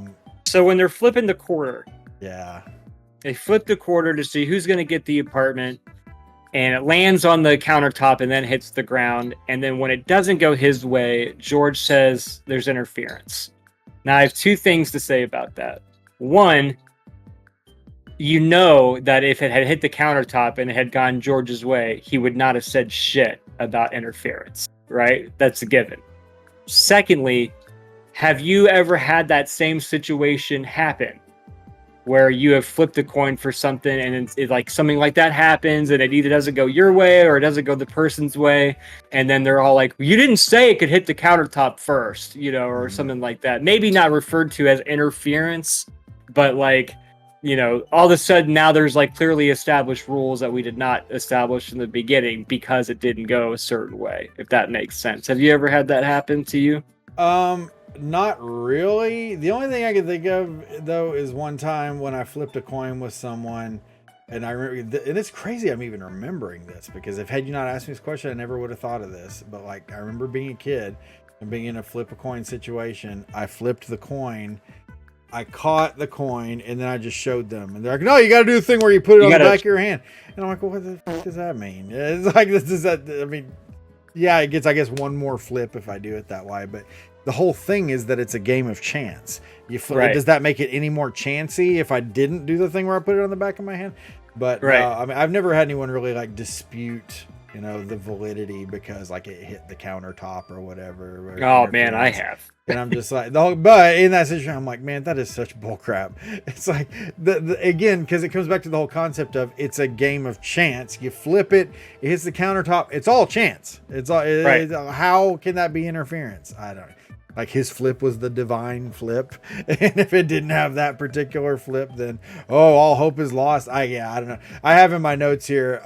This is another episode that really makes me hate George. And then here was you don't say. And then here's the note I was looking for earlier. George is a lot more lovable when he's very clearly a selfish, disturbed miscreant. As Miscreant. What a opposed word. to whatever the hell we have in this episode. Steve doesn't say the word crook, but he'll say miscreant. Exactly. You know, it's funny because I don't use the word miscreant, but when I was writing this down, I'm like, that's the word I want to use. But That's the word. I see. I've never used that word before in my entire life. he's a crook. Get He's the crook. The crook answering my calls. I'll choose you for it. Have you ever played that before? I have never heard of this before, and I have no idea how it works. Okay, so I haven't played it before, but I do love the concept of it more than I like paper, rock, scissors. So the way that it works is the way that, if I'm understanding it correctly, is one of us picks odds, one of us picks evens. We can all throw it. We each throw a number between 1 and 5 of one hand. Whatever that adds up to, if it's an odd number, it's mine. If it's an even number, it's yours. You know, or whatever. So that way you don't really have any kind of bias or what you're going to think the other person's going to shoot like you would in paper, rock, scissors, right? Like, it's like always up to numbers. So I guess moving forward, when I saw that, I was like, man, if there's ever an instance where I'm going to do paper, rock, scissors for something, I'm going to bring this game up as an idea because I think that it works a lot better. But this is also clearly saying, with the fact that they both know this game, that this is a common thing. This is a common conflict resolution way of I'll choose you for it. You know, like, oh, well, why don't I know that? You know, I know paper, rock, scissors, but I don't know choose. You know, but in this Seinfeld universe, it's a game that everybody knows. Yeah. But I love the concept of it. It's probably a game that people played back in the 20s or 30s, you know, where Seinfeld gets its references from. Where Ethel Merman was popular. Yeah, Robert Wagner and stuff. So yeah, Robert Wagner. Okay, now that makes sense. I have never known what the choosing was or how it worked, and I'm like, once, twice, three, shoot, and I'm like, and their arms move so fast, I'm like, I don't know what the hell is happening here. Well, see, and then the thing that I have for that though is when he loses, George goes into the bathroom, and I remember as a kid watching this episode and laughing openly when he goes like, "Why did I shoot 2?" when he closes the door, but he only shoots a 2 in the very first round of it. The very last round where he loses, he shoots a 1. Oh. So when he goes to the bathroom and he's lamenting that he shot 2, it's like, but that was the very first one. If you're upset about losing, it would be the last one that you shoot. You pick up on all the little visual details that I don't pick up on. I just bitch about like that doesn't make any sense. Boy, obeys. Yeah. Well, watch it again at the very last I'll have one. to. Yeah, no. He shoots a 1, and then he's pissed that he shoots 2. Why did I shoot 2? So Kramer runs into the guy in the elevator. Yes. And I know about the stuff. I know, and he's like filing his notes. I know about the stuff. In these early episodes, it really seems like Kramer likes to investigate things, doesn't it? It's like he's always because he even tells them to something. not investigate. Yeah, don't investigate. Yeah, that I was gonna mention that earlier, but I was like, I don't want to get ahead of myself. But yeah, don't investigate. Don't pay me back. Like he knows that that's a thing. but yeah, Kramer and investigating. One of my favorite instances of Kramer investigating is coming up in a later episode here involving the statue. Yes. With Ray, where he's the cop and all that. Where he plays a cop. Yeah. Yeah. I'm not want to say any more about it because I freaking love that episode. But it's a good one. It's a good one. Goes back to Jerry doing stand up, and he's joking about calling it. My only comment, which is weird, what is real, by the way. Calling it is a very real thing. Absolutely, yeah. The only comments I had here is that as a parent, calling it is actually really helpful. I have 3 children, so whenever calling it happens, it's like, hey, problem solved, man. He called it. No, well, you got to respect the call, and the kids know that, and I know that, and my wife knows that. Yeah, it's so funny just how as a collective things like that are like a standard, among different points in your life. As a kid, like, we both lived in different parts of the country, but calling it was still a thing and very much in both of our lives. Right. So it was just like, it's just funny how stuff like that travels, and like certain, like, like the rumors growing up. Do you remember like the rumors, like everybody, like for some reason it was like universal rumor, but everybody knew it. Like for one example, I won't bring it up, but the Marilyn Manson rumor. For some reason, everybody knew that rumor. But see, how is it? You know what I mean? I assumed you were going to go with like the nude code for Tomb Raider or something like that. When you're talking about the rumors, or like, oh, there's a fatality where like Melania takes her top. I don't know. I can't remember. But like, there was always these rumors of these dirty codes for video games back in the day. That's where I thought you were going to go with that. Well, I mean, I guess it falls into the same category, so that's not wrong. Yeah. But yeah, so I mean, the only thing that I have for stand-up is just the calling it's real, man. I mean, that even still works today. Like if somebody were to call something like, hey, man, I'm getting the front seat. I mean, I'm a grown adult. I got to respect the call. Got to respect the call. Exactly. He called it. He called it. We all know. Well, did he call it? Well, there you go. Case closed. He didn't call it. So at the coffee shop, George remarking that he loves the bathroom mirrors. That he feels like Robert Wagner. Yes. I had to Google Robert Wagner too. Now I knew who Robert Wagner was. See, I did too. That's the thing. I had to Google him though because I needed to iron out some details because Robert Wagner actually appears in an episode of Seinfeld. You know that, right? Oh man, well, no, I guess I didn't know that was him at the time. We'll talk about this in that episode, but Robert Wagner plays the dentist who calls Jerry an anti-dentite son of a bitch or something like that. Oh, really? At the wedding, yeah, that's at Robert the wedding. That's That's Robert him. Wagner, Oh my god, you anti-dentite son of a bitch! But the reason why I had to Google him was because of my theory of these references from Seinfeld. I Google Robert Wagner. Black and white picture. Same deal. Of course, Robert Wagner, is he still alive? Crap, I don't think I looked that up. But I think so. I'm I pretty remember sure him he from the is, Austin Powers movies. Yes. He was in that too. Yeah. Yeah. But yeah, black and white picture. And it still played into like they're referencing this old stuff. Because like Robert Wagner, again, was in his prime a long time ago. But not to say that he hasn't been in a bunch of stuff. He has, but like again, in his prime, way before this, and it's just like, man, these Seinfeld references are just so funny. But they really love bringing up actors and other celebrities as references. I've noticed. Like, I love that because it gives us great stuff to talk about. Yeah, for sure. Yeah, it gives us really cool stuff to talk about. Because and this is another thing I keep watching. Like I'll text you when I'm watching a random episode. And I'm like, oh, they did or said this thing. I've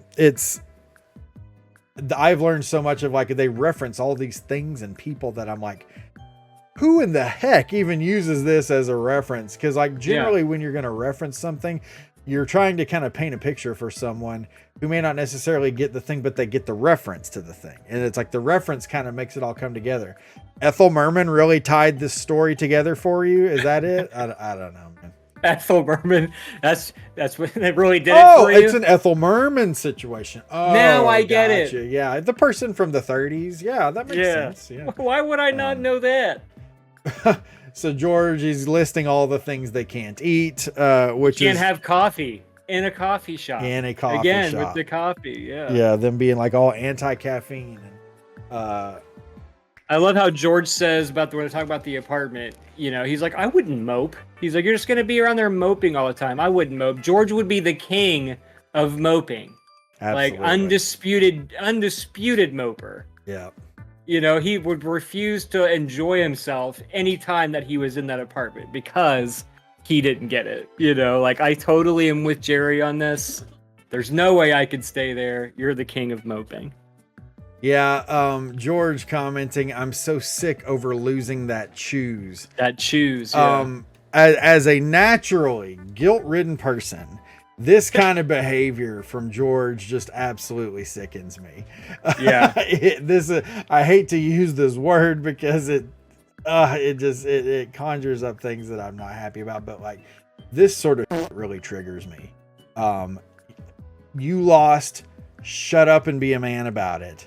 Don't just go and try to make the other person feel bad because they're the winner of that one fair and square. You lost twice. Yeah. You already lost your ability to gripe about this 2 times over. That sort of behavior is just manipulative, and I freaking hate that. And again, it's just another reason why I hate old George in these old episodes. Fuck this George. I'm gonna have a lot of swears to edit out in this one. We're trying to keep this show fairly clean. I've been trying my best to not.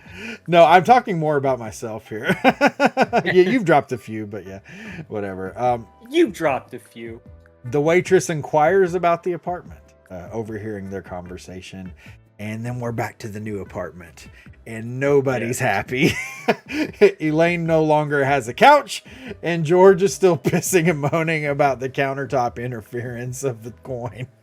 And not only that, but as much as they hate going to do public things and meeting people and stuff, of all of the things to get out of that would be so easy, why are they all 3 committing to go to this housewarming party that the diner waitress and her husband got? Or a person they don't even know or are friends with and have no obligation to. They don't know a single person there. Yeah, because the Seinfeld gang is all about that obligation. Yeah. And they have no obligation to these people. If anything, these people owe them. Yeah. So, yeah, it's absolutely crazy. They're at this person's apartment. Carol, who's the waitress, if you go back and watch this episode, they just emerge from like behind the scenery or whatever, and it's just like, where are they coming from? Like, what were they doing hiding in their own bedroom or something like that? But anyway, they come out together just kind of out of nowhere. I have no idea why they did it like that, but because there were 50 people I'm going to keep going on this. There were 50 people in the room they could have been mingling with, and then they could have made their way over to the gang on the couch. But no, they come out of this back room that they were hiding out in. Yeah. And Carol introduces her husband, Larry, who is 1,000% horny for this apartment. Yes. He loves this apartment so much. It's very clear that he has to remark on all of the pluses that they all kept driving home. Like, we use the fireplace, we barbecue every night, I'm jogging in the park, the rent's fantastic. Yeah. And whatnot. Yeah. And, it leads you also to believe that he's got a pretty banging job because his wife is the waitress at the coffee diner. Yeah, I'm sure she's not really raking it in at Monk's. And this is, I'm not knocking on the service industry. I'm a server myself. I get it, but like, it's like a coffee shop diner, and the rent in this apartment is twice what Jerry's paying for his old apartment, which leads me to believe that this apartment has to be at least $1,000 a month in New York in the 90s. Yeah. Maybe I'm looking too much into this, but he must be having a really good career because, pretty nice apartment. I do say it has a garden. No, yeah, it has a garden, and they got a guy who delivers coal and wood. I totally agree with you there, and it's one of those things that's just like, I think they're really kind of banking on the suspension of disbelief for some of these things, where it's just like, we'll go along with it because it's a TV show. But there are so many things in these episodes that we have to do that with, to where I'm eventually like, well, and it works. What's the deal with his writing crew? Do these people not know what it is to live real life? Because they're ones writing jokes about people delivering wood and delivering coal in situations where you would not need wood and no one delivers charcoal. Well, not any wood, not anyone to deliver wood. And I don't know that there's any service that delivers charcoal necessarily. And who calls it coal? The fact that they call it coal is just like, these people are really out of touch. I think. Out of touch. And did you notice that they're all taking up the best spots in the entire house? So all three of them are on the couch. They don't know a single person there other than themselves, and they've got the best spots in the living room. What a Seinfeld gang thing to do. Yeah. I feel like, you know?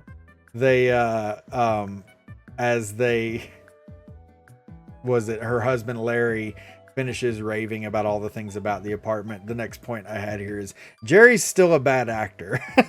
Because the next thing was like George is like, oh, that's great, and then Lynn's like, oh, we're so Really happy glad you. for you. And then I forget what Jerry says, but I'm just like, that delivery is absolute ass.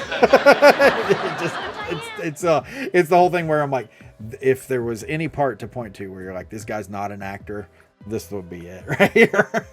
Stolen! Stolen!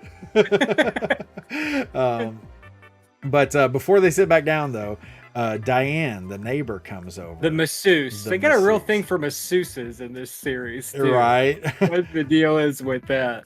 Now, did you notice anything with Elaine in this sequence with Diane? No. Okay. I'm only going to explain this just because it's part of the show. I don't want anyone to feel like I'm a perv or anything.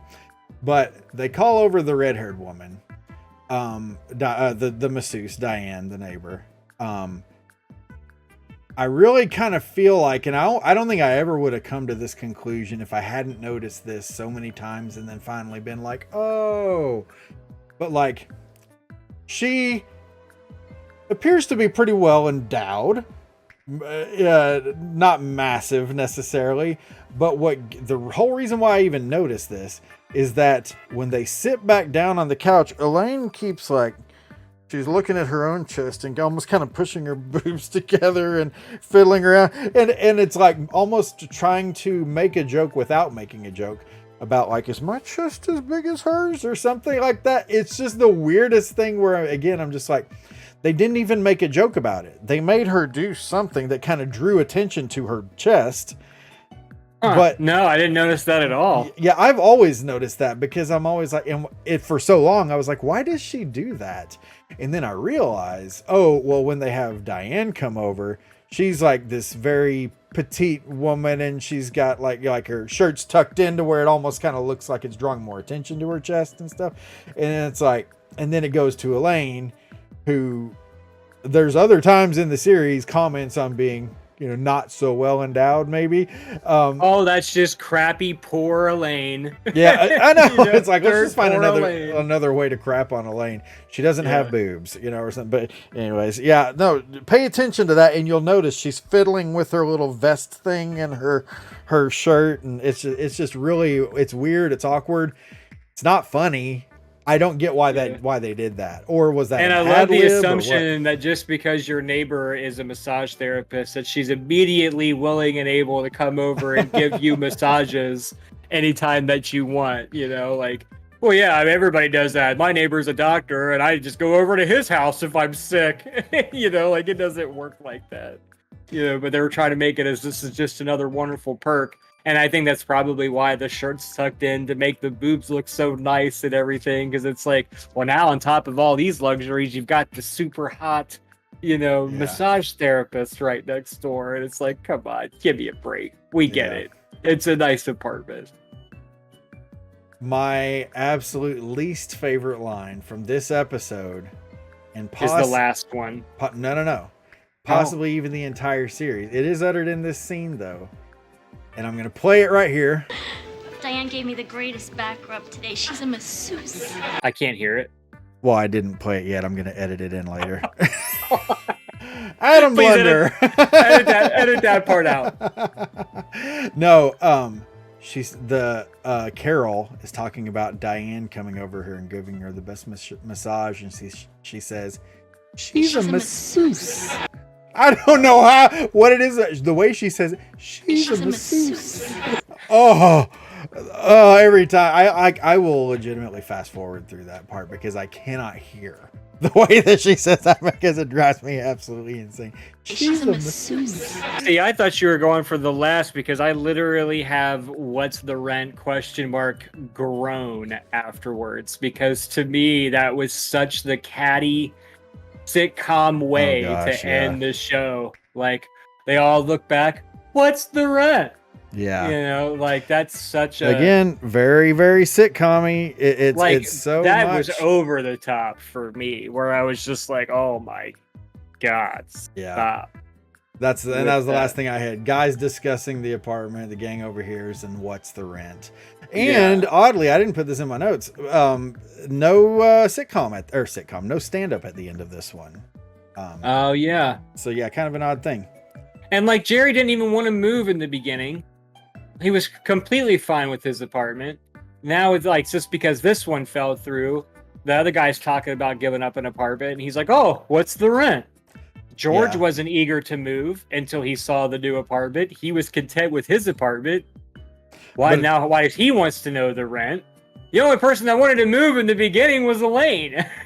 You know, you figure like after this is all said and done, they'd be like, all right, well, I'm just going to go back to living in my spot. Guess I don't have to move now. That's a plus. Yeah. You know, but now it's like, now they're all looking for new places to live, it seems like. And plus, it's just a corny way to end the show with the unison, what's the rent? What's the rent? Yeah. Yeah. It's an ending I'm not very happy with because, again, it's the whole thing of like, and again, Legion followers, please don't take all my criticisms to think that I don't love this show with all my heart because I absolutely do. This ending really just bleh, because it's so sitcom-y and, you know, it's just, it's not Seinfeld. But again, it's very early in the series and the show was nowhere near what it eventually became.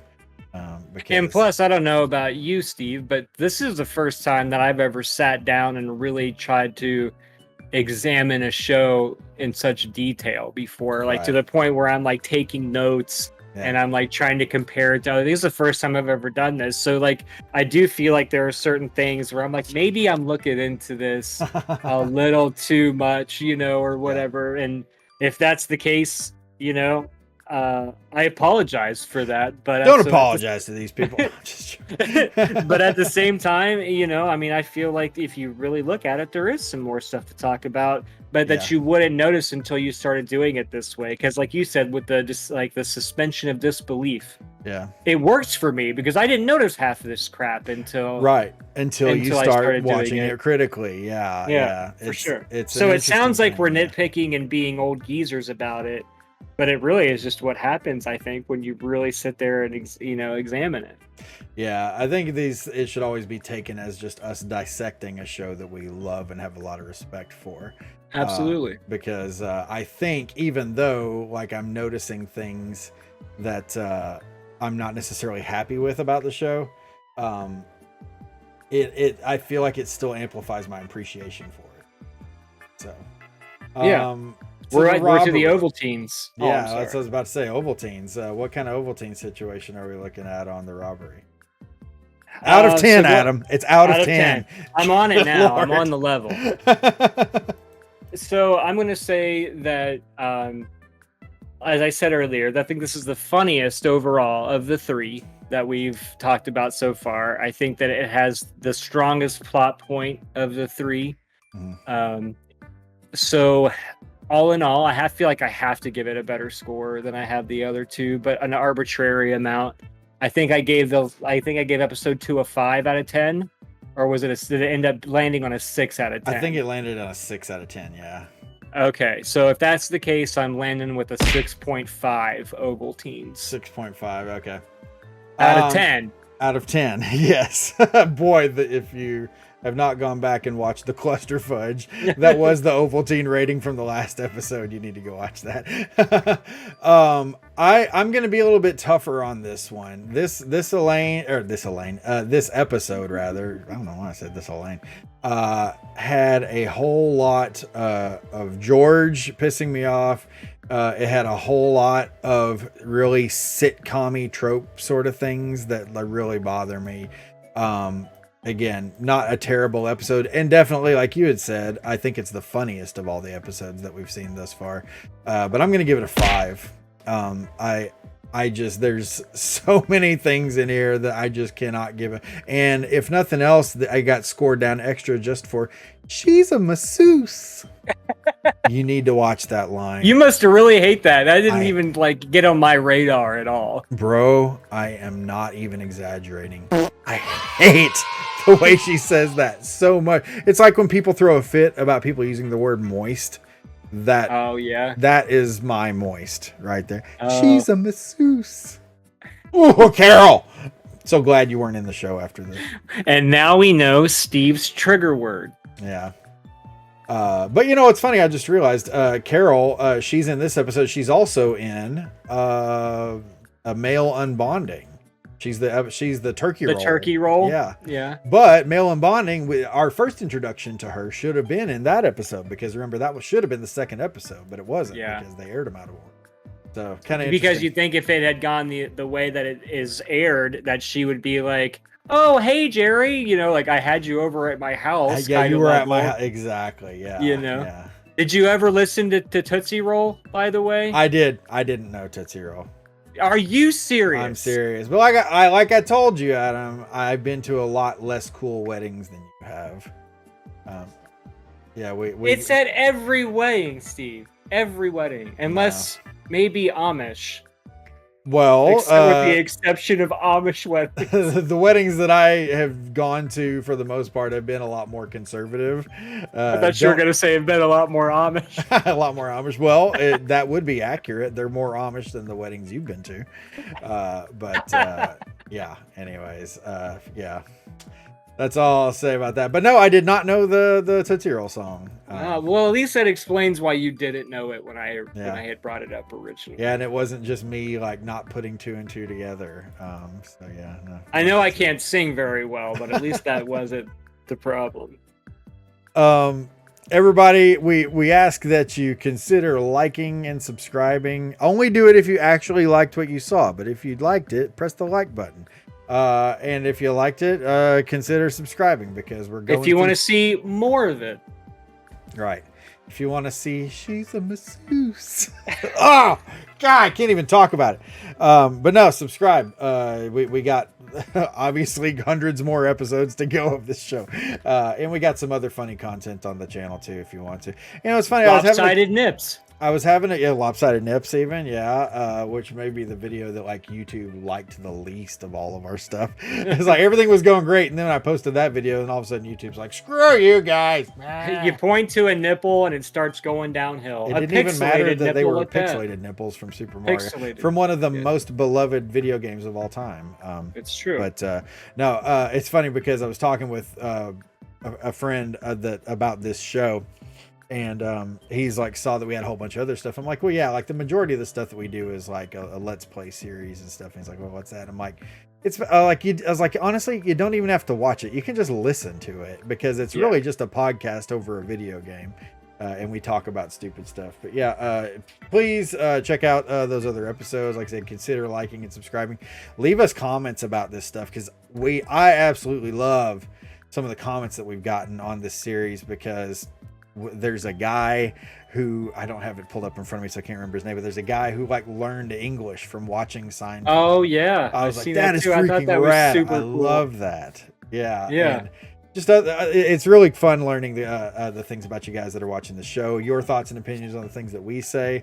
You can tell me if I am coming off as a grumpy bastard in these episodes, but yeah, and if we say, let us know in the comments. We really want to know. We really do want to know. Yeah. So we appreciate you guys coming out, and we hope to see you on the next Welcome to Boca Vista. Episode 4. Stay tuned. Which one's next? Is it Male Unbonding next? Male Unbonding's next, yeah. Male Unbonding, baby. And I'm already prepped for that one. I've already got my notes. I am not. Classic Adam blunder.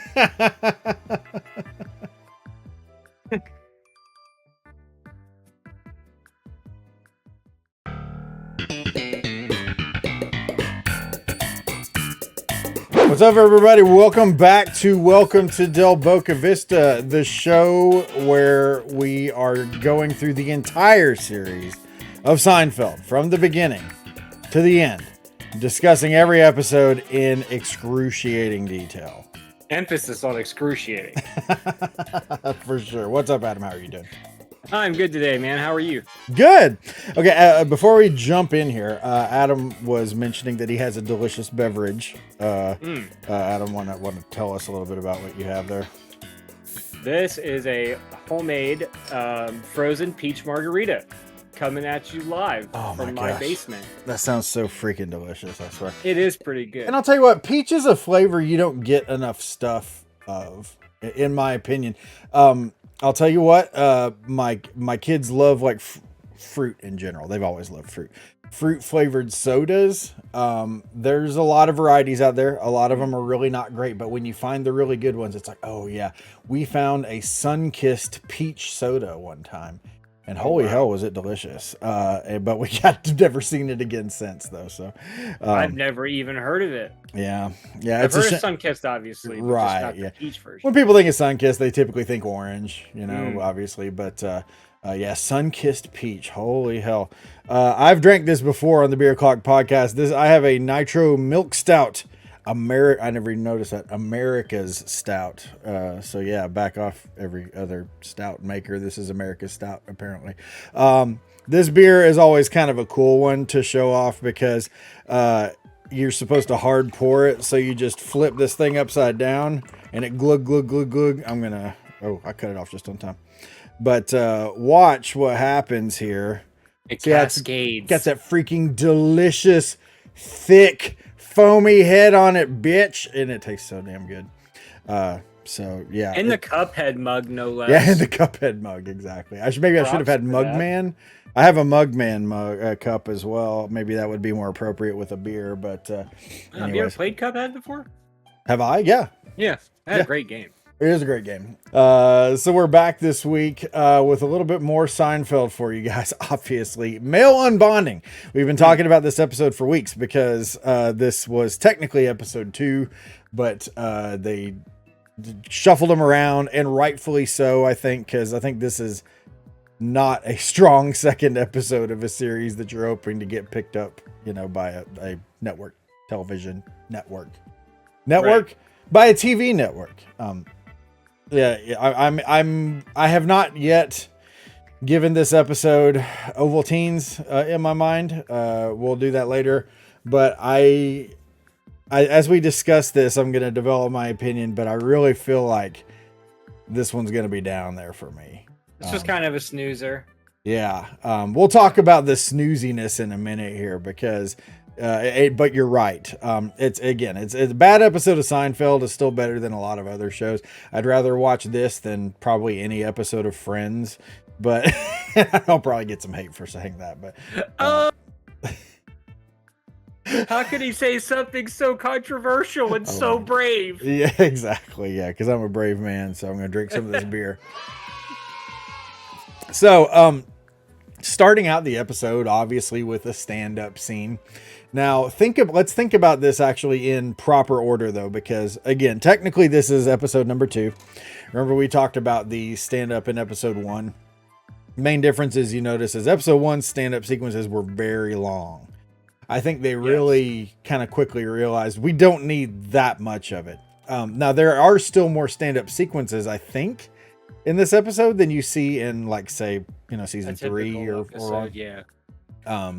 But they were still not nearly as long in length. But men are drawn to tools / work is basically the premise there. Is this true for you at all? I'm only going over if there's a cooler a beer, maybe, but yeah, like I kind of identify it in the sense of like I've definitely been the guy like in the background with the beer, like asking the dumb questions, like, so what are you using a Phillips head? asking the dumb questions. And I know he says it later in a later stand-up when he's going back to it, I think, but he's like where the guy like tests the strength. He's like, yeah, that'll hold. You know, like, I mean, there's a meme that it's like, you know, white dudes love going up and giving things a yank and being like, yeah, that's not going anywhere. Right. And like, that's so true. Like, I mean, I've definitely done that. And so, like, I kind of identified with the whole, like, the spectating part of it, but what I did identify with is how I'm eager to get over there, you know, like where I open the window and I'm like, oh my God, honey, Bob's working on something. I got to get over there. Yeah, do that. the guy's pressed up against the window. He mentions that. Which, yeah, it's a humorous image. Something that I was thinking of as they were talking about this is like, I imagine this being a lot more true to life 30 years ago than now. Yeah. Which, I mean, maybe that's a bad thing, a good thing. I don't know. Because the world has changed a lot. But my main thought in saying that that's probably more true to life then than as opposed to now is like, we have constant access to cool no matter what now. So it's like, is there really all that much reason to be just standing out in your front yard waiting for someone to start working on something and then go talking to them as they do it? And then just watch and not help and offer any help in any way, but just stand there and drink beer. Yeah. Yeah, exactly. I kind of attributed it to the whole, like, the King of the Hill, like, thing in the beginning where they're all just standing around drinking beer. They're just like, yep. Mm-hmm. Dude, I'll tell you what, man. Yeah. This is one thing. I love King of the Hill, by the way. We could easily do a show about that. But just have you ever actually just sat and thought of like how lucky Hank and those guys are to live on a street with 4 of their closest lifelong friends all within 100 yards of each other? It's like, well, that's what happens in cartoon worlds. Oh, Steve. true. Yeah. It doesn't happen in the real world. Yeah. I hate At my all. neighbors.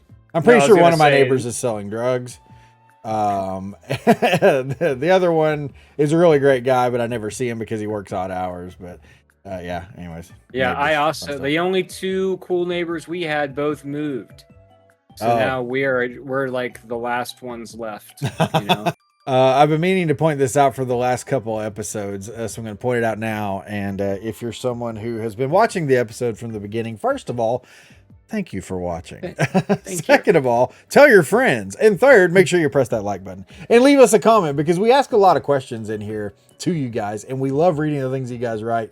So anyways, make sure you do that. But the thing I've been continually meaning to mention that I keep forgetting, and I don't know if you've noticed this or not, but if you haven't, go back and watch. You need to watch the audience shots very closely in these stand-up sequences. Where, remember, we already realized how stupid we were in saying that, like, yeah, they never show the audience. It's always Jerry. Well, then it's like, well, 3 different episodes where they show them. But when it shows the shots of the audience, watch that closely because they reuse shots a lot. Like there's this one shot of this one woman who kind of does this thing where she laughs and her head's like this or whatever. They've used that shot in like 4 different episodes or 3 different episodes or something. Yeah. So if you go back and watch those episodes, you'll notice that they reuse shots frequently. I mean, it's not like constantly the same ones over and over again, but like there's this one shot of this one woman, for example, that it's in like 3 different episodes. So anyways, something to look at. Did you have anything else to say about the stand-up scene? Men are kind of like cavemen, I guess, is one thing that I'll touch on in his later stand-up about this, is that, like, you know, we only want to be around work and macho stuff. You know, like he kind of touches on that later, but yeah, I kind of get the sense that Jerry just thinks that man is just primitive caveman in some aspects. I wonder, it's funny because I've listened to a lot of Seinfeld stand-up and he doesn't do a lot of, this is kind of a man's man sort of joke, right? Yeah. You know, we're talking about tools and he mentions a Phillips head and, you know, like, but anyways, like, and they're like the you know, average male Neanderthal sort of thing, you know, kind of Tim Allen-y almost. But it's like that area of humor is not one that where Jerry spends a lot of time. Right. It almost makes me wonder. It's like those jokes are very un-Seinfeld-y. That was the way that culture thought about men back then. You know, if they were to do the exact same joke now, like, I don't know that our culture views men in the same way. But then he also takes it the other way in that one episode where the women are just writing all the checks, and they're so good with the checkbook and all that. It's like the other side of it. You got the machoism with the dudes, and then like the stay at home spending all the money trope with the wives and wives, not wives, but I'm not editing that out. Please don't. Did you notice that there's something in, I forget, it's in the Mario episode. You're like, please edit this out. And yeah, and you're like, yeah, I'll be sure to do that. And then like a little thing pops up. Didn't do it. I didn't. I'm not gonna do that. Make sure you watch our Let's Plays. They're very good. But no, yeah, both of those perspectives of like the woman with the checkbook spending all the money and the husband going off and working and fixing things and working with tools and all that. Yeah. Those are both very 90s ways of viewing those things, but the show was made in the 90s, so that kind of makes sense. But kind of makes sense. But anyways, yes, they're in Jerry's apartment, which I thought was a rare glimpse into the inside of Jerry's building. I don't know if you ever really get to see the hallway, the elevator, and all that kind of stuff. Yeah, standing there waiting for the elevator, and then they get on the elevator. I don't think that, no, I guess I was going to kind of mention the same episode again, but like there's the episode where the guy has the bird, and he locks himself out of his apartment out of the apartment building, and Jerry won't let him in because they've been told to be careful, not let people in that don't live there, and he doesn't know that guy, and turns out the guy lives right down the hall from him and stuff. Like in that episode, you see the lobby, you see the elevator.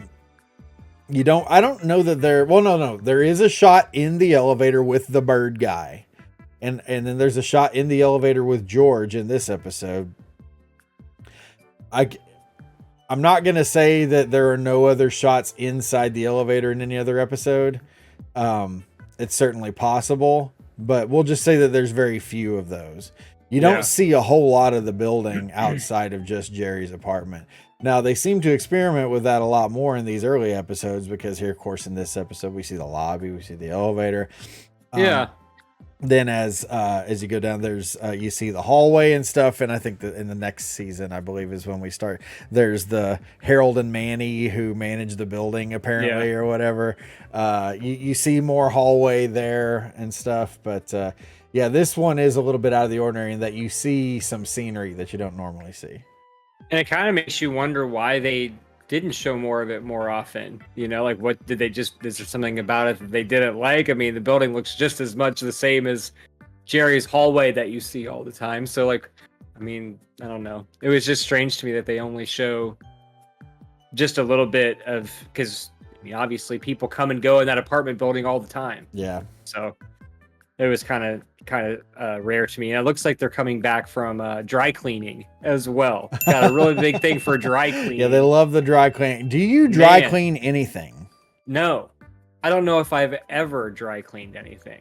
I used to wear suits at a job, and I would have those dry cleaned. But I mean, outside of that, I can't think of a single time I've ever dry cleaned. And these people are dry cleaning everything. And it's just like, are they just buying a bunch of shit that just needs dry cleaning treatment? It's just like, just stop buying that stuff. Good Lord.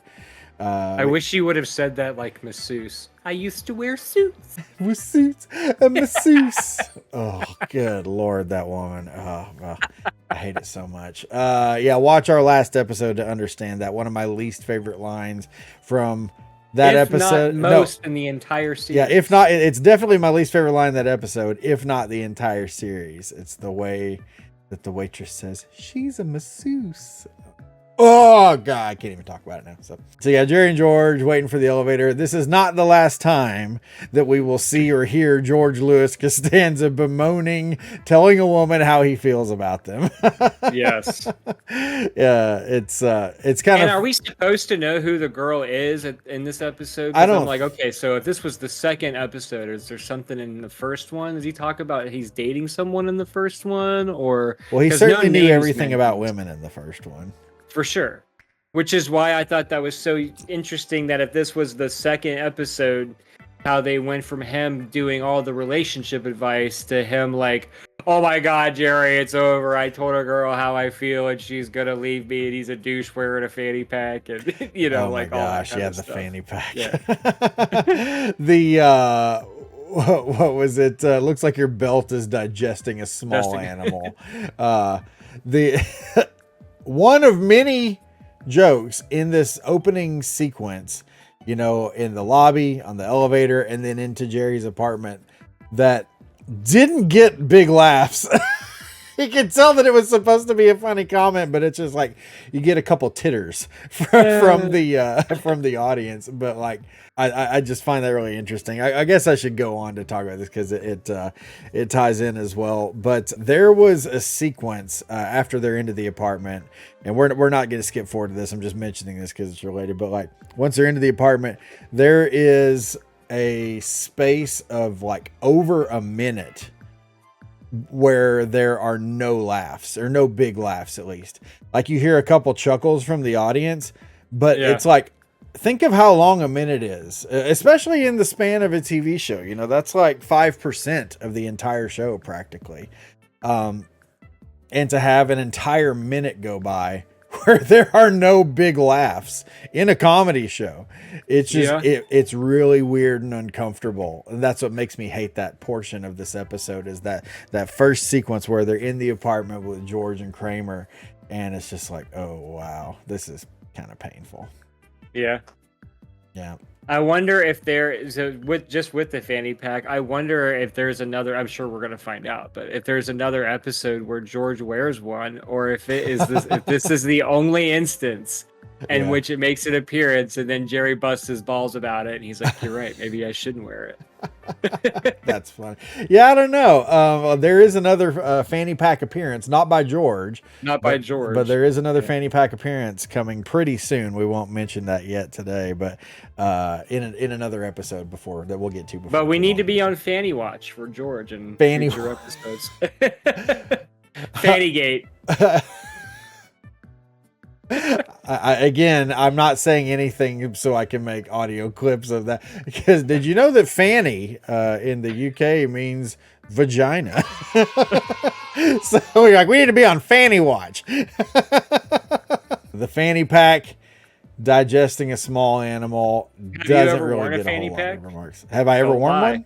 Yeah. Oh, hell yeah. Back in the 80s when I was a kid. Oh, hell yeah. Well, when I was a kid. Now, of course, once I exited childhood, I'm like, this is pretty dumb looking. But I feel like the fanny pack is the equivalent of the sweatshirt tied around the waist as well. Yeah. I did that. I did both of those as a kid. I wore the fanny pack as a kid and did the tying around with the sweatshirt. Wouldn't be caught dead doing either one of those things as an adult, though. The tying of the sweatshirt, was that like so you didn't have to carry your sweatshirt but you didn't want to wear it, or was that like an accessory, like you were accessorizing? Oh, it was certainly not for fashion. Oh, not for fashion. At the time. Okay, no, it was just so I didn't have I'm hot, I don't want to carry this thing. Yes. I'm tying it around my waist. Okay. Yeah. Okay, I won't ridicule you then, because that just makes sense. It's like if you were like waiting for a sweatshirt that would go with a certain outfit and then tying that around your waist, I was gonna have to like give you a little bit. I don't of a hard know time. if I had. I certainly didn't have that kind of fashion sense when I was a kid. Yeah, I was probably definitely rocking Power Ranger T-shirts, Teenage X-Men, those kinds of things. For sure, for sure. I did notice in Jerry's apartment that the box of baseball cards is on the fridge, and the small mini Porsche car is back. It's back. Which is weird. Well, wait, hold on. Okay, no. It wouldn't be back. Well, it's back because this happened. Was filmed first. Yeah, that's a good call out though. I did not pay any attention to that. I did not notice the baseball cards. I did not notice the car. I did notice the giant cactus. The giant cactus. The giant cactus is still there. That huge phallus of a cactus just poking up there in the corner. Huge phallic cactus towering over everyone in the apartment. That callus. What was it? The phallus cactus will really give you a nice prick.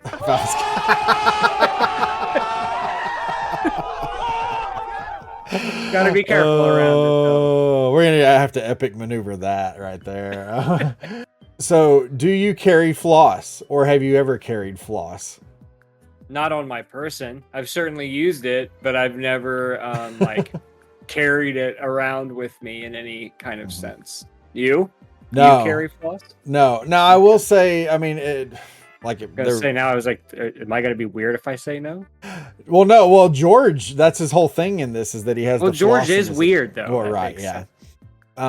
George has the floss in his pocket, and he's all concerned that she found. I don't get. Okay, was the floss used floss? I assume. You get the impression that it was used. Well, right? I mean, otherwise, why would she be grossed out by it? Yeah, and then this is another one of those things where it's like they're doing things in the show that make no sense. Now, I understand not wanting to be a litter bug, right? But if I use some floss and I'm just out in the world and there's no trash can around, I'm not carrying that around in my pocket. I'm just gonna throw it on the ground. And I don't care, because it's a piece of floss. Call me what you will. Yeah, I'm not carrying around a used piece of floss. So and George, floss is biodegradable, isn't it? I would assume so. It has to be. Yeah. Actually, someone's gonna post like an article. All this floss is in our oceans. And it's people like you. Yeah, they got the seals where it's like their heads stuck in it or whatever, like those Coke bottle thingies. But yeah, the carrying of the floss I thought was really funny. George also mentions buying his date a container of orange drink in the lobby at a place for $5. Yeah. First of all, $5 for a drink is a steep amount. Especially in the early 90s. Well, that's what I was about to say. I mean, especially you rewind to 30 years ago. It's pretty wild. But like this again is one of those things where they talk about it like it's something that everybody knows about, but orange drink? Oh yeah, the orange drink. What the heck is this? You know, like high C? What are we talking here? Well, okay, when you hear orange drink, what's the first thing you think of? High C, orange lava burst. Is that just the orange high C drink? Yeah. Okay. I just know that because I've worked around it, and Now this may be the name, that's just the name of the same thing that I'm thinking of. But like, you remember like back in the 80s when people would have birthday parties for their kids and they would get like that orange drink from McDonald's? That's it. That's what that is? Thing. It's the same thing? Okay. That's what I think of is like the orange drink from McDonald's. I don't think of anything from like a soda fountain or whatever. I think of those big orange cooler like things jugs, with the top that spins on and dispensing that orange drink in those little paper cups that you got probably for free when you got the big orange drink thing from McDonald's. I'm like, are these people catering from McDonald's? Like, how does that even work? I don't understand that. Yeah. My family never did that. We were not wealthy at all. So, do you remember the milk chug drinks where it was like, it wasn't milk, it was like, purple drink, orange drink, whatever, but they were in the shape of like little milk, like chug container things, and they had like the little aluminum foil top that you had to take off. Are you thinking of the ones that were shaped like barrels? Maybe that's it. Yeah, they were called the things, chugs, like CHUGs or something. No, well, maybe there is one called chug, but I knew those. They were called Little Hug, and it's a little. Okay, well maybe that's it. But it's a little plastic barrel with the colored drink in it. Yeah, whatever kind. Yeah, that stuff sucks, man. I don't know. Maybe it was great back then, but like we had. There's this family that like our kids are friends and blah blah blah. Well, anyways. The wife would always buy those for their kids, and they always hated like these particular colors. And they're like, "Hey, we're just gonna throw these out. Do you guys want these?" I was like, "Yeah, sure, we'll take them." And I brought them home, gave the kids, and I'm like, "Why are these things here for so long?" I figured they would drink these like overnight. But I peeled the top off of one of them and drank it. I'm like, this is freaking awful. That's why. That's why they have not finished them yet. It's because it's freaking terrible. Yuck. But yeah, the orange drink. I feel like those are like something that you would look back with rose-colored glasses, be like, oh man, I used to have these as a kid all the time. And you crack one, you take a big drink of it, and you're like, this is disgusting. I can't believe we drank these as kids, and throw it away and never go back to it. Kramer, he's on the phone with Joel, which we don't know at the time, or Hornick. Jerry walks in. Kramer tries to hand him the phone. Jerry asks who it is. Kramer says, "It's for you." It's for you.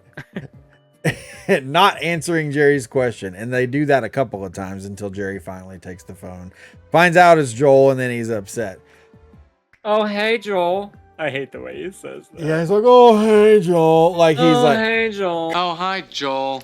could you convey any more in your tone of voice that you do not want to talk to this person? It's like, ooh, man. But which further drives home the fact, which I'm sure we'll discuss later, that Joel Hornick is the most clueless person on the face of the earth. Yeah. You know, either that or he's just living in denial, which is not just a river in Egypt.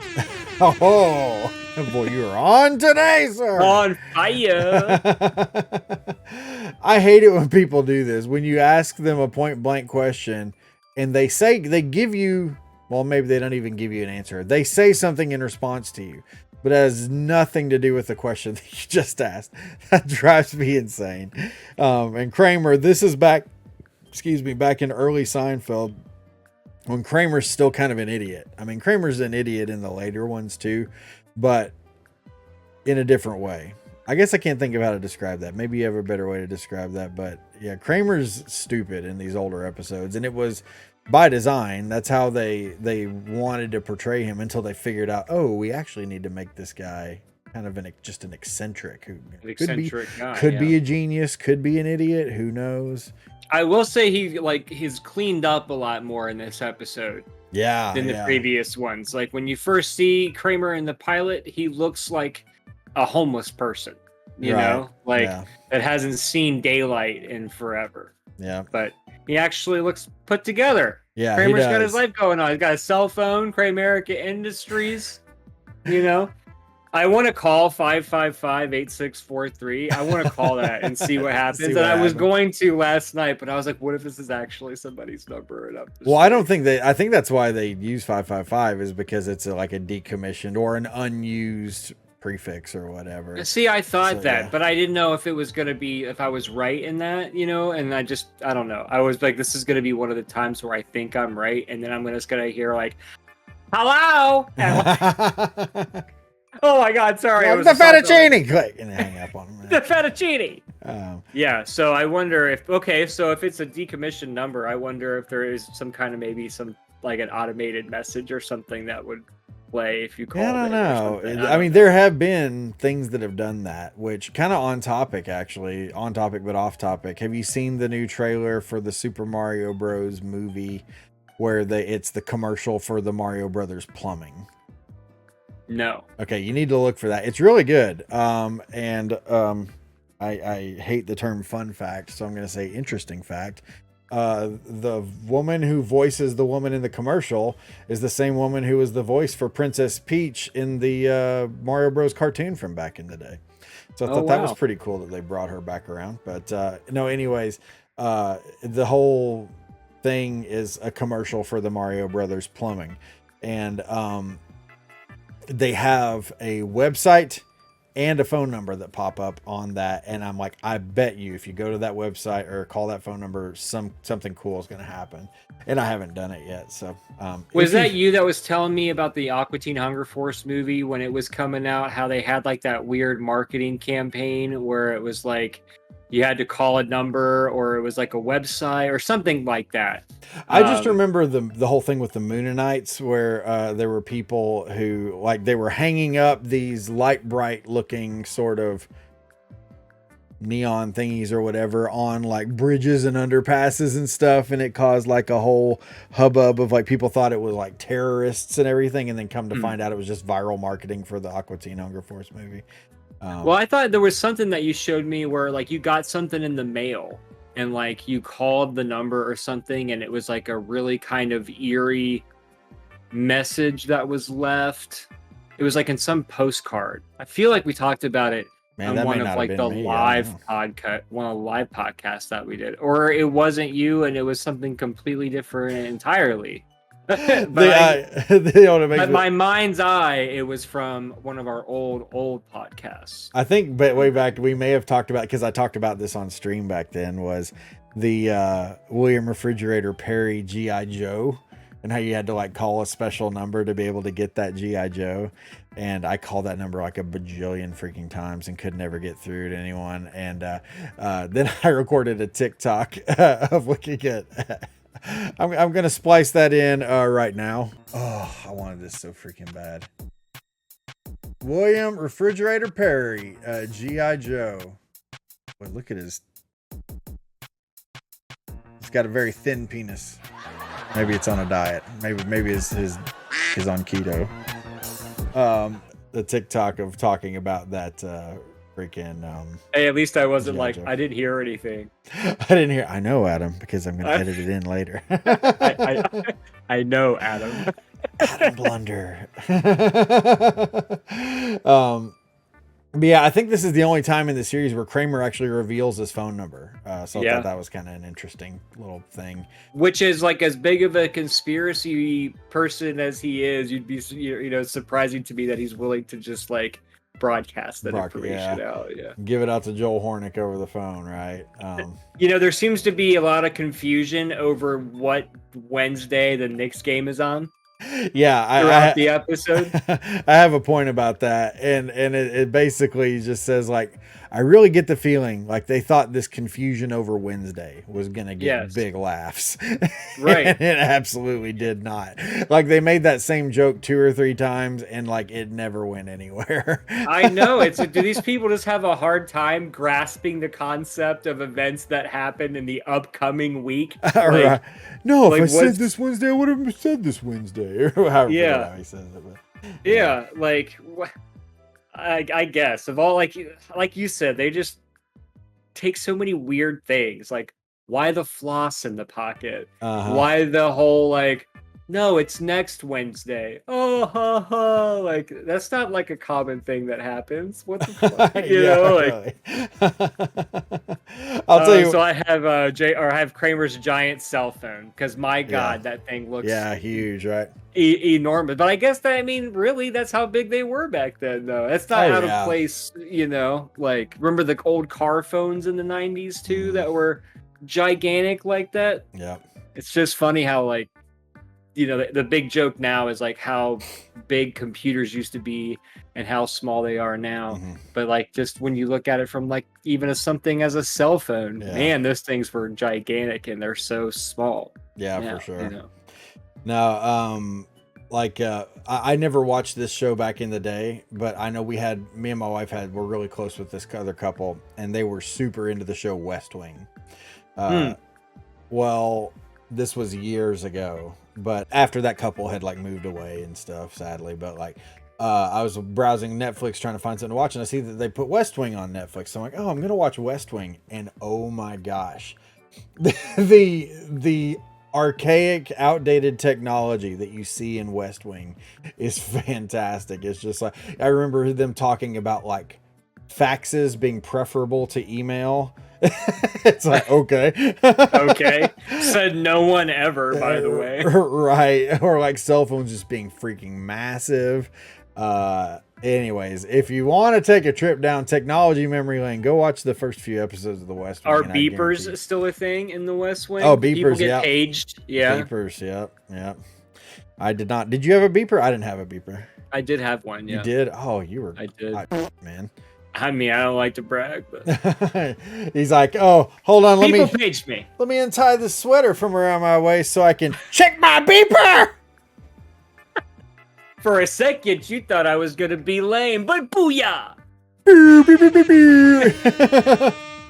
Oh my god! Hold on, guys, I have to go. I've been paged. Yeah.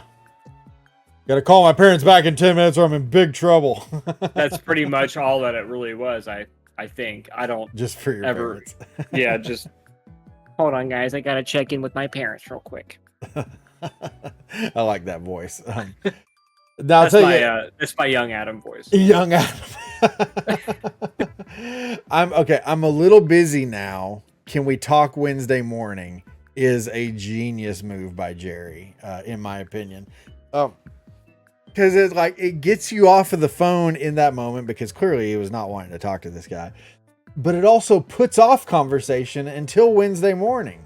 I mean, And then you have enough time to think about what excuse to use Wednesday morning to get out of that. Right. Yeah. I remember watching this back when I very first started prepping for the episode, like weeks ago, when I thought that this was the one we were going to talk about, and being like, oh, that is so smart. It's not that there's anything in there that stops that person from talking to you before Wednesday, but it kind of puts, I don't know, a little bit. We're going to talk on Wednesday. We're not talking before that. We're going to talk on Wednesday. And I'm busy right now, so we're not talking now. Getting out of conversations with people. I spend a lot of time thinking about that and coming up with my own plans. And Jerry's already got it on lockdown 3 decades ago. So the only thing that I haven't touched on is with this scene is I was going to ask you personally, and also the Legion, would you rather be like blunt in a situation like this, or are you a person that like you kind of go around and be like, oh God, I hate talking to this guy, but like I'll keep doing it, and like I'll keep like coming up with we'll talk Wednesday, you know, versus just being like hey man, like, you know, it's been cool hanging out, but it also hasn't, so you go this way, I'll go that way, and then like it's done, you know, and then you don't have to do it anymore. Giving him the Pablo treatment. Isn't Pablo, isn't he the guy who cleans the pools or whatever? I don't know. You know, from Seinfeld, the guy who tries to become Jerry's friend, and Jerry basically tells him, I already have friends, and he's like, it's because I clean pools, and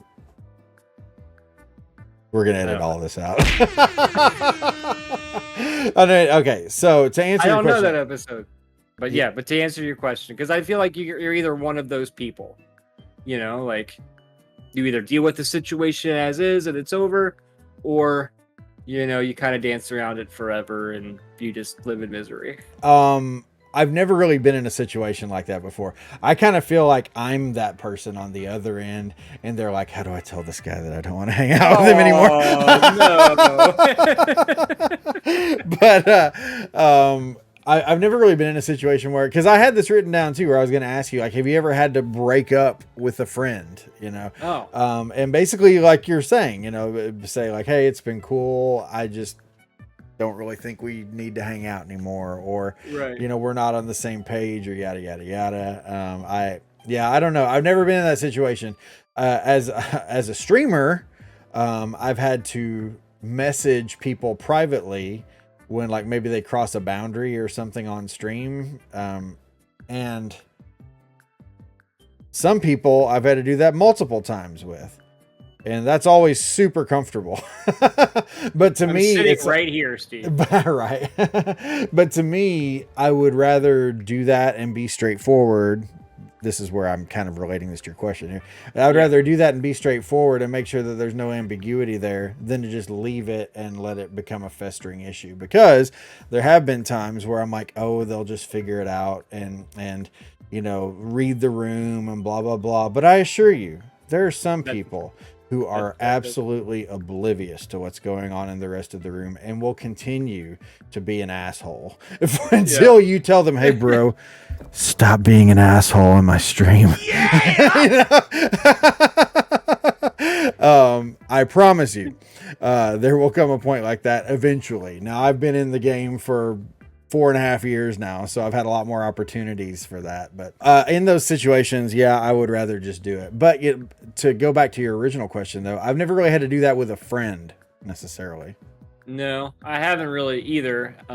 Now I've had like some friendships over the course of my life that have just like not really happened, just because like you just don't generally then make the effort to, you know, continue hanging out. So then like you see each other less and less, and then after a while, like you just don't anymore. You know? That was exactly what I was just thinking. Is I have had some relationships kind of fizzle out.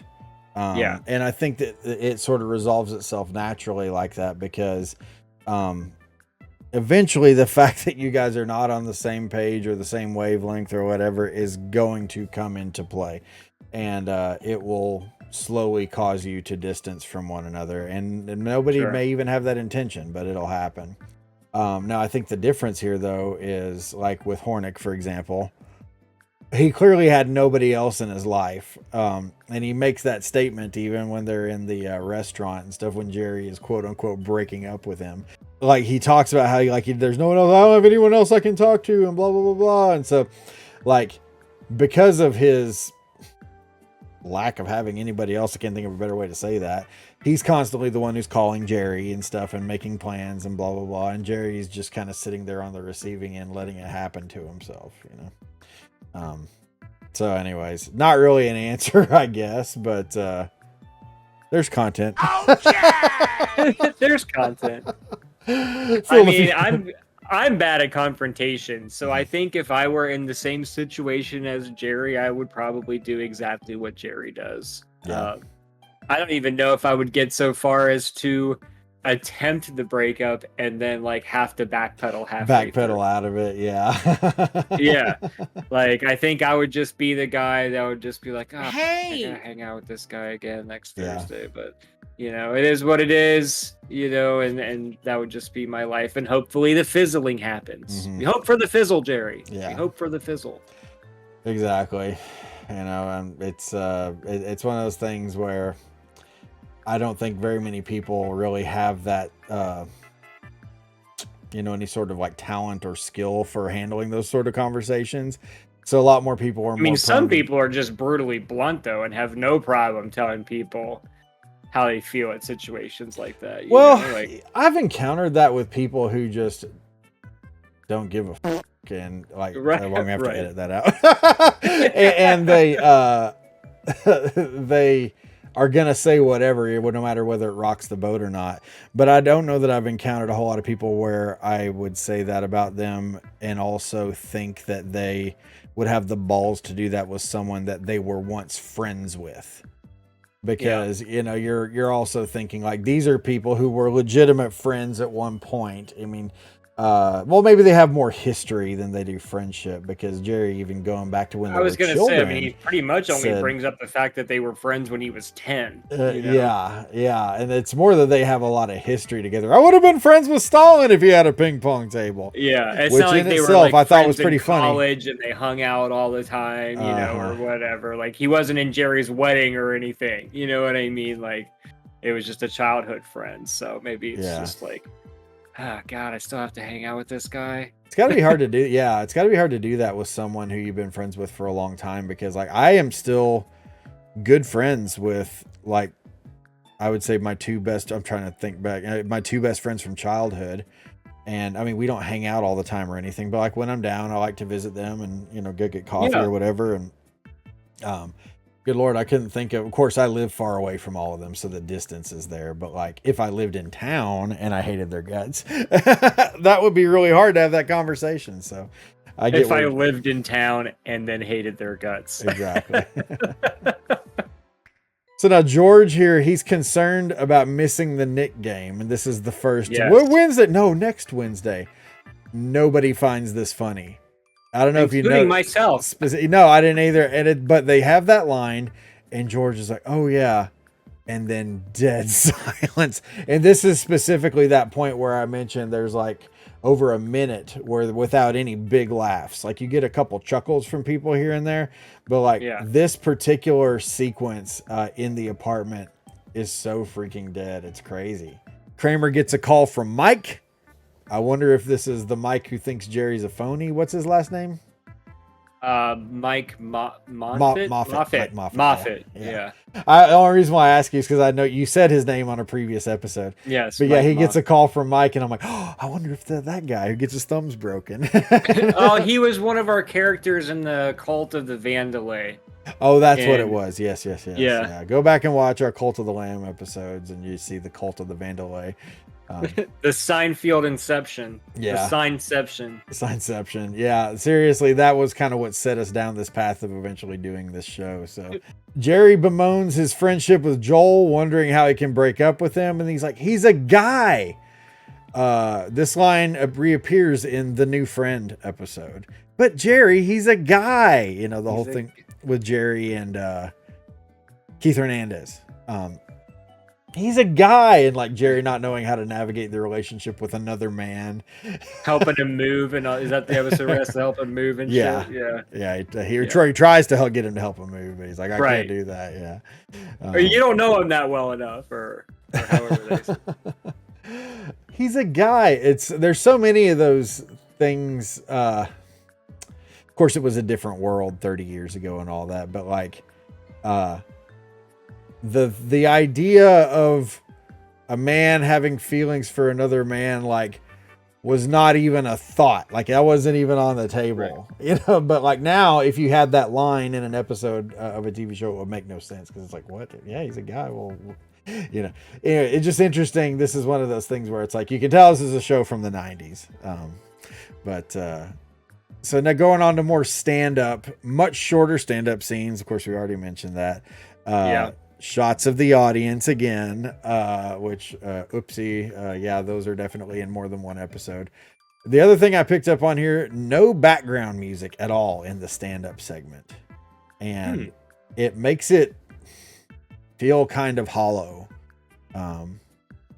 There's no or anything, not even that, obviously not the bass or anything, but it's like dead silent in that stand-up scene.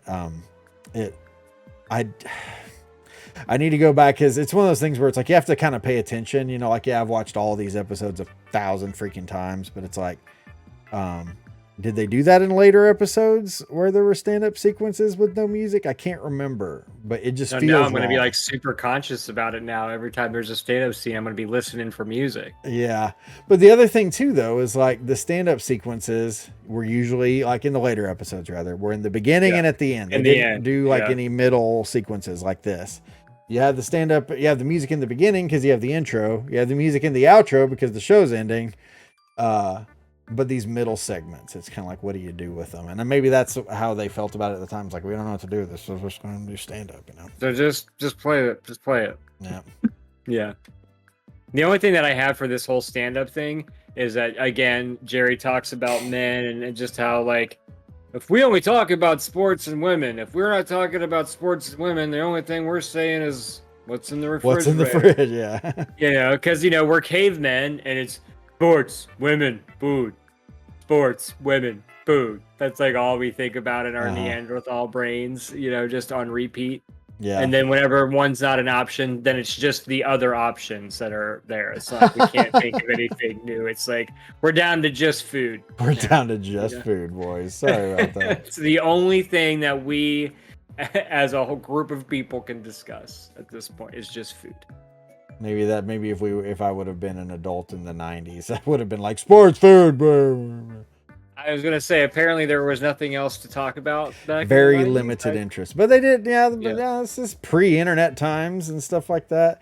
Well, so you figure, if anything, person-to-person conversation would be more evolved back then than it is now, because if anything, we're so distant from actually having real conversations anymore. That there would be more to talk about in the 90s than there is now. But yeah, perhaps not. Perhaps not. Yep. So we're in the restaurant? Yeah, we're in the restaurant. We've been in the coffee shop now. Of course, this is not accurate. I wrote in my notes here, first shot inside of Monk's.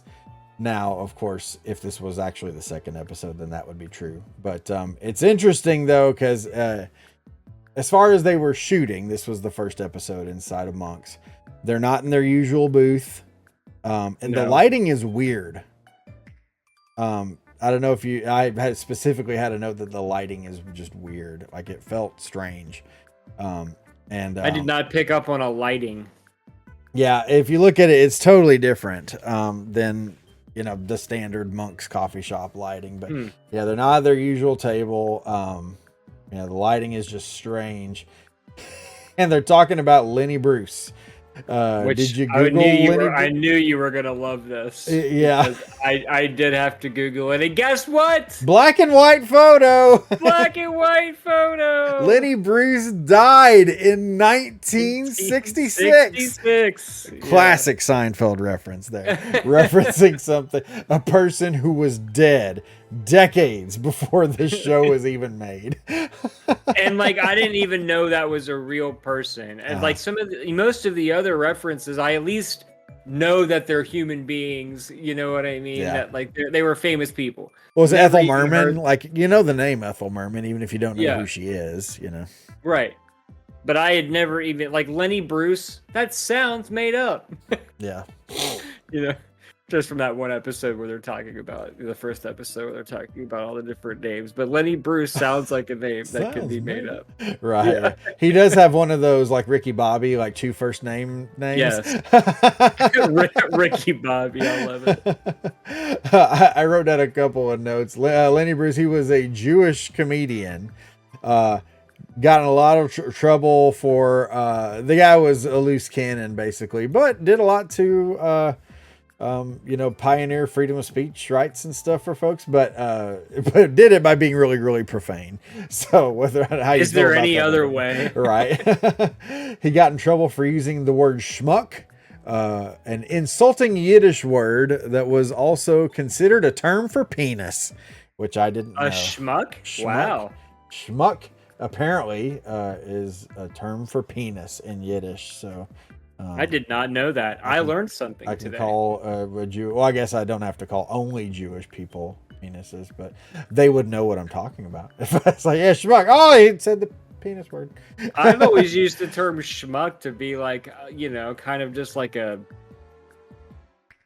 idiot or a moron. Like, or somebody who's kind of lame or whatever. Never went the penis route. Yeah, no, me neither. And that's where I go by default. So it's for that not to be where I went with it is a little strange. Obviously, I didn't know that until today, but now that I know, knowing is half the battle, and I'm going to be using that all the time now. So. Thanks, G.I. Joe.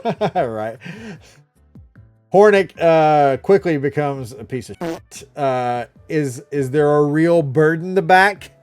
Asking about is it turkey or is it turkey roll? I'm triggered by this whole conversation. Me too, man. But you more so, I imagine, as a server. Yes, because I've waited on pieces of fart noise like that. Fart noise. Pieces of we'll edit that in. I mean, I don't know if necessarily to quite that degree, but people that are just like I don't know.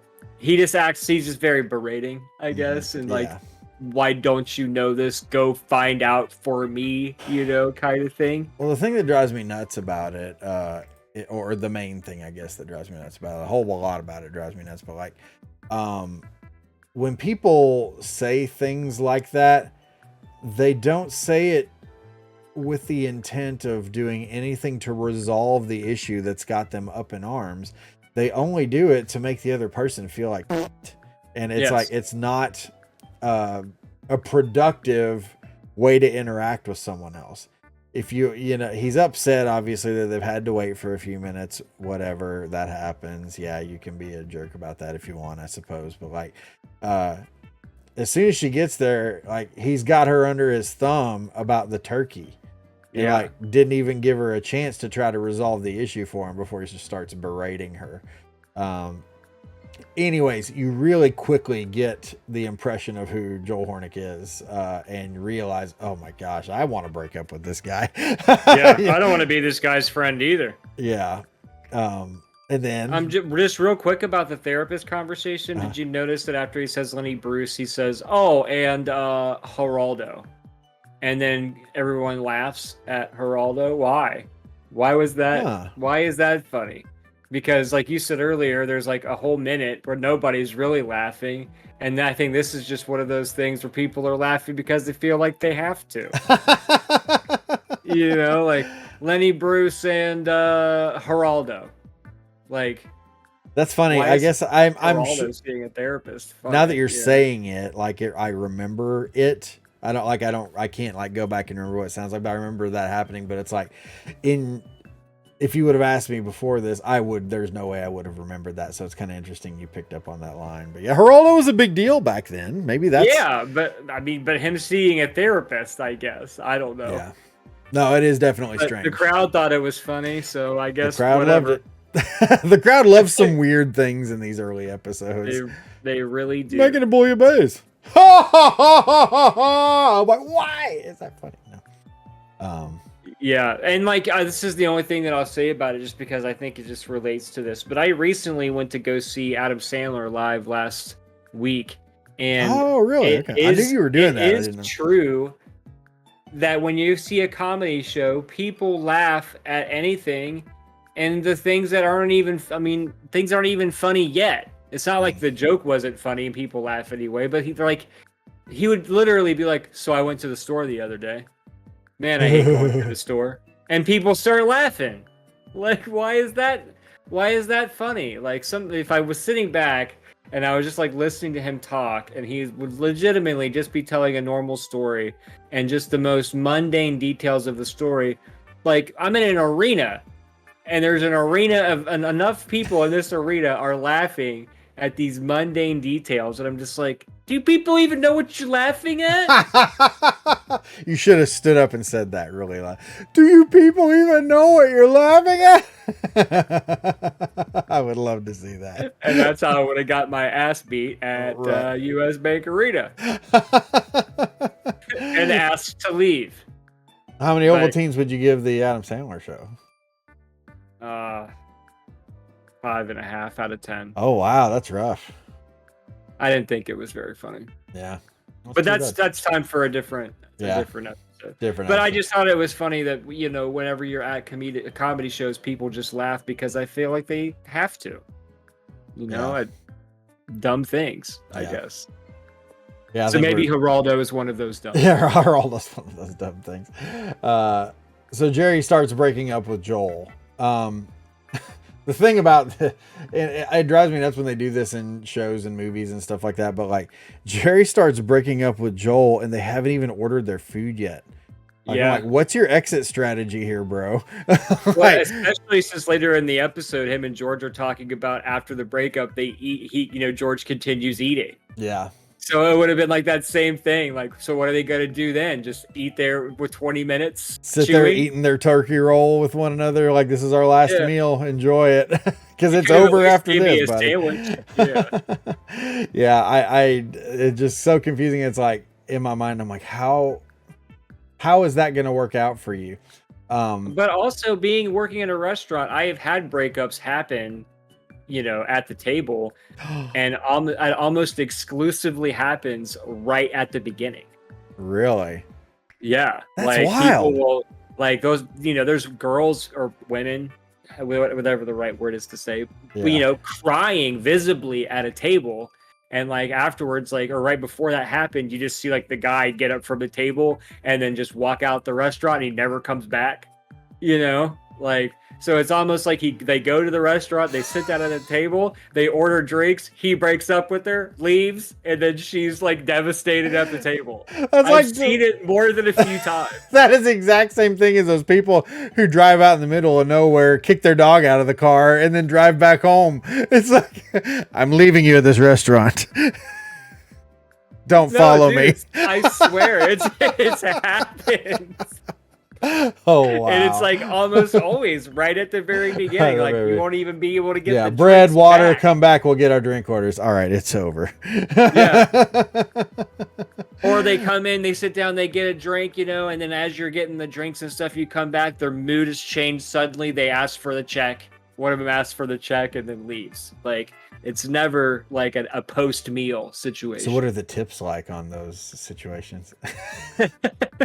Oh, just remarkable. Yeah. I'm sure that's what they're concerned about, is taking care of their humble server that is just got them a couple beverages and that's it, Wow. Yeah, it's been pretty interesting to behold. That's funny. I won't repeat all this because we talked about this earlier, but I had the note here. I was like, I really think they wanted the next Wednesday thing to be funny, but it just isn't. It seemed like they left pauses in for laughs, but the laughs never came. But the laughs never came. That sounds like we should be reading that in a Morgan Freeman voice. But the laughs never, the laughs never came. I almost did a Morgan Freeman voice, and then suddenly I'm like, that's probably not a good idea, Steve. So hey, we got to get popular somehow, Steve. I don't care how you scandal. do it. Oh my gosh, Okay, I have this the redemption on my stream where people can redeem channel points, and I called it Old Sheet because it won't let me call it Old. But basically, what we do is we Google something from like the 80s, 90s, or whatever, and then just look at it and talk about it. Watch maybe some old commercials or whatever. It started when I don't even know how this came up, but like I was doing that just randomly on a stream because there was this toy called Balzac when I was a kid, and it's like this oblong like egg-shaped ball thing, but really all it is like a canvas cover that you blow up a balloon inside of it, and it makes this weird shaped ball you can play with and stuff. And I read that off, and people thought that was so funny on the stream, so I was like, oh, we'll do a redemption for this. Well, anyways, Can I play with your Balzac, Steve? Hey, I actually used to have a Balzac. I don't have it anymore though, but no. I would love to play with your Balzac if you ever find it. If your wife ever gives you your Balzac back, will you let me play with it? But today we were looking at boglins. Do you remember what boglins are? Boglins? No, I don't. They're these little rubber kind of like puppety looking, but they're creepy looking guys from like back in the late 80s, early 90s, I think. But anyways, I Googled boglins, and like the very first toy that popped up was like an eBay listing for some really offensive looking African-American caricature toy thing. My. And I'm like, oh, scroll. It's like, this is not it. This is not it. Like, get myself in trouble here. No. Don't cancel me today, please. Yeah. But, this will be my second near miss of a cancellation today. Steve pulled up this offensive toy, and then he talked like Morgan Freeman for a while. And then he pulled out his Balzac. It's my Balzac. I'm gonna put a Balzac picture down here so you guys will know what a Balzac is, because it is. I'm gonna show you guys my Balzac right now. It was a real thing, and it's hilarious because again, all it is like a canvas covering that you inflate a balloon inside of, and like that was the toy. It's like, that is the dumbest stuff like now. And it's like, but back then we were like, hell yeah, Balzac, you know? Yeah, but don't you wish you were the inventor of something so like, yeah, you know, something so simple, but made so much money probably. Probably, you know? Yeah. Hey, we had one, we didn't have nothing. So it had to be a pretty big deal, but. Well, that's two things. The Howard Metro conversation. You know that Howard Metro, judging by how they enact this, is brought up every single time that they hang out. You know, like, the guy with the that I got the ears or whatever. You know, because so this guy must, every time that Jerry musters up the courage to hang out with Joel must have been, you know, is always like, hey, you know who I ran into? Yeah. Yeah, it's like the same guy, the same story. Like I've known people like that like they share either the same joke or the same story every time you hang out. And it's like, I get it, man. That was funny, you know, or whatever. Like, I know. I was there. I know. Right. Like, so I kind of made me laugh a little bit there with that. And then with the whole, like, when Jerry tries to break up with him and he's like, I want to know what I did. And Jerry's like, it's not you, it's me. That's like a whole kind of preface to the George and the papier-mâché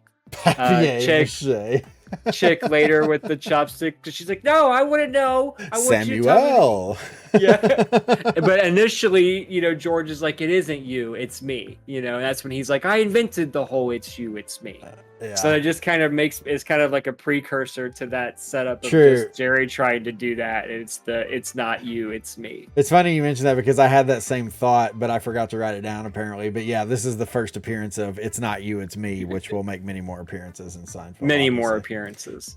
And then my least favorite line of the show is the "Go see his show." See, I love that part. God, I hate, because no one would do that in real life. That is not a human reaction, I don't think. You know, in the middle of the moment, you're just gonna start screaming at strangers in a restaurant, like telling everyone to go see his show. Yeah, I don't know. I actually kind of thought that was funny.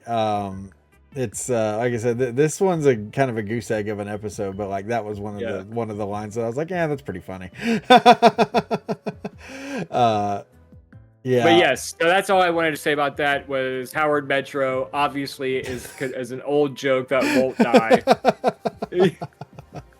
So Jerry and go see his show. So Jerry and George at the bank, the pins on the chains with no ink. That makes me laugh more than almost any other part in this episode, I think. The most relatable for sure. It's so stupid. Do they even do that anymore?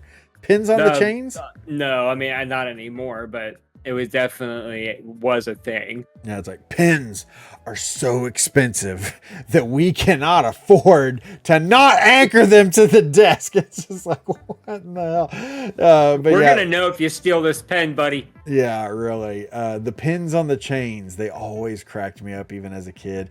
And so like them going through like 5 pins before they find one that actually works, I thought that was pretty hilarious. But did you notice that George is wearing the same sweater from the apartment episode where they're at the coffee shop and he's bitching about the chews? That's true. He was wearing that. No, I did not realize that. But now that you mention it, yeah, he's wearing that same sweater because I thought that sweater is hideous. It's hideous. Yes. And it pisses me off because it's another reminder that we're still sort of dealing with successful George. It's like he's right. Not the miscreant that he eventually evolves miscreant into. There's that word again. Yeah, see, I did that for your benefit there, but for my benefit, thank you. But yeah, the stupid sweater. Oh my gosh. It's he needs to cut the sleeves off of that and wear that sleeveless. I think that they get more of a Beastie Boys kind of thing going on there. But yeah, wearing that sweater was like, oof, man. It's a statement right there. I don't know that I've ever had unbelievable egg salad. That's exactly what I said. I have can egg salad be unbelievable? ? I love eggs. I love egg salad. I don't think I've ever had unbelievable egg salad. I don't even know that it's really in the cards to make unbelievable egg salad. No. And like, what would you put in it to make it unbelievable? What's the secret ingredient there? I don't know. Yeah. But yeah, certainly not just sit after a breakup. I'm not like, oh man, I can't leave without eating this egg salad sandwich. Yeah. Yeah, I will say one thing that we tried out one time that my wife, I think it's because there's a local place that did that, but mixing some curry in with the egg salad. If you like curried egg salad is pretty good. But I still don't know that I would call it unbelievable. It's unbelievable? Good. It's good. It's not unbelievable. It's very believable, but it's good. It's very believable. George is really upset, vocally upset that Jerry gave away his ticket, while it's highly likely that Jerry bought the ticket himself in the first place. It's like all these people mooch off of him constantly. It is very true. Well, millionaire Jerry can afford it. Millionaire Jerry. #millionaire Jerry. Yeah. If anybody can get it, millionaire Jerry can do it. And Jerry is just like, George is inconsolable, and Jerry is like trying to make it up to him. But yeah, George is just pissed off. Jerry and George are talking, even shouting at points across everyone else that's in line at the bank. For sure. That shit pisses me off. It's when people like have no consideration for the other people that are in the area with them that are having to bear witness to their lives. It's like, dude, lots of overacting going on in this scene. I don't know if you noticed this, but yeah, George is upset after Jerry's already told him, and they've already kind of been shouting and whatever. And George to the bank teller says, "Can you change this into bills?" They did it to me before. He says, "Change this into bills." And like, this is a really aggressive hand movement to be right in the face of a woman who's the bank teller. And she's like, "I'm sorry, sir. I can't do that." Yeah. I'm like, geez, people calm down here. Like, what the hell's going on? Just ask her if she can do it. And if she says no, then whatever. But yeah. Oh, come on. They've done it for me before. Before. And then he's like, what, you want me to quit my job? Like, Well, what? So you don't want to do it because it would be very, tedious and time consuming, but yet you have no qualms bringing your bucket of change to the lady and doing like you do it right now while there's people in line and everything. Should I quit my job? Yeah. Well, you won't have one for too much longer, George. Don't worry. Right.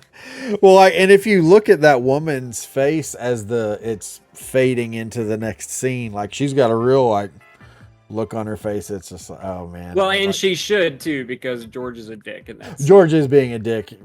Yeah, very consistently here. Yeah. Anyways, like I said, just so much overacting going on in that scene. It felt like. Yeah. And I'm just gonna say this since we're about halfway through here. Adam and I love Seinfeld with all of our hearts, so we're not shitting on these old episodes.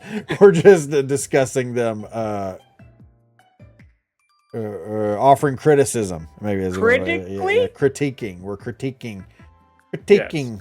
Critiquing. Anyways, so I don't know why that word grabbed me. Critiquing the crooks. Critiquing these crooks. More stand up again. Very short stand up sequence. Still no music. The only note that I had was online. Have you known this about East Coasters? How they stand online? They don't stand in line. Have you noticed that? I've not noticed that.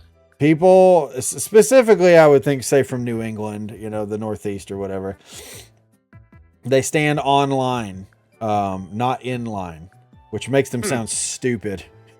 I'm just kidding. Maybe not all the way kidding, but a little bit. You really have something with like people from Boston and everything. 'Cause you said, right. Are you online, on the line that's clearly visible here on the ground? Makes a lot of sense, New Yorkers. Yeah, anyways. The only thing that I have for this is that his whole joke of the laughing all the way to the bank and going through the maze, that's a pretty good bit. I laughed pretty hard at that because it is true. No one laughs going to the bank.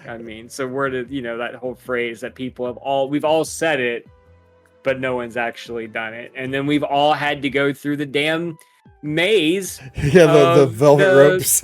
Yeah, of just you have to go through the thing. Could you give me a piece of cheese? I'm almost to the end. Like, all right, Jerry, I'll give that one to you. That was a good bit.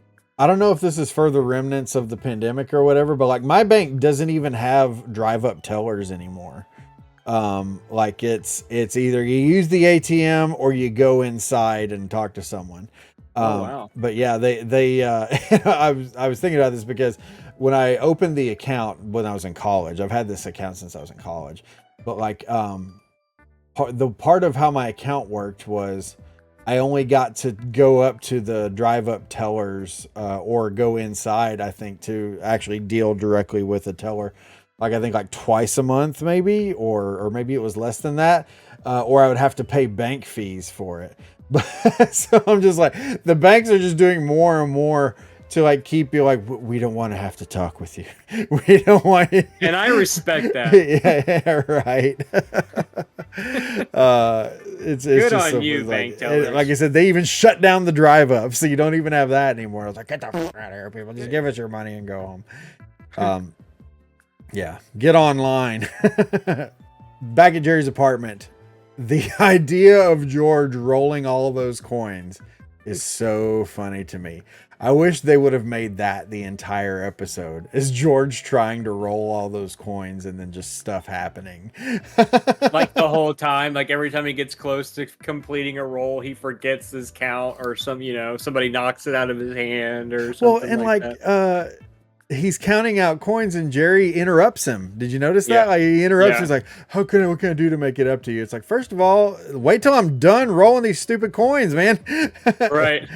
I gotta respect the fact that George is willing to roll them in the first place, because you figure like as soon as he found out that he would have to do it, he'd be like, all right, well, I'm not doing that.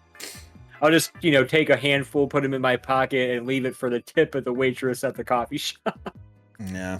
That would be a George move, I think, versus taking the time to physically roll them. Yeah.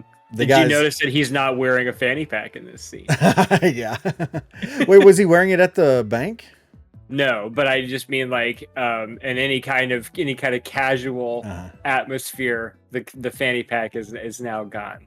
So Jerry Zinger of the small animal digestion must have really rode home. Oh, I can't wear this in front of Jerry anymore. Yeah, right. So the guys start talking about Hornet crying.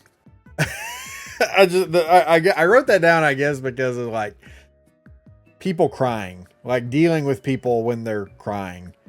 Nobody's comfortable with that. No. And so Jerry starts breaking up with Joel, whatever. Joel starts crying, and Jerry immediately caves. George the man wept. The man wept. What was it? No, maybe I think it's when he's talking to Elaine where he's like, with mucus included or whatever. Yeah. Yes. But then once again, George is piling on the guilt to Jerry about his ticket that he probably didn't even pay for. Right? George is really all about making people feel bad about the wrongs that are done against him, doesn't he? Loves that. He loves it. This is the first time we hear of Kramer's Pizza Place where you make your own pie. We hear of that in future episodes as well. Would you have any interest in going to a pizza place where you make your own pie? So I wrote down that I have no idea how I would handle the pizza dough enough to make it a decent pizza. You know, like if I tried to do it, it'd have air bubbles everywhere. It would look it wouldn't even be good. I'd much rather leave that to the professionals, Yeah. Now, I could see it like a Chipotle kind of deal where you have they take the pizza and they go down the list of toppings and then you either do it yourself or you can tell what you want and then you build it and then they put it in for you, or whatever. The appeal of me physically tossing the dough and putting it in the oven does not sound like it would be something I would want to do. Yeah, I wouldn't want to do that at all. And the reason why is because if I'm going to eat a pizza, I want it to be a good pizza. And there's no part of me that's like, this is the best pizza because it's the pizza I made myself. It's like, and no. I helped. You know why? Because I'm not 6. I want a good pizza. Give me a professional pizzaman to make my pizza for me. A pizzaman. Yeah. Saul Pizzaman. A distinguished pizzaman. I don't know if you noticed this particular thing, but Jerry stands up. I have something to say. With all due respect, I can't imagine anyone in any walk of life, in any circumstance, wanting to make their own pizza pie. But that's just me. Doesn't that line feels like it had a whole lot of build-up? Yeah, a whole lot of build-up awkward. for absolutely nothing. No payoff at the end. But I thought the same thing. I kept thinking, I'm like, oh, where's he gonna go with this? And then he ends and I'm like, that's it. Okay. That was worth standing up for, and making. I have to say something. No, you don't, Jerry. No, you don't. You might have something you want to say, but you're not for me. Anything. Same thing. Yeah. Have you ever noticed how Kramer has a thing about leaving his hand through the door as he's leaving? No. He does this in multiple episodes. And I noticed this at one point because I saw it and I'm like, he got so close to having his hand shutting the door. But he's like, I think he's pointing at them saying, you'll want to make your own pie. And he's walking away and the door is closing and his hand is still through the door and he doesn't pull it out until the last second. Watch future episodes of the show looking for that. And you'll notice that he does that several times. I'm going to be listening for music and stand-up scenes and watching Kramer's fingers from here on out. And looking for reused crowd shots of the people. Yeah, exactly. When I'm editing, I'm going to make the list of those things on screen for you guys so you can be watching for them. So later, Jerry and Elaine are at Jerry's place. They're bored. They're trying to figure something out. Jerry says they can go to a coffee shop because those places just let you sit there. This whole conversation is just dumb, though. Yeah. I'll go if I don't have to talk. What the hell? What does that even mean? What does that even mean? Yeah. Get out of here. Go home. Go to bed or something. Surely you have work tomorrow. Yeah, no one does that. No one's like, you just want to go somewhere else other than here and sit in silence. Yeah. No one does that. Yeah, this is another one of those things where I'm just like, this is a non-conversation. It's a non-versation. Non-versation. It does not happen in the real world. Yeah. And then she finds Jerry's Rolodex of excuses and then comes up with some of her own excuses. And I don't know if she was making these excuses to be like just lame just for the sake of saying excuses because excuses are lame. But she comes up with some really bad ones. Oh, yeah, for sure. Absolutely. You know, I can't leave the house. I don't have any underwear. Yeah, I couldn't tell, and I'll tell you my opinion at least on why that is so, I don't know if I want to use the word confusing or whatever, but it's because it's not funny enough to be a joke.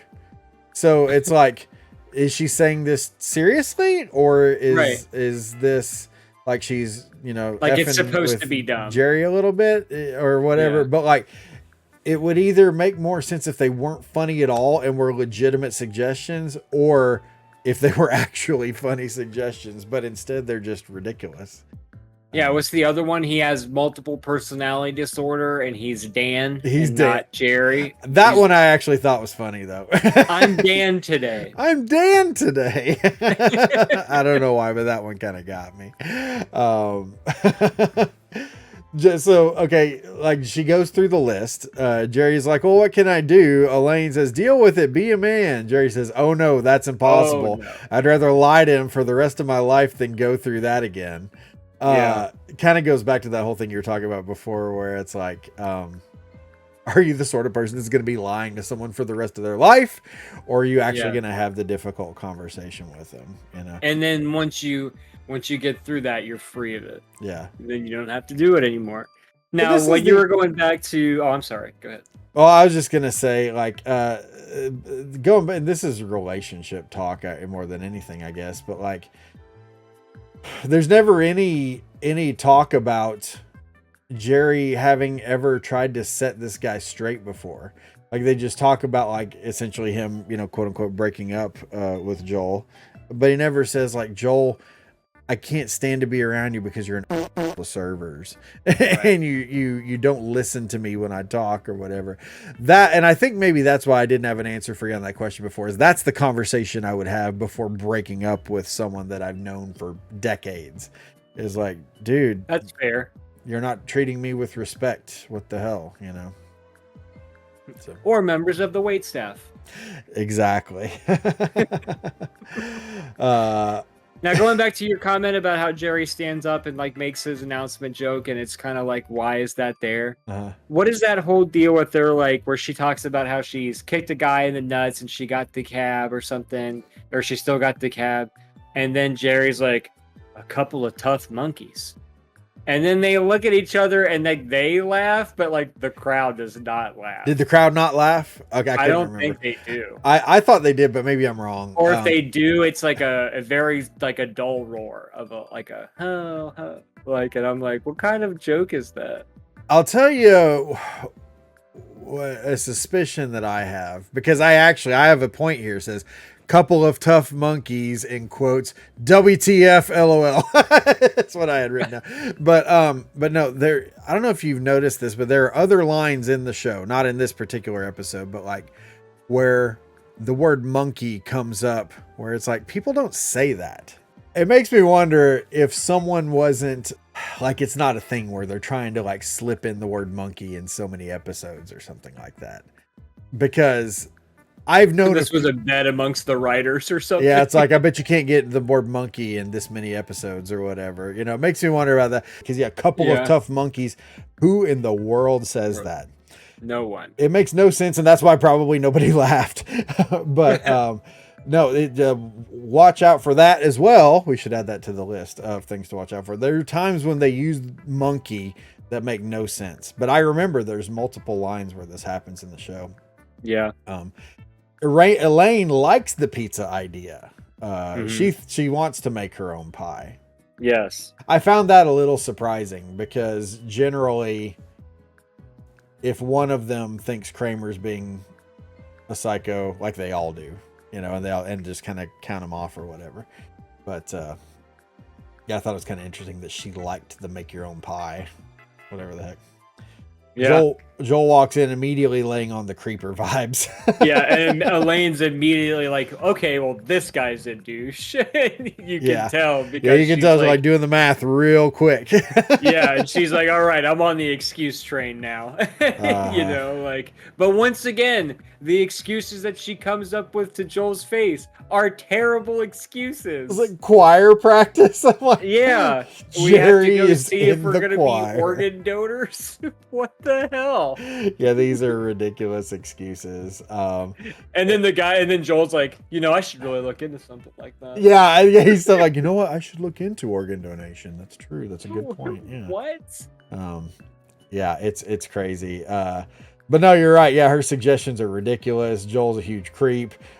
Jerry's in the choir apparently with Elaine. But no, this was a note that I had that I did not think of until like right before we went live to record this episode here. But Hornet keeps suggesting nights for them to go to basketball games. I would sit next to Stalin if it meant I could go to see a basketball game from this era, because to me, this is the golden age of basketball in the NBA. I don't know if you were into the NBA back then, but holy hell,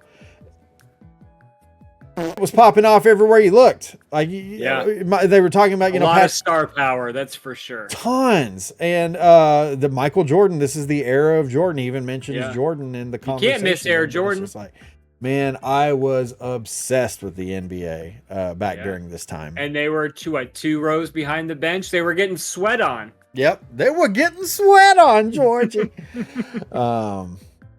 Yeah. Oh man. Yeah, I would gladly sit next to him to go see a game from this era. When I was a kid, I forget what when this was or even what the outcome was, but just the situation itself was so cool. This was back in that era when, like I said, I was absolutely obsessed with the NBA in this time.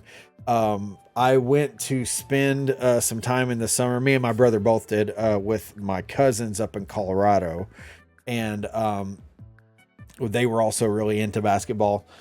Their uncle, like they went to this church, and my uncle, their dad, he ran like the soundboard, for them. Yeah. And a lot of these churches will have like that, the sound or the media area. It'll be like in kind of like a bird's nest thing up here away from everybody. Well, he let us go up there with him while he was running the sound for the church service and watch the NBA finals on a little TV during church, and that was the coolest. Like I remember being like, this is it doesn't get any better than this, man. Like just losing my mind. I'm like, but this was during that era, because I remember the Phoenix Suns were in the finals. Charles Barkley, baby. Oh my gosh, but yeah. I would definitely go to a basketball game with Joel Hornick if I could go to a game from this era. So, especially if you were Millionaire Jerry and you could afford the tickets that were 2 rows behind the bench. Malcolm, Millionaire Jerry can afford anything. Sheesh. For sure. I mean, Millionaire Jerry. Final stand-up sequence. Do you have music in this one? Some friends are always your friends. He says. I thought that was an interesting kind of thing, is that like, I don't know. I don't have any friends like that where I would say some friends are always your friends and kind of shrug, because like I have friends that have been lifelong friends to me, and like I can still go hang out with them and it's exactly like I never left. I think that's awesome. But, it's kind of funny because basically his whole point being that like, when you got that much history with someone, you're just kind of stuck with each other, I mean, I don't even necessarily mean that in a bad way, but like, right. Yeah, you got a lot of history with someone. You guys have a bond that you like really no one else will ever have. And it's just like for me, those old friends that I'm talking about, they, even though our lives have kind of parted in ways, and we all have different interests and different family lives and careers and whatever, none of that stuff really matters, because at the end of the day we have all this history and stuff, and so it always kind of feels like stepping back in time with hanging out with those people, because like It's like I'm almost like I'm not me now. I'm me from 3 decades ago when I still lived there, you know. But do you have anything to say on this final segment here? The only thing that I have written down for this outro, because I literally could not think of anything, is sums up awkward friendships. That's the only line that I have. And I mean, really, it's all I got. And not a bad point though, because yeah, that's it. You know, it's a good way to sum that up. So thinking back, and remember, out of 10, we need to do an Ovaltine rating for this one. And I thought about this the last time we rated the last episode. I was like, shoot, I should have gone back and looked at the other ones, because like, I don't want to like give one a rating that's higher than another when I really feel like it should be lower than that one. I always rate them just on their own merit, but I also want to be consistent as well. So anyhow, giving this a rating out of 10 Ovaltines, how many you want to give this one? I'm struggling between a 4.5 and a 5. Yeah. It's got to be one of the two. I feel like I'm trying to remember what I gave the pilot. Did I give the pilot a 5.5 or a 4.5? I don't remember. I don't remember either. It was like, was one of the, because I feel like it's almost on level with the pilot for me. Well, I want to make sure that it's kind of roughly about that. So I guess I should probably just go with 5 overall. Yeah. How about this? Like that's in the middle. You give it a 5, I'll give it a 4, and that'll end it at a 4.5. 4.5. Okay, that's fair, because it's not very good. No, it's not. By Seinfeld standards, to be yeah, and I feel good about that rating. So yeah, I'll give it a 4. You give it a 5, totaling it a 4.5. I feel okay with that because even the audience, I don't think really thought this episode was that funny. Like I said, there's so many sequences where it's like people say stuff and you know there's supposed to be a laugh there, but it just ain't there. You know, I don't know, maybe if they were just struggling to get people in the audience and so it didn't sound like that big of a hit because there wasn't that many people there, or if it was just the people weren't digging what they were seeing. But not couple of tough monkeys. Yeah, couple of tough monkeys. That should be we should put that in the thumbnail. Couple of tough monkeys. No, I don't know. And then obviously referring to us because we're some pretty tough monkeys. we're some tough monkeys. Well, anyways, one thing before we close down here, sadly, I don't know if you heard about this. This week we lost Raquel Welch. Oh, Welch, yeah. What a bummer. My buddy Greg, who's commented on previous Seinfeld episodes, actually messaged me about it. He said, man, the Seinfeld groups are going to be in an uproar this week. Raquel Welch just passed away. And I was like, oh, no, you're so right. A buddy of mine tweeted me to tell me about that because he's a big Seinfeld fan as well. And, he knows about the show and all that and stuff. So he told me about it and I responded saying, those aren't buoys with the smiley face with the tear coming down. Yeah, he sent me a picture from the group and it was it's a picture of George and it said for the 600 people posting that Raquel Welch has passed, and it's George going, I'm aware. Oh man, what a bummer. Yeah, for sure. I remember her from my memory of Raquel Welch is from Shawshank Redemption. Oh yeah, because she's on the poster, right? And you know, Morgan Freeman makes it was lovely Raquel, you know, and that's just immediately where I go. But then when I saw the episode of Seinfeld that she's in, I was like, oh yeah, huh? Oh yeah. I'm aware. I'm aware. But I am excited for the next episode.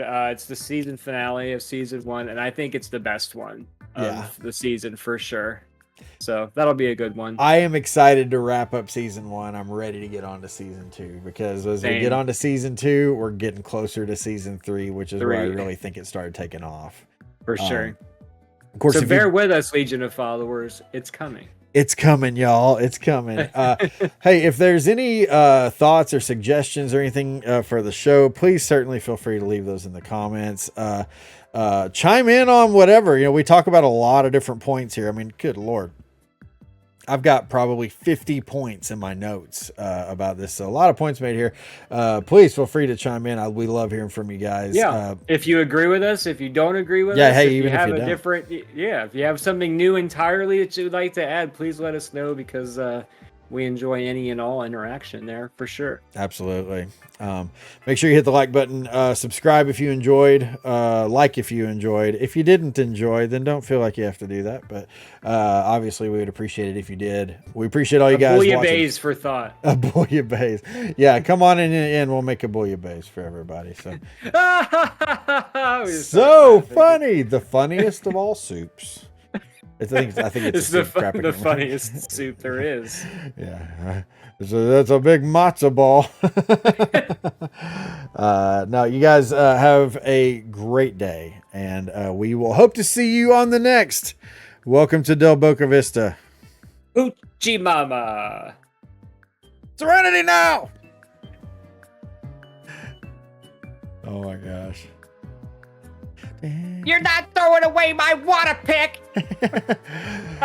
You're giving away my water pick. Serenity now, insanity later. But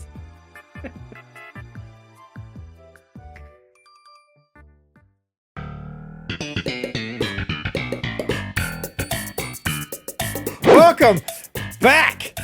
So welcome to Del Boca Vista. How are you doing today? So good to see all of you. Thanks for coming back and watching. And if you didn't come back, you didn't get to see this wonderful greeting, so shame on you. So Adam, how are you doing today? It's good to see you again.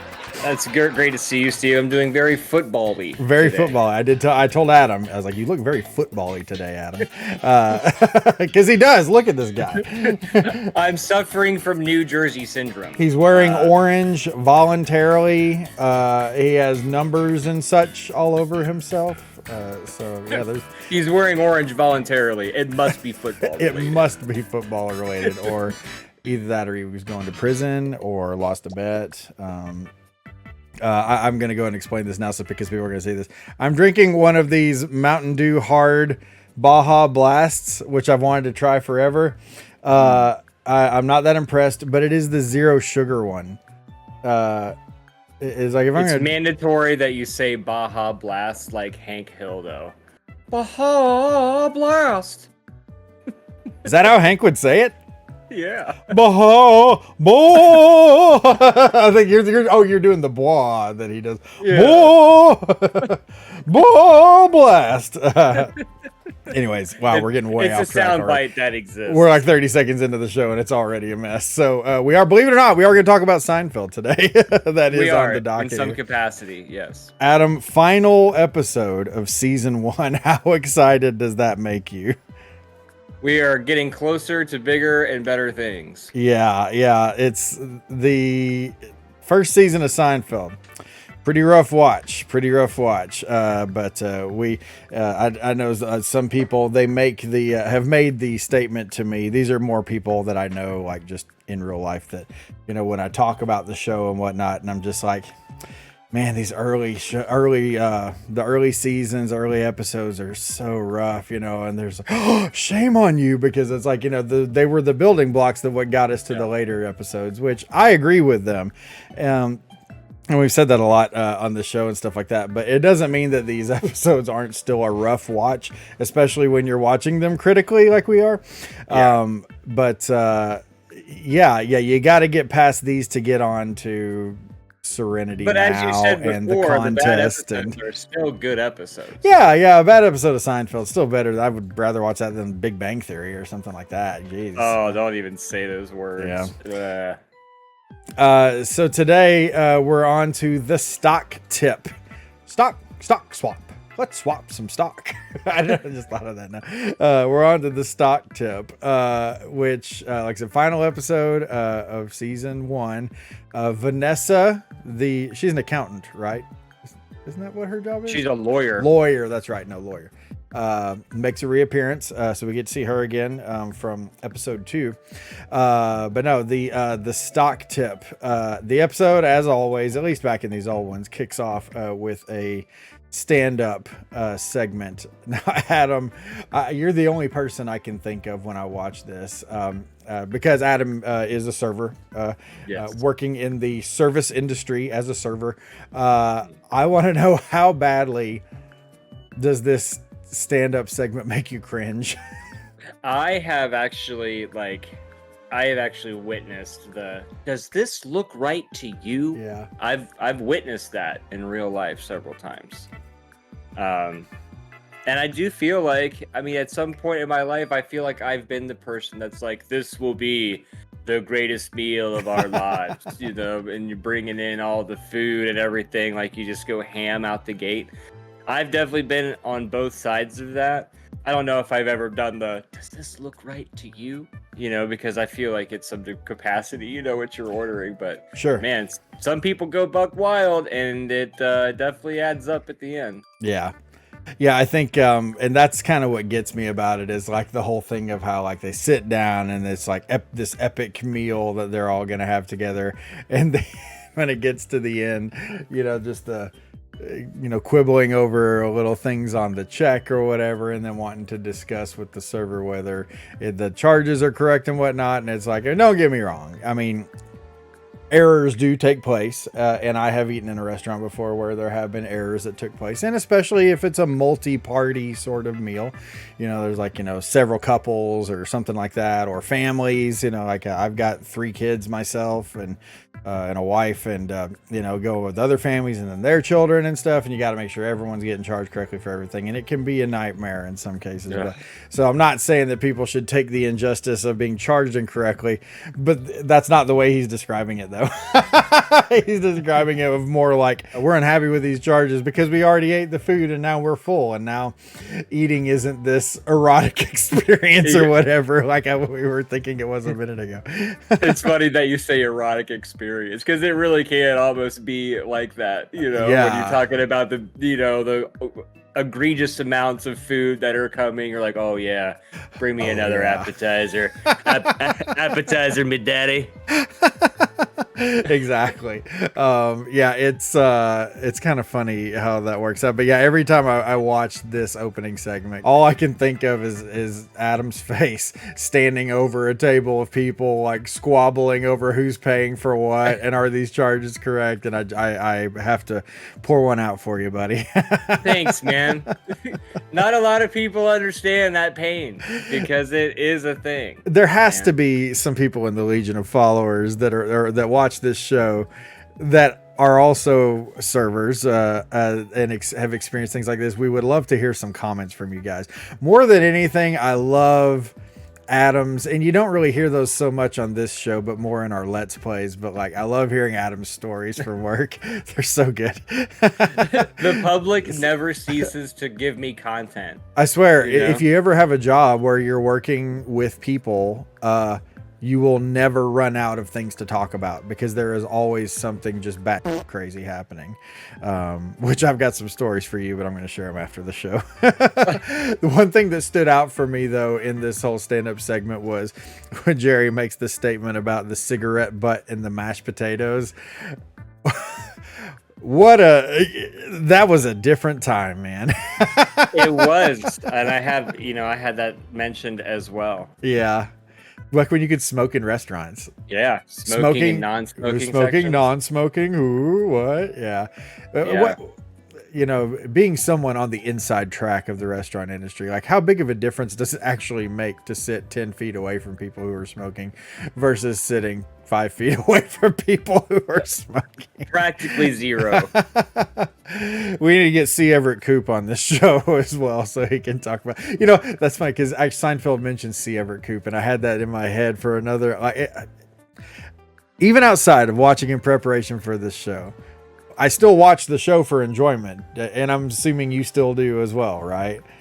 I do. It's my background as I get ready for work every morning still. Now, I will say that Steve takes it to a different level. Sometimes he'll message me and be like, so on this episode, I just noticed this. And it's like, you know, at 8:30 at night. And I'm just like, are you Are you watching Seinfeld right now? Yeah. Yeah, it's always the weirdest times. Yes, I am. And what's hilarious, and I don't want to get ahead of myself, but I've got something like that in my notes here. I did not text you about it though, for some reason. Oh, my phone was dead. That's probably the only reason why I didn't text you about it. But I was watching it last night, and I've watched this episode however many times, and it was the first time I ever noticed this one thing. And so stick around through the rest of the episode to find out what that thing is. And I think, it's good that we don't talk about anything of what we think about the episodes beforehand. So every time that we do these podcasts, it is originally like Steve mentioned, our methods are different of watching it. And so when they come together, it's like we don't have any kind of pre-rehearsal or any chronological order of how this goes. So it is very organic. So I think that kind of explains sometimes the haphazardness of things that go on. Right. But ultimately, though, I think that makes for a better show because, it's always like, hey, I had that too, or this is what I thought about it. And it's not like, all right, so when we get to the cafe scene, this is what we're going to do. Do our bullet points match? At some point, when we finally start like a Patreon or something like that, we're going to release for the supporters, and Adam and I have talked about this, but the raw uncut episodes, because if you watch our episodes closely, you'll notice I try to make them as seamless as possible, but you'll notice some parts where there are cuts in it. There are some episodes where I cut out a little bit just for pacing, and there's some episodes where I cut out entire conversations. We've been known to tangent. We go off on the tangents happen, exactly.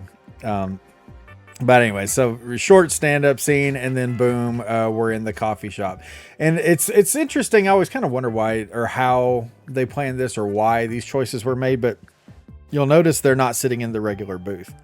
Right. Now, of course, at this point in the show, there really is no regular booth. They really hadn't started that one spot. If you watch the show, you know what spot we're talking about, but they're sitting up against the window in this one, but having a conversation about Superman. Obviously Jerry loves Superman, and whether Superman should have super humor.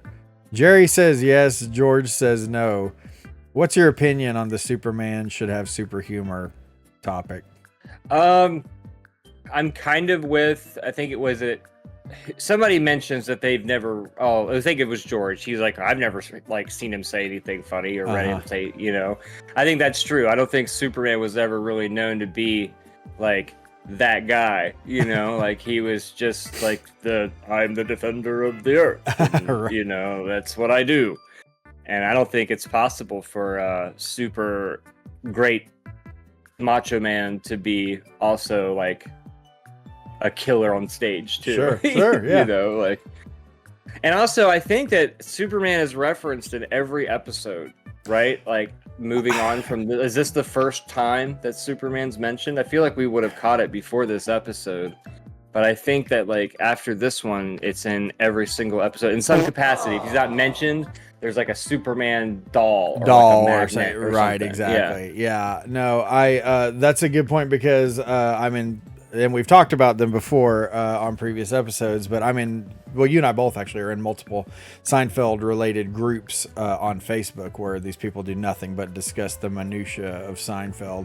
And someone had just made a post about that the other day. So like to answer your question, I really don't know for sure, but I know that definitely is a thought that's out there. And I will definitely say that I've seen several evidences of Superman showing up, whether it's like he has like an action figure in the background or something. I can't recall if there's been any Superman related conversation prior to this on any of the other episodes, but I don't think so, because I think we would have caught it. Yeah. If Legion of Followers, if any of you out there know about this, please feel free to leave a comment. I think that you're correct though, that this is the beginning of Superman just having a constant presence in the show. Me personally, and again, there are some conversations that they will have in the show that are purely there as like TV show conversations. No one would really have this conversation or whatever. Or it's like, why are they talking about this thing now? Well, it's like, well, they have to do that because it's a television show and they have to have something to keep the plot moving. So I get that, but like the thing I don't get is like Jerry assuming that Superman would have to be funny because he's Superman and has like super strength and other super abilities. It's like, well, like where does it end? Is he just super at everything? At everything. Yeah, it's like, oh, Superman cooks a hell of an omelet. You know, where does the superness stop? You know, he can leap tall buildings in a single bound. Laser vision. He can fly. Assuming that the guy's good at jokes for the rest of us. I know. Geez, Superman, calm the hell down. So yeah, I never really quite got that portion of it, but yeah, whatever. I don't want Superman to be funny. You know what's hilarious is, and I'm sure you've probably seen this because you're a big nerd like I am, but like, thank you. Comic book people like to get in fights with people who only watch like the comic book movies, because a lot of the comic book movie people, they're like, oh, Superman's the most boring superhero, blah, blah, blah. He's always good and he always does this. And have you ever seen these conversations before? Oh, of course. Yeah. And then like the comic book people generally come back. It's like, bullshit. You don't know what you're talking about. Superman, you know, if you read the comics, then blah, blah, blah, blah, blah. And it's like this whole back and forth and stuff like that of like how people perceive Superman. So like thinking in light of that conversation, you know, and holding that up against the conversation about whether or not Superman would be funny. I don't know. That just kind of makes me chuckle a little bit. Yeah. And you know, that conversation, that's one that has definitely taken place in some way or another. Sure. That's been debated on an online forum somewhere. Right. That's what forums are for, is these dumpster fire conversations. Google that, bro. Exactly. My next note is just Elaine drops a grape. Yeah. What did you think about that? So I have two things. First of all, I have, what is Elaine wearing? True. And it's like some Wild West frill cowboy-esque looking, you know, shirt. Yeah, she's wearing the same shirt or jacket or whatever the heck it is, I believe, in the episode where the parking spot. I think it's called the parking spot. Oh, where they can't find the car? No. The one where George is trying to back into the parking space, and Mike Moffat. I can never remember that guy's name, and you always remember his name, so thank you. Yeah. So George is trying to back in, and Mike Moffat's trying to pull in head first into the spot.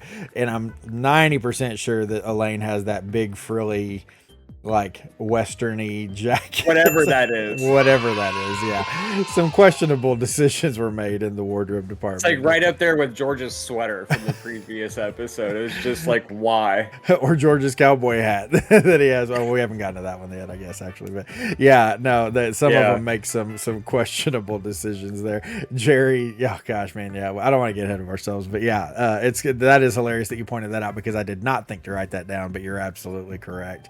And I do feel like the dropping of the grape, that has to be like a real story. Like that happened to one of them, and they were like, you know, I can't find this grape anywhere, and they were like, we have to put that in the show. Like, you know, because it's so obscure enough that it has to be something that happened in real life. No one just thinks of that. Yeah. You know what we're gonna put in? We're gonna find it. We're gonna have Elaine drop a grape and not find it. What? Have you ever had something like that happen? Because I have. Yeah, for like, sure. It's, I don't know what it is about, like the kitchen must have, like everyone's kitchen must have like a black hole or something like that, because like I'll drop something portal and it's like, oh, I need to get that out from under the cabinet in a minute here. So I'll finish making my sandwich or whatever the hell, and then I'll like go down to pick up that thing, and then it's not there, and then I look like under the fridge and it's not there, and then it's like, where the heck did this thing go? You know, I just don't. Are there ghosts in the house that are eating the food that I dropped, or what? Yeah, it's like the one angle that something would have to take for it to be in like the craziest spot that would be not visible from the naked of eye. It's like, you know, the smallest chance in hell, and somehow it made that bounce when you dropped it. Yeah, it's like physics. Where's that luck in the lottery, you know? All right. Yeah, the story about the grape. It's kind of, and if you watch now, of course, you know, I've been watching the DVDs and you've been watching Netflix and stuff, but one thing that you notice in a lot of these older episodes especially is like Julia Louis-Dreyfus, who plays Elaine, obviously, she just gushes over like the fact that we could have a TV show and have a conversation about me dropping a grape or something. It's just like, it was so wonderful, because it's like, it was stuff that nobody was doing. And it's like, this is the type of content that does not exist. We're either trailblazers or we're idiots that are going to lose our jobs pretty soon, because no one's going to understand what it is we're going for here. But no, you could tell that she really loved that sort of stuff. And you see that a lot in those behind the scenes kind of featurettes on the DVDs. Like the rubbing of the spoon on the nose. I'm glad you mentioned that. What's up with that? I was watching that again last night with my daughter, and Delaney starts rubbing the spoon on her nose, and my daughter's like, "What the heck is she doing?" Having no idea. Now, I knew that, but I also grew up in the 80s, though.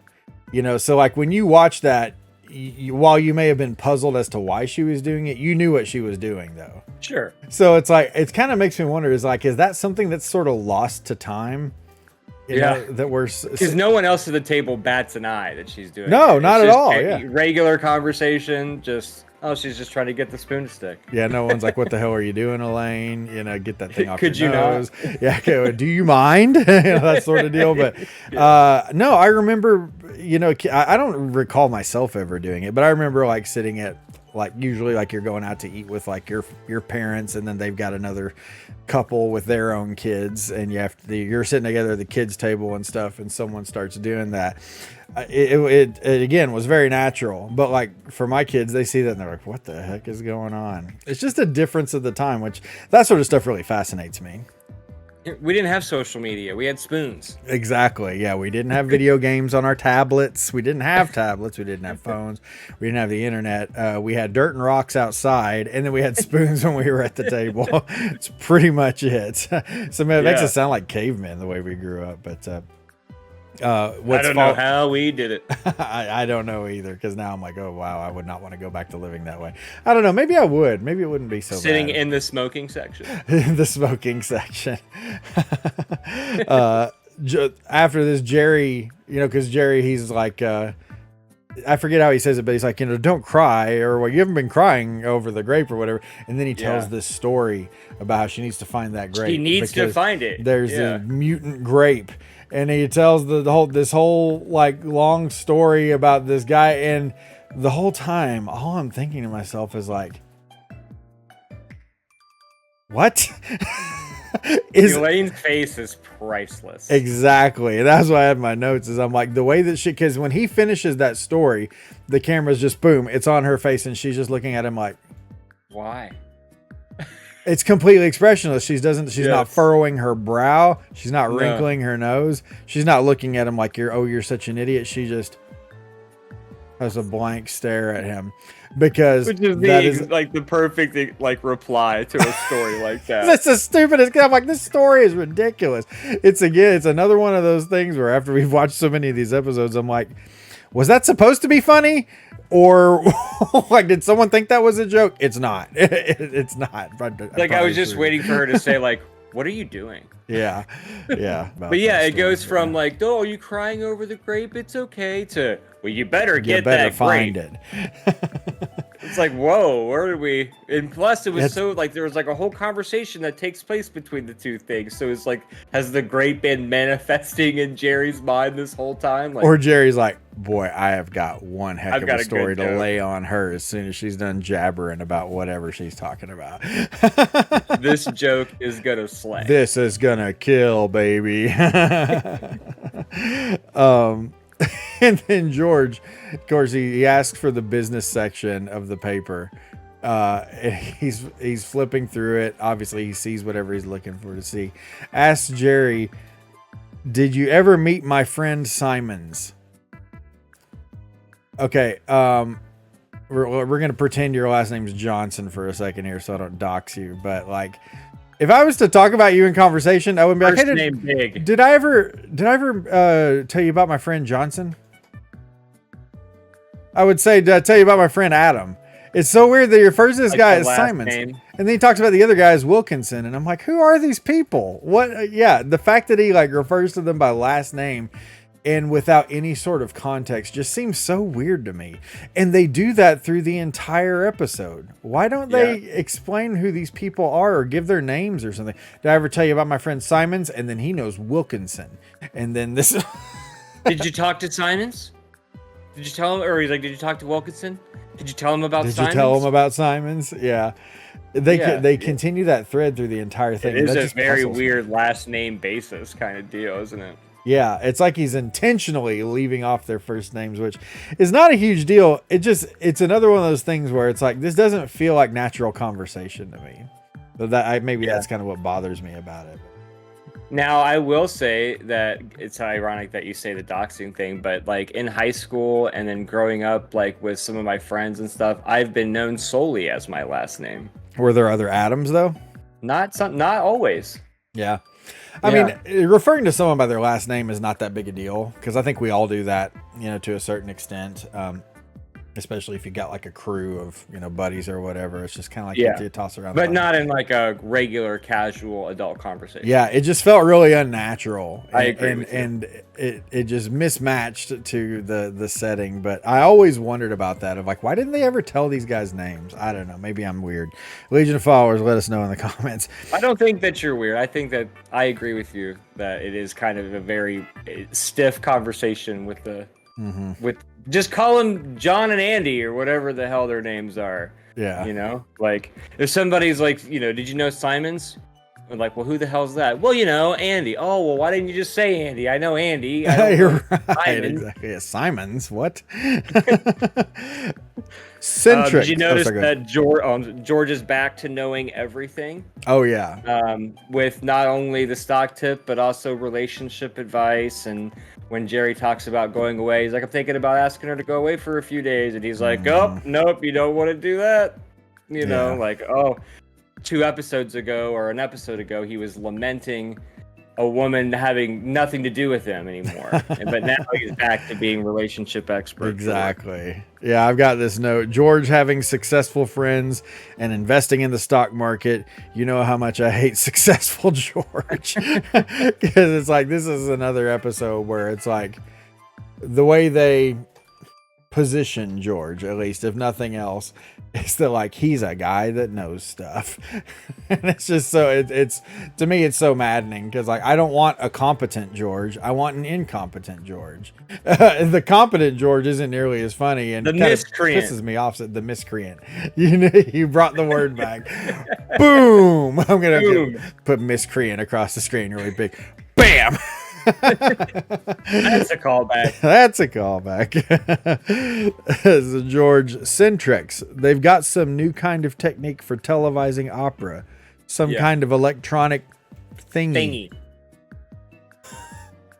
Okay, again, this is another one of those situations where like let me take a step back. I kind of feel like, and there's going to be some other stuff in this episode, like the writers on the show were just sort of like, okay, we're almost done here anyways. No one's gonna pick this show up after 5 episodes. We got a 5-episode season order, and here we're talking about male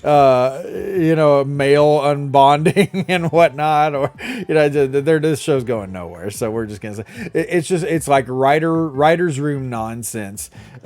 Televising opera. Who the hell watches opera on the TV? Even in like hoity-toity New York. I'm a poor Midwestern boy myself, but even in New York, I would venture to say that some sort of device for televising opera is probably not going to be any sort of big groundbreaking moneymaker. Definitely not a life-changing technology. It's a Hyundai. We're getting ahead of ourselves there. But some kind of electronic thingy. This whole premise just grinds my freaking gears. Why? It's like, why? You could have taken 5 seconds to come up with something that actually made sense and lent some believable. Some credibility to the storyline. But no, Centrex makes it sound like they're making aluminum siding or something. Or medicine. Right. Yeah. Some new boner pills or whatever. No, they're making a device for televising opera. That's an electronic thingy. Good Lord. I'm so ready to move on from season 1. Can you tell? But you know, also at the same time, millionaire Jerry can definitely throw in 2,500 for the stock. That's no problem. All right, fine, 2,500. All right, fine. Yeah, I'm Elaine, where she's like, I would do it, but I don't have any money. That's my answer for most questions in life. I would do that thing, but I don't have money, so I won't. Which not be again, doing you that know, thing. Jerry and George have enough money to throw in 2,500 bucks for the stock. Meanwhile, Elaine has admitted that she's penniless. And they're like not even buying her lunch or anything. I know, right? It's like, what the hell? Yeah, I don't get that at all. The Seinfeld writing team apparently loves tuna. Yeah. How many times has tuna come up in the show? And we're only on episode 5. I feel like it's come up a few times already. Is Elaine an environmentalist throughout the show? I don't think so. Well, like, she makes it very much a point. I mean, I know the fur, right, later in the later episode, but like, yeah, I've got a point about this too. Would that be eking her into the territory of being an SJW? ooh, we're treading dangerous waters here, my friend. I know, right? Please don't cancel us. Because she gets mad about the furs, she gets mad about the tuna, she gets mad about smoking. She gets mad. She gets mad about, like, the note that I had is Elaine's upset over the tuna. Is there anything she's not ready to get upset about? Oh, the abortion. Like, she got really up in arms about abortion, which I guess that's actually probably kind of true to life, but most people, like, at least. But no, it's like she is ready to die on every hill. It seems like That's true. But yeah, no, I thought that was so, not ordering the tuna because she's just upset about the tuna, and then George, I'll have the tuna. I kind of respected George a little bit more after that. After her going on that big spiel, Jerry kowtowing to her, and George saying, yeah, I'll have the tuna. Boom! I will say that my favorite line of the episode is Jerry when he says that he does nice things. It's like, I let people in all the time. Go ahead. The way he does that whole thing. Yeah. That made me laugh because it's so, like, I don't know, nasally or just however he says, go ahead.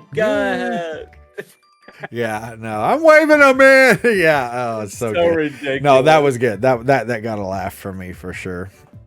But yeah, as much as I hate successful George, or he George did a mic drop at the end, still ordering the tuna, I was like, my man, get that tuna, baby. Oh man, cut to the grocery store.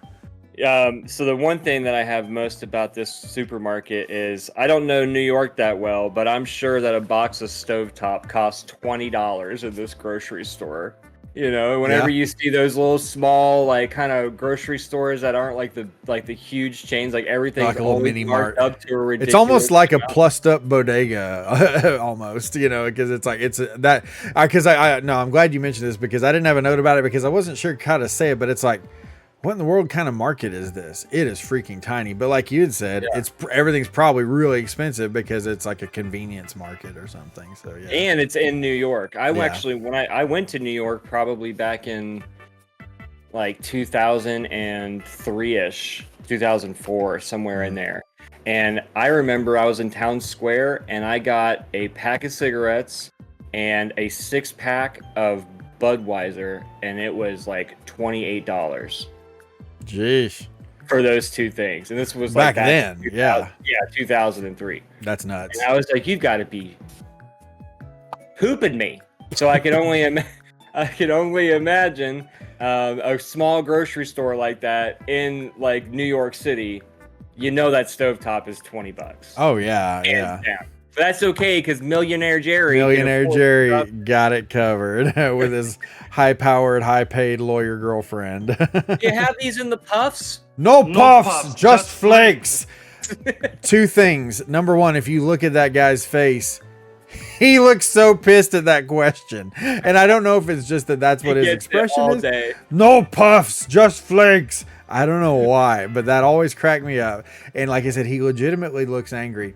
But please don't. I hope no one pegs me as racist for asking this. But like now that I'm thinking about it, and it's really based more on because I can hear his voice in my head saying that no puffs, just flakes. But like, is he the same guy who plays the Asian postman who Jerry asks where the Chinese restaurant is, and then he gets all, oh, why should I know? Most honorable, you know, and goes on like this big, like basically saying that Jerry's being racist against him because Oh man, you could be right. It Chinese. could be the same guy. I wonder if it might be him because this show reuses actors a lot. You'll notice that as if you watch all the way through, especially if you binge watch any of it, because like, hey, wasn't that guy in like 3 episodes ago? You know, coming up in the next season. Actually, I think it's the next episode. With Marlene.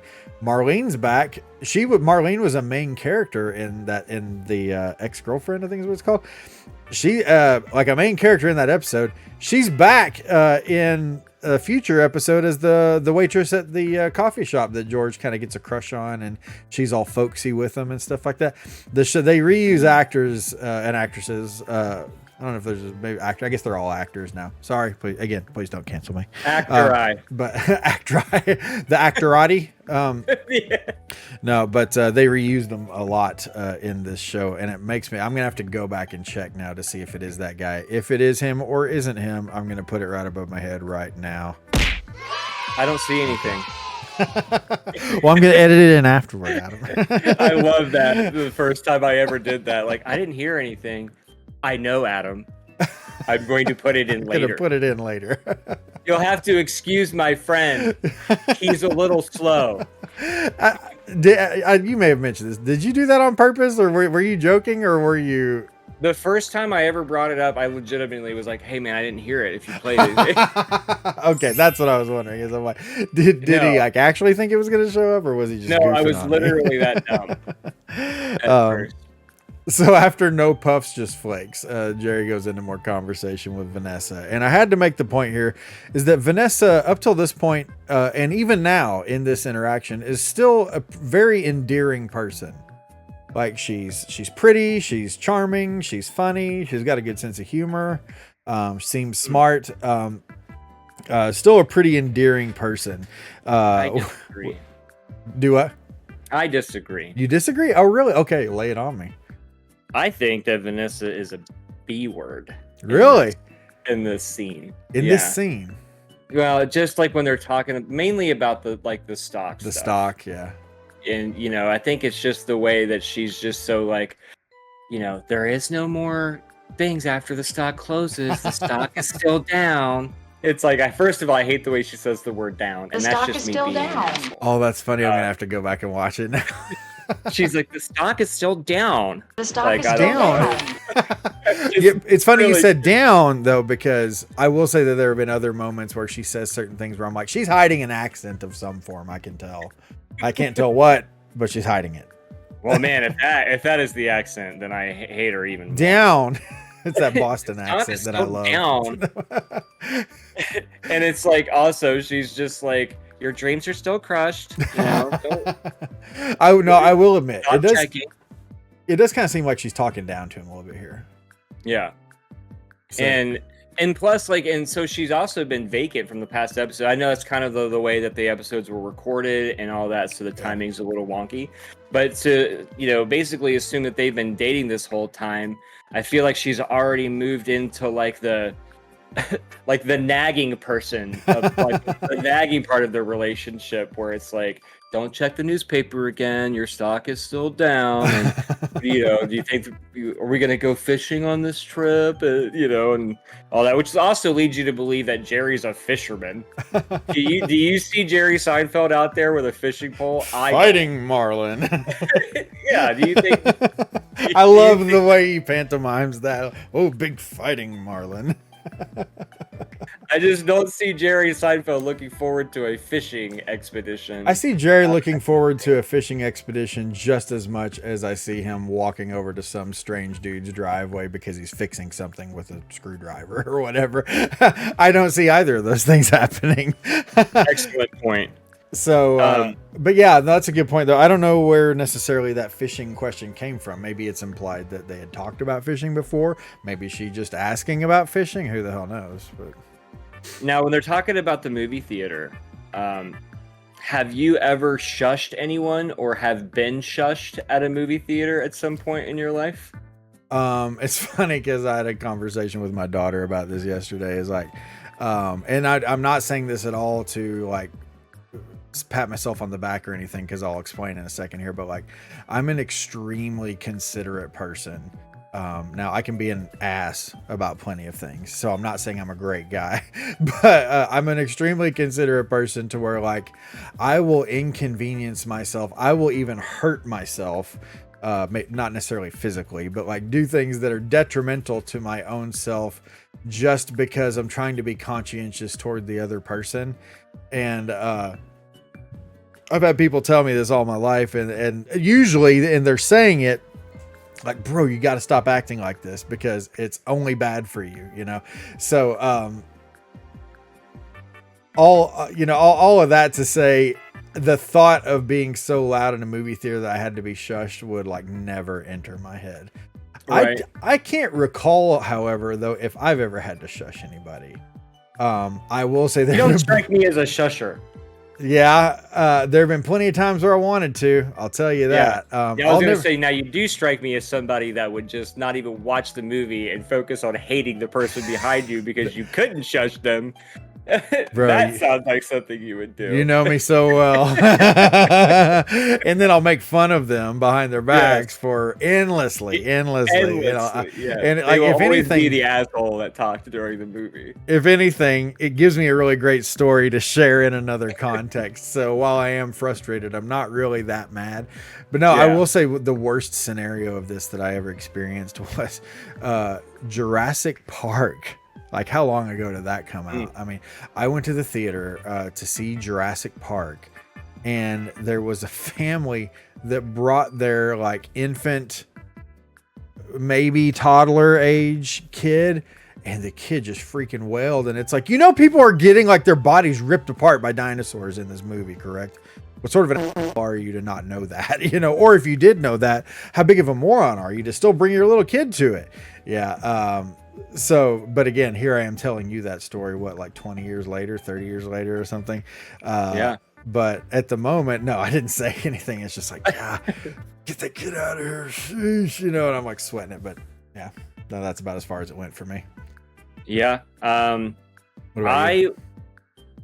I've never shushed anyone, and I, like you, am extremely considerate of other people, and the fact that if I were to ever be shushed in a movie theater, it would be mortifying to me.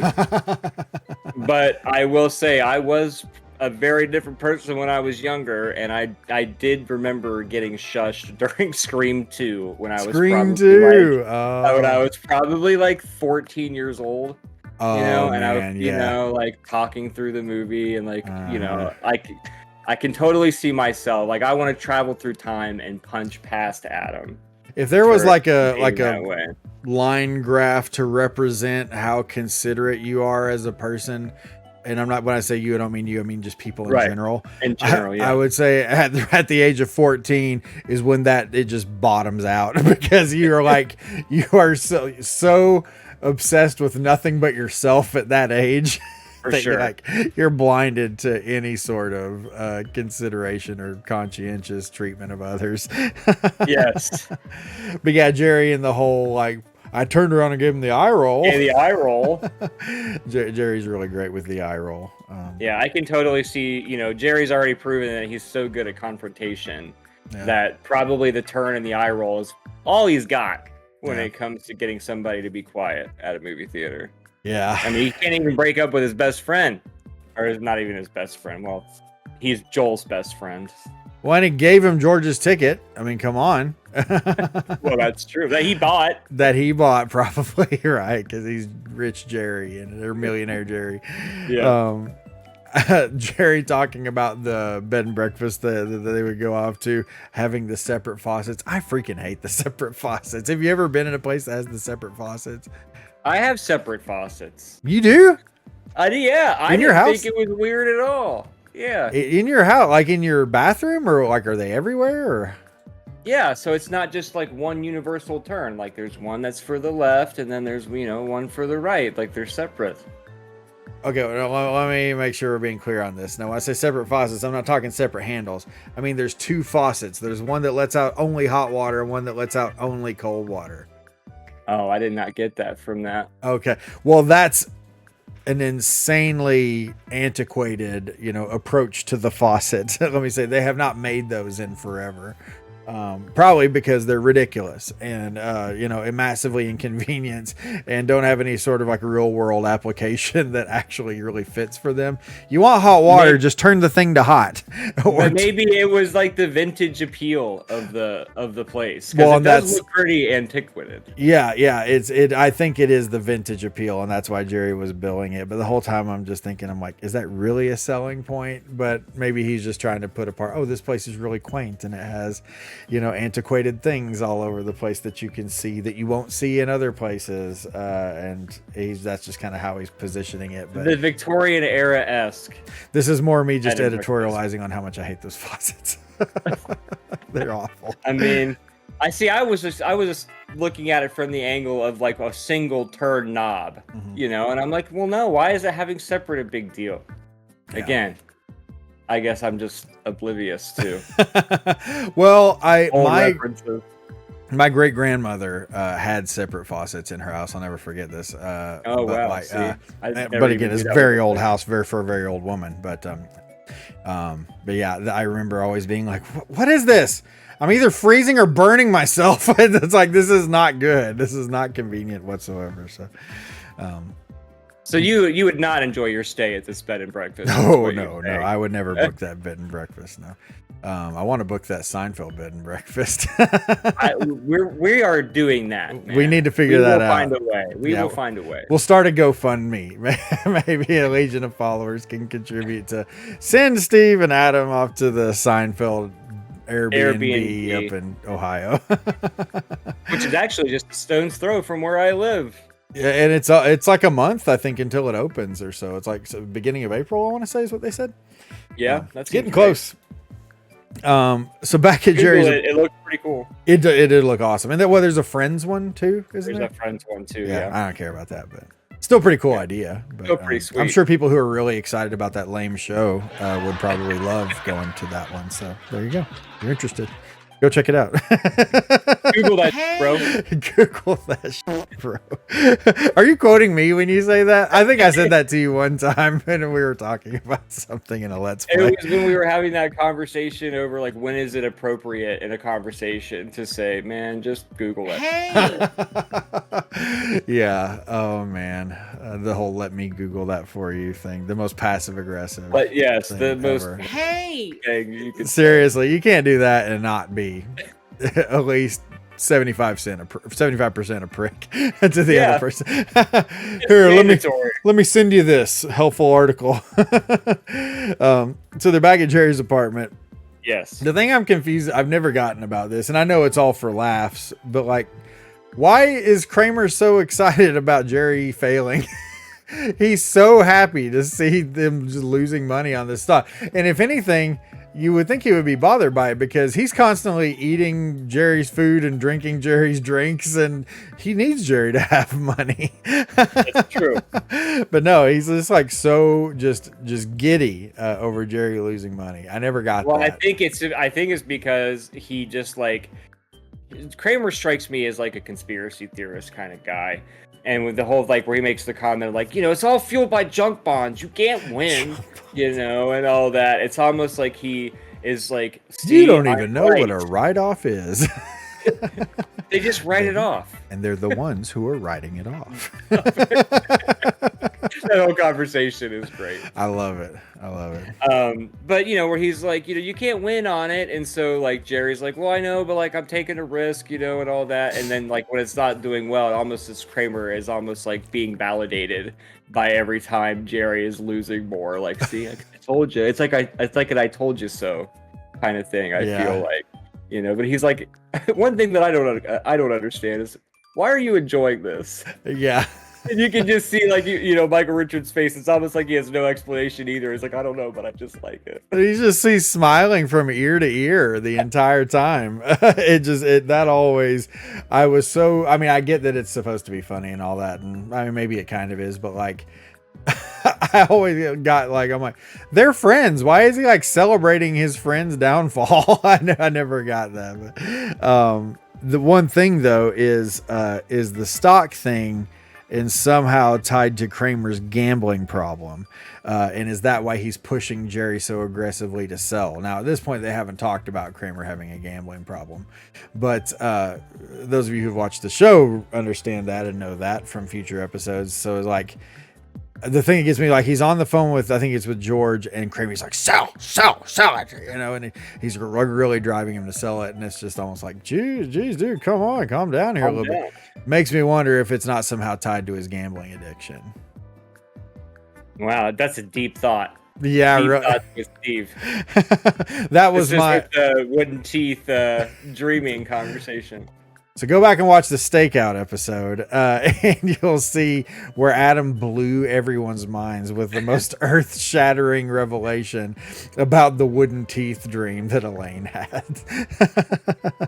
It'll be my shining moment of the whole podcast. Will be in the first episode. We'll maybe link to that episode at the end of this one or something. So, but yeah, it always made me wonder if that wasn't tied to his gambling problem. I get that Kramer is still an idiot. At this point in the show, that he hadn't quite evolved into what he eventually turned into, but the rollout tie dispenser has to be the stupidest idea I have ever heard. I like the pizza place idea better than I like the tie dispenser I was idea. thinking the same thing last night as I was writing this down, as I'm like, the pizza place where you make your own pie, also really terrible idea. But I would suddenly sounds a lot better. Yeah, when you hold it up next to the rollout tie dispenser, it's like, oh, that doesn't sound too bad. And have you tried to picture what this thing would actually look like? And I'm like, it would have to be like this gigantic roll around your neck. You would look like one of those St. Bernards that go around the mountains with the big barrel underneath their chin or whatever. That's what you would look like wearing this gigantic thing, and then you just rip off the top. A picture of one of those. But yeah, I'll make sure to have one up on the screen. Yeah, terrible idea, and I just do not get. And what I love is that his idea wasn't to do anything like, oh, I have this thing that'll get the mustard out of your tie. It's like, no, you need a ginormous contraption to go around under your chin that has multiple backup ties. So you just rip off a tie and that would all match the outfit that you're wearing. Exactly. They would all have to be similar schemes and whatnot. Yeah, this is some sort of pothead ingenuity here. Of like, well, wait, you'll just tear it off. Like another tie, dude. Yeah, if you're a tie wearing type of guy, man, I'm not. But if I was, if I would have like multiple ties. Oh no, I got some Taco Bell on my tie. Rip. Problem solved, dude. Dishes are done, dude. The Kramer trying to sell Jerry on letting anarchists stay in his apartment and use his bed. And it cracks me up that he brings in the fact that they're anarchists almost as like a clincher, like a final selling point of why Jerry should let them stay in his apartment. I'm like, do you think that's how anarchists are, right? They want the world to burn. They'll be fine. Exactly, yeah. It's like, I'm sure there are nice anarchists out there. I'm sure they're not all terrible, but they're anarchists, Jerry. Let them sleep in your bed. I know, it goes right from like, let me just use your apartment to they're also going to be sleeping in your bed too. Yeah. Is that cool? Thanks, man. Did you notice that the Porsche car, the baseball cards, and the cactus, all three still in Jerry's apartment? Yep. The car is not moved except for when it was stolen and replaced. Jerry and those Porsches and that big phallic cactus over in the corner. Big phallic weird ass cactus.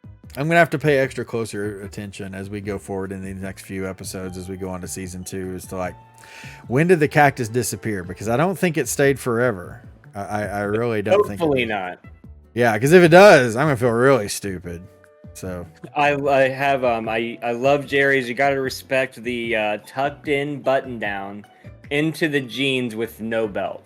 yeah, That's a bold look. that is Not a bold, everybody can pull that off, man.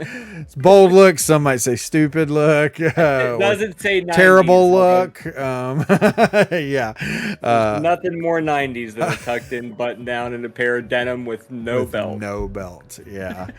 Oh my gosh. That is a 90s look. Big time though. For sure. So going to the dry cleaner.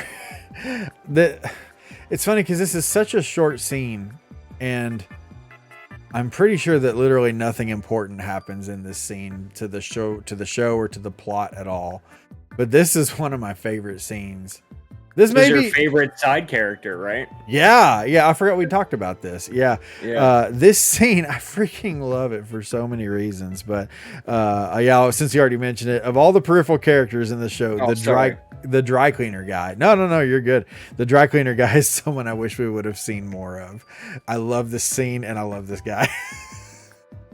He does a great job of like being the guy like, it's not my problem. You don't have a receipt? Sorry, can't help you. Yep. George, before they start talking to the dry cleaner guy, Jerry and George are talking while they're waiting in line.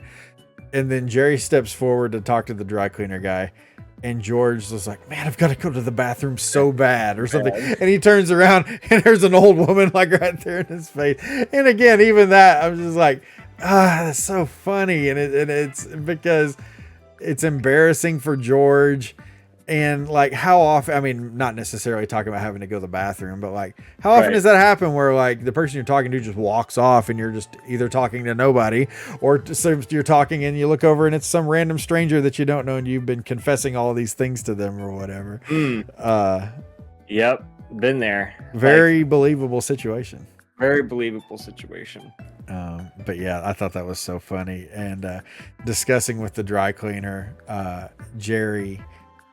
And I get like this about things too, where I'm like, I don't even care about the money. I just want you to admit that you're the one that screwed up here.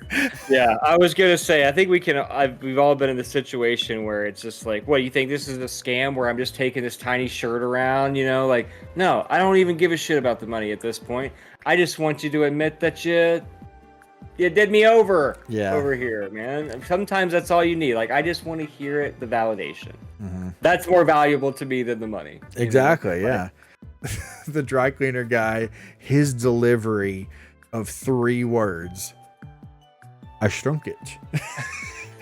The way he says I shrunk it is like probably a top 10 moment for the entire series in my mind.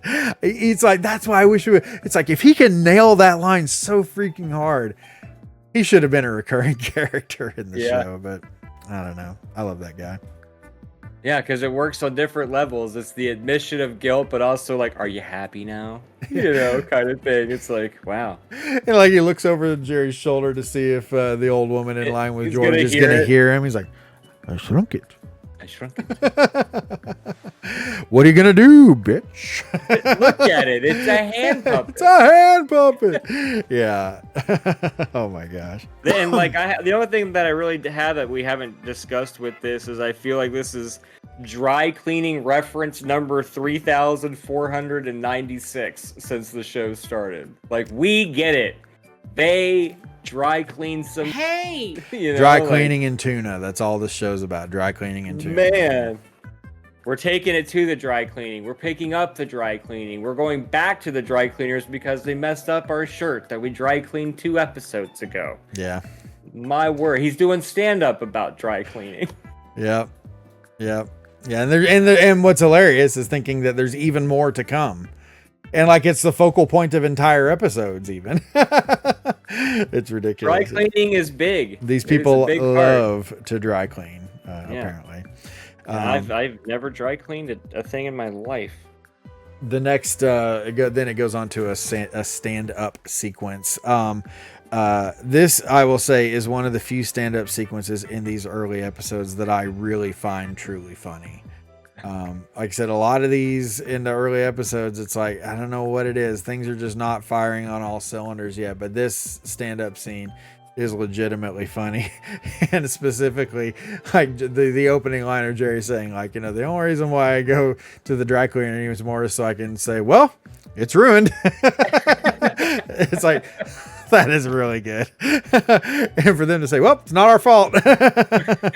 But yeah, that the solid stand-up sequence. And like I said, I really, it's ruined. It legit gets me every time. Is he wearing the same blazer that you hated in this stand-up? In episode 2? Yeah, I was like, is this a recurring blazer? I probably could have done my homework and checked, but I was like, I think that's the same one. That's a good question, man. I do not know. Right off the top of my head, I don't know. So we'll put that on the screen right here. I'm gonna be wrong, whether it is or not. No, and that blazer, to clarify, I did not hate that blazer. I just thought it looked very, very early '90s looking. Yeah, it's like the shirt tucked into the jeans, or the mohair sweater, the like that sort of thing. It's like, oh, that's from that time period. Like you could see it and not even know, but you'll know what era that particular TV show takes place in if you see someone wearing that thing. For sure. Back at Jerry's, Elaine talking about her boyfriend with the cats. Yes. Jerry postulates $13-14 that it might cost to have a hit put out on a cat. Would you kill a cat for $14, Adam? No, I absolutely would not. And the note that I have down here for that is, so Elaine doesn't want Jerry to eat tuna, but she's got no problem with assassinating cats. Which is really the perfect way to sum up people that live their lives like that. This may be a spicy take here or whatever, but who cares? We're a small channel. No one's ever going to see this. But like these people that want to die on every hill, like Elaine, are typically the biggest hypocrites when it comes to stuff like this. Like they won't eat tuna because maybe there's dolphins getting caught in the nets, but they would turn around and like be okay with a cat getting killed or something. That drives me nuts. That's why I just generally, those type of people, I just have a hard time trusting them, because it's like, if it means that Elaine can keep the boyfriend, then the cat's life is completely meaningless. Right. And let's not forget the attachment that the guy has to the cats, because he ultimately chooses the cats over her. So she's completely fine with causing this man emotional trauma as long as they can continue to date. So is this the genesis of Pet hating Elaine, you think? Maybe. Maybe. Okay. So she has a problem with the guy with the cats. In a later episode, she has a problem with the guy with the dogs, who's the wake up guy that eats Grandma Mima, or he puts Grandma Mima's napkins as kerchiefs around the dog. Yeah, thanks for mutton. Well, should then the dog in the courtyard or whatever. Yeah, Elaine just is not real good with pets. There's a dog in the when they're in the eyeglass shop that bites her.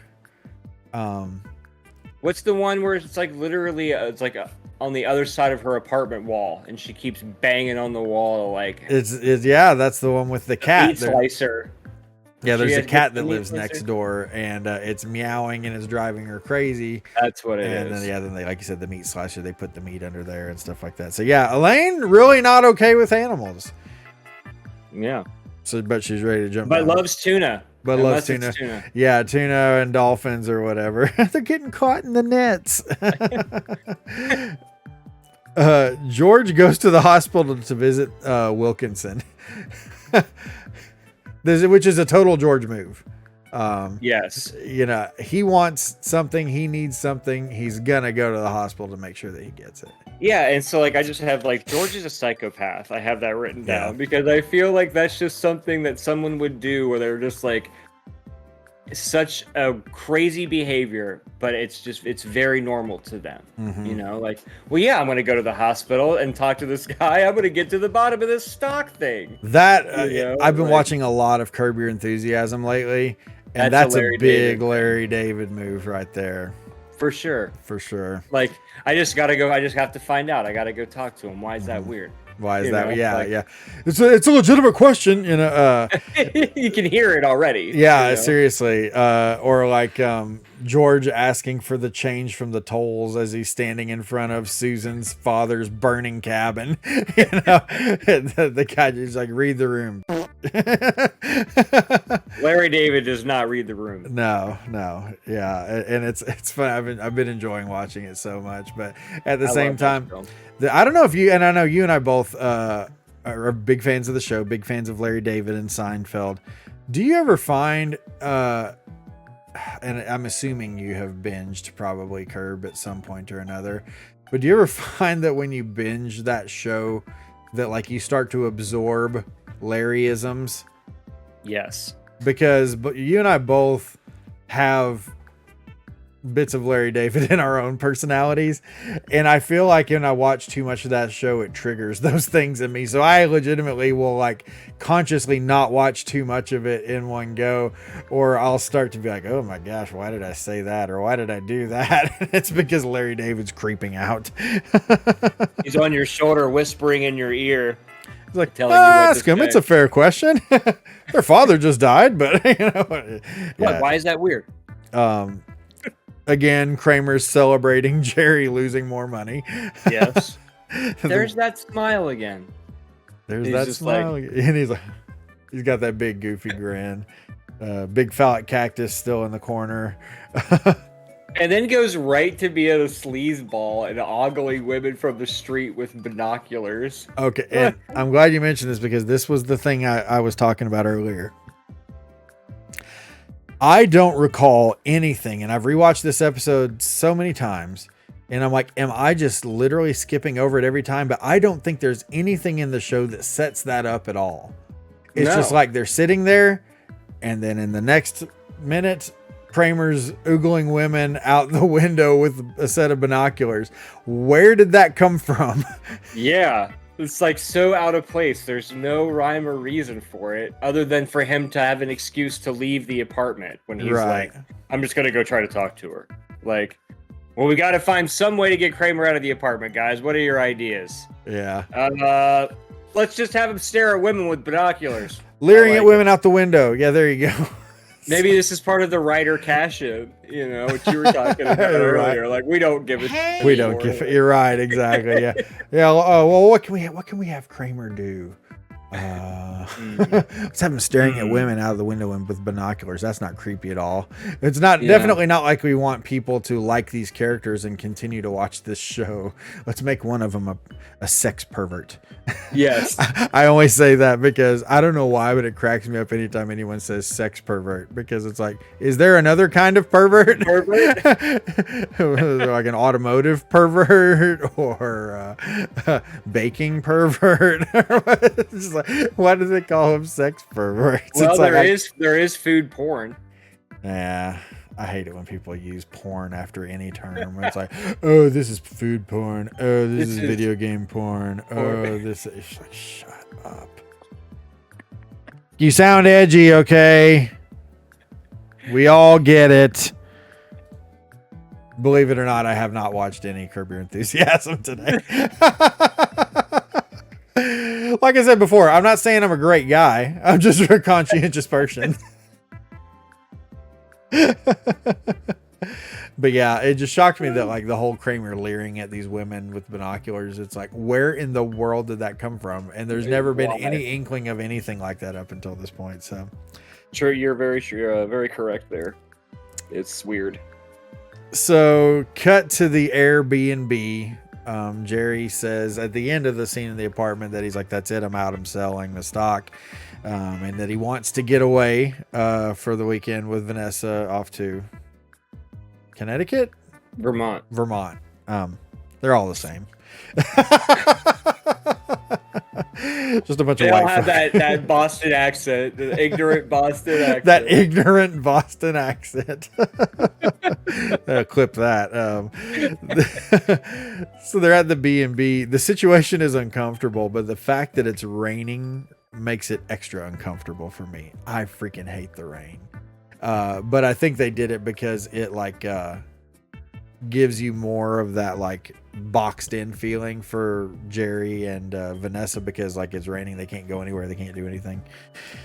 But yeah, oh man, I say BS on that. Like, I think the whole thing is dumb. Like, so based because it's raining, right? So they're in a different spot at this Airbnb. Just because it's raining, they have nothing else to do but sit across from each other in the common area of the bed and breakfast that they're staying in. First of all, nobody stays in the common area that's not under 9,000 years old. Exactly. In a bed and breakfast. Secondly, if it's raining, there's still plenty of things to go do. Go out and check out some of the restaurants that are in the area. Maybe go have a cocktail together. You could go see a movie. I mean, there's all kinds of things for them to sit there. It's almost like they have no connection as a couple whatsoever.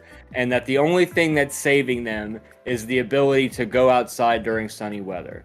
They don't enjoy each other's company. They have nothing to talk about. You know, they're going away for the weekend, but they can't stand it if they have to be together. You know, like it's like the whole premise is dumb. You know, like. No, so I get that. I agree with that. And yeah, there's no way in heck that if I had an Airbnb, well, first of all, there's no way in heck I'm spending any time in the freaking common area. Good Lord. 0% chance. No.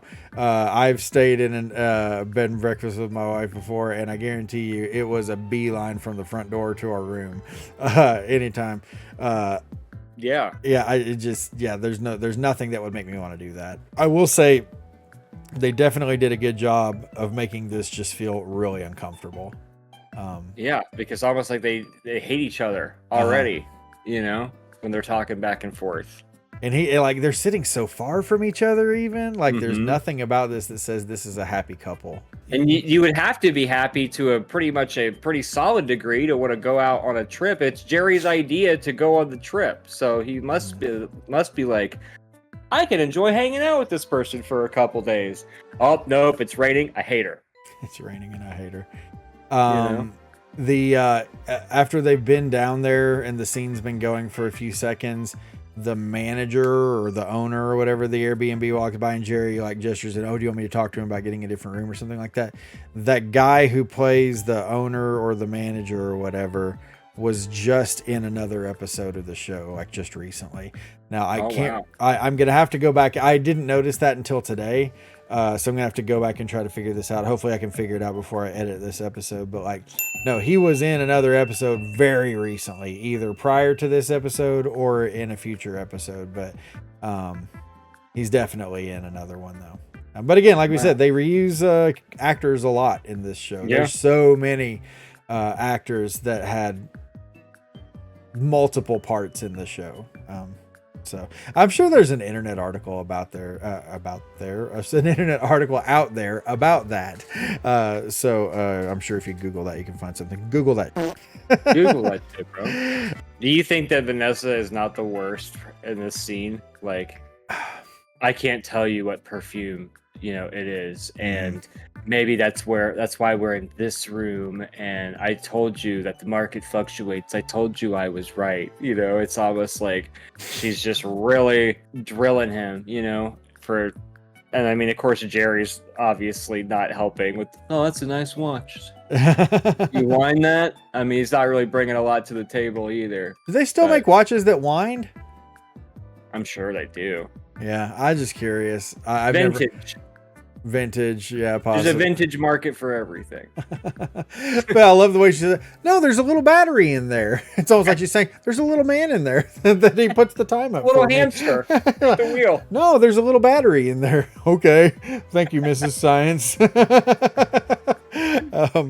But no, I am so confused by her in this scene, because the entire time that they're talking, she just seems kind of like, well, what can we do? It's raining and, well, this and that. Like very oddly, or no, maybe not oddly pleasant, but pleasant in an odd way in that it feels weird. But she's very pleasant until it gets to the point about the perfume. And then when he asks the thing about the perfume, she's like, I can't tell you. And you can tell that Jerry's bothered by that as well. And then he checks the stock page and realizes, and then she goes, oh, well, I told you not to sell. And he's like, you did not tell me not to sell. And she's like, I told you the market fluctuates. And he's like, everyone knows that's what that market does, is it fluctuates and stuff. He's got a point. Oh, absolutely. She has made zero earth-shattering points on anything. And again, kind of like we were talking about before, is that it really sort of feels like she's talking down to him. But then the part where she says, she mutters under her breath, well, I guess that's why we're staying here, or something. And then Jerry's like, no, what'd you say? She's like, oh, nothing. No, what'd you say? She's like, well, I guess that's why we're staying here. Or however she says it. But I've still don't think I understand what she's trying to tell him in that. Like, is she saying that they're staying there because he didn't have enough money to get him a nice place? That's how I took it. That's how you took it? But even that still doesn't make sense to me. I don't know. I mean, I guess that's what it is, but I never understood that. But I also, it's like at the drop of a hat right there, she suddenly turns like this aggressive, essentially. And from that point out, it's like, whoa, man, screw this chick, But I wonder what was going on inside of her there, because like she took a hard left turn with her attitude as soon as they got on to talking about the stock tip. Yeah, and why couldn't she tell him what the perfume was called? The secret? Yeah, seriously. Yeah, is it Victoria's Secret? Was it a big brain joke that just Jerry didn't get? No, the perfume is actually called I Can't Tell You That. That's what it is. It's like Who's on First, except the perfume. Oh, it's an Abbott and Costello. You hold up the perfume and the bottle says, I can't tell you that. I can't tell you that. No, yeah, I don't know. That was ridiculous. But yeah, again, it's almost like they just don't even like each other at all. Mm-hmm. Like the whole time that they're there, it's just super weird. Well, and it's interesting because like in that moment, after they finish that very brief exchange, you can tell that their relationship is nothing. It was hanging by a thread. They just didn't even realize it. And then thanks, Rain. Exactly. Whoa, way to go, Rain. Ruined my relationship. It's like this wouldn't have happened if you would have left the common area and just gone to your hotel room and had sex. That's why any any normal person would do when they're getting away at a B&B. It's like, well, it's raining outside. Strip down. Shucks. Yeah. But you realize really quickly that the relationship is just nothing. And then Jerry, and you'll notice this a lot more in these older episodes, there are several jokes about really dark things that I don't think that they would do if they made the show nowadays. Like Jerry makes the comment about maybe I can get an extension cord and hang myself.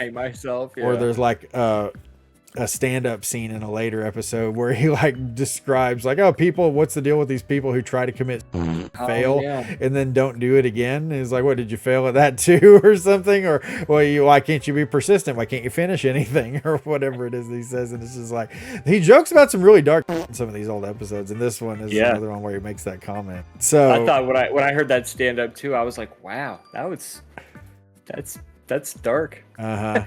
He goes in that same, and like a lot of these episodes, they're little snippets kind of ripped from his actual stand-up routine. I don't know, I mentioned it before. His stand-up album called I'm Telling You for the Last Time is phenomenal. But he goes like a lot more in depth on that whole joke on that one. And it's just like, at the time I remember laughing at it, but I think now just because our culture is so sensitive to things like that, I hear it now and I'm like, oh man, whoa, that's like, because I mean, you can't even say, actually,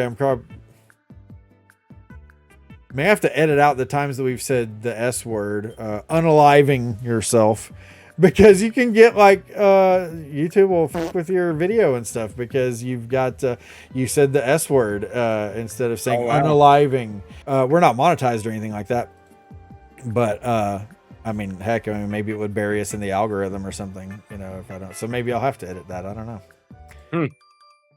Wow. I learned something today. Weird, this has been an educational experience. So back at the coffee shop again, I hate Successful George. Just sitting there with his feet up and, oh, just get whatever you want. And I'm like, You're at like a crappy coffee shop, George. It's not like I think he's like standing over the table. It almost made me feel like he was like shooting craps or something at the table with his cigar. And so I'm like, come on, get everything. Oh, And I'm like, get some dessert. Don't finish it. And then and it's it still cracks me up though, because it's like, George, you're at the coffee shop. You're not at some classy upscale eatery like Olive Garden or something like that. The Olive Garden. Get whatever you want. Don't finish it. Oh yeah, but no. Go ahead, get another grilled cheese sandwich from the diner. You know how much I hate successful George. But see, like, he's smoking a cigar here, and doesn't he hate cigars? Like, he gives away the Cubans. Yeah. That he gets. He doesn't smoke, obviously, because when he does that bit with Susan later, like, he's like smoking. He's obviously miserable the whole time. So it's weird to see him in this scene where now he's just like, he's loving the cigar in the middle of a coffee shop, which is like the weirdest place to smoke one. And I'm just like picturing what that must smell like, because man, cigars smell horrible, I feel like. Yeah, it's like an acquired taste thing, I think. Because I mean, cigars, I don't know that I would say that I hate the smell of cigars, but I definitely don't love it either. Pipe tobacco, on the other hand, oof, muy delicioso. Cigars. And like you said, smoking a cigar in a coffee shop is a really weird context in which to be smoking a cigar. But, right. But that's where the gang goes, and I'm assuming that's why they wrote it that way in the show. And like you said, the way that he's like standing over everybody, it just kind of adds to that sort of like, oh gosh, to the scene. You can tell that George is... To the victor goes the spoils kind of to thing. To the victor belong the spoils. Yeah. But George is really wanting to live it up here and, show that he made some money and he did good. And I hate him for it. So. And I hate him for it. Elaine's boyfriend picks the cats over her, and everyone is shocked. Yeah. Does that not seem really that shocking though? Like, of course I'm married, so I'm not dating. What a weird thing to say. But like, if I was dating someone, and I don't have a dog right now. I have had dogs, but my dog died about a year ago. But like, if I had a dog and they were like, "Would you get rid of your dog?" I'd be like, no, he was here first. Yeah, you get out. You deal with it, or just leave. I'm not. Maybe they're allergic to you. You ever thought of that? I don't understand the concept of like someone giving up a pet. For sure. For like a boyfriend or girlfriend, but I don't know. Maybe we're more pet people than other folks. Leave us a comment if you disagree. But like the fact that they were just shocked and like making fun of her of, oh, he picked the cats over you. It's like, I would be surprised if he didn't pick the cats over her. Yeah, I would think the guy's a huge douche if he got rid of the cat. That's what I was gonna say. Yeah, I think I would like be, man, what a prick, just to get rid of your pets over a girlfriend that you may or may not have a relationship that goes anywhere with. I don't know. I thought that was really an odd choice. But again, they can't make the jokes at her expense if they don't have that comment, and they need jokes because it's a comedy show. I think this kind of goes back to the whole, we're just kind of phoning it in because this is our last episode before the end of the season, and we have no hope of getting picked up whatsoever. I don't know. That's where my brain lands with it. George really likes Superman because he brings him up, and like a nice little dig to Jerry too. Mm-hmm. Well, why don't you just have him? Don't you wish he was here to go back in time and fix all your problems and your stupid decisions? Yeah. Thanks, George. I appreciate that. Yeah. Yeah. George with the dig. For being friends, these guys really don't cheer on their friends. It was in that whole, no, they don't, which I think is funny, but like, and I'm not going to say that. I'm going to save that for future episodes, but, no, when I was watching this show last night, in my mind, I was thinking, I'm like, George is going on that big Superman thing to Jerry, and then it cuts to Jerry, and Jerry's got like this ha-ha kind of funny smile on his face, and I'm just like, wow, Jerry's taking this really well. And I'm not a violent person. I know I told that story where I punched a guy one time, but like, that's not a common thing for me, and I was in high school. But in my mind, I'm watching that scene last night, and I'm like, how great would it have been if Jerry would have just socked him right in the face. Like halfway, he's like, oh, Superman with his super speed. And like George's nose is bleeding and one of his teeth are knocked out. His glasses go flying. And then he's like on the floor or whatever. And then Jerry to just be like shocked that he did what he just did. I'm like, that would have been a lot funnier. And George be like, why did you hit me? Why did you hit me? I don't know. I don't know what came over me. That would have been hilarious. Steve's written a whole scene, an alternate ending to the show. Yeah, the whole thing. I'm like just imagining his glasses going flying, and then like it comes back, he's got this bloody nose. Like one of his Steve friends. does not like George. Oh no, I would have loved that to happen to George. I like George in later seasons, but in these early seasons when he's supposedly successful, George, screw that guy. George introduces the next investment opportunity. A robot butcher. Robot butcher? Further evidence that the people writing this show were like, screw it. Over it. It's due tomorrow. Just turn whatever you got in. It's just like, seriously, is this what we're writing here? A robot butcher? It's like robot butcher. Kind of like we've said before about some of these other things, is like it would make more sense if it was actually funny or if it was intentionally unfunny. But it's in that weird, awkward, uncanny valley of it being like, that's a line that's not funny that I can tell was supposed to be funny. Right. That's the worst. Who greenlighted that? Yeah. Either be really funny or be really unfunny. When you're in the middle, it's just the worst, and it's awkward. It's the worst. We've seen that time and time again. George pays for the meal like the big man and then rips $1 out of the waitress's hand. Taking the single $1 bill, because I looked to see how much the bill was. I did too. Like, is that a 5? Is that a 10? Like, is he like, because he's acting like he's a big spender here. Yeah. That triggers me because I see that all the time. People will have no problem spending, $38, adding all kinds of things to their food. But then when it comes time for that, it's like to the tip, like, that's a whole different conversation. But, come on. Like, that's the one we've already spent this much. Give me that dollar back. Yeah, exactly. The $1 is making a difference at this point, Yeah. But at the same time, in the same breath, he's like, order it, don't finish it, who cares? I got all kinds of money, but I am gonna need that $1 back. Like that triggers me a little bit. Final scene, stand up. There's nothing wrong with this scene. It's okay. But it is the most unmemorable portion of stand-up, I think, of any of the shows that we have just yet. I literally have no comment about it. Do you have anything about this? The only thing I have written down is I am not a stock person or a gambler. Oh, the whole making money work for you. So it did not relate to me. Yeah. You got to have money to invest in stocks. So yeah, like I said, that whole stand-up sequence there was just so forgettable. There was nothing. Oh yeah, I remember your money. We had to let him go. Yeah, I mean, yeah, it's funny. I mean, I'm not gonna say it's unfunny.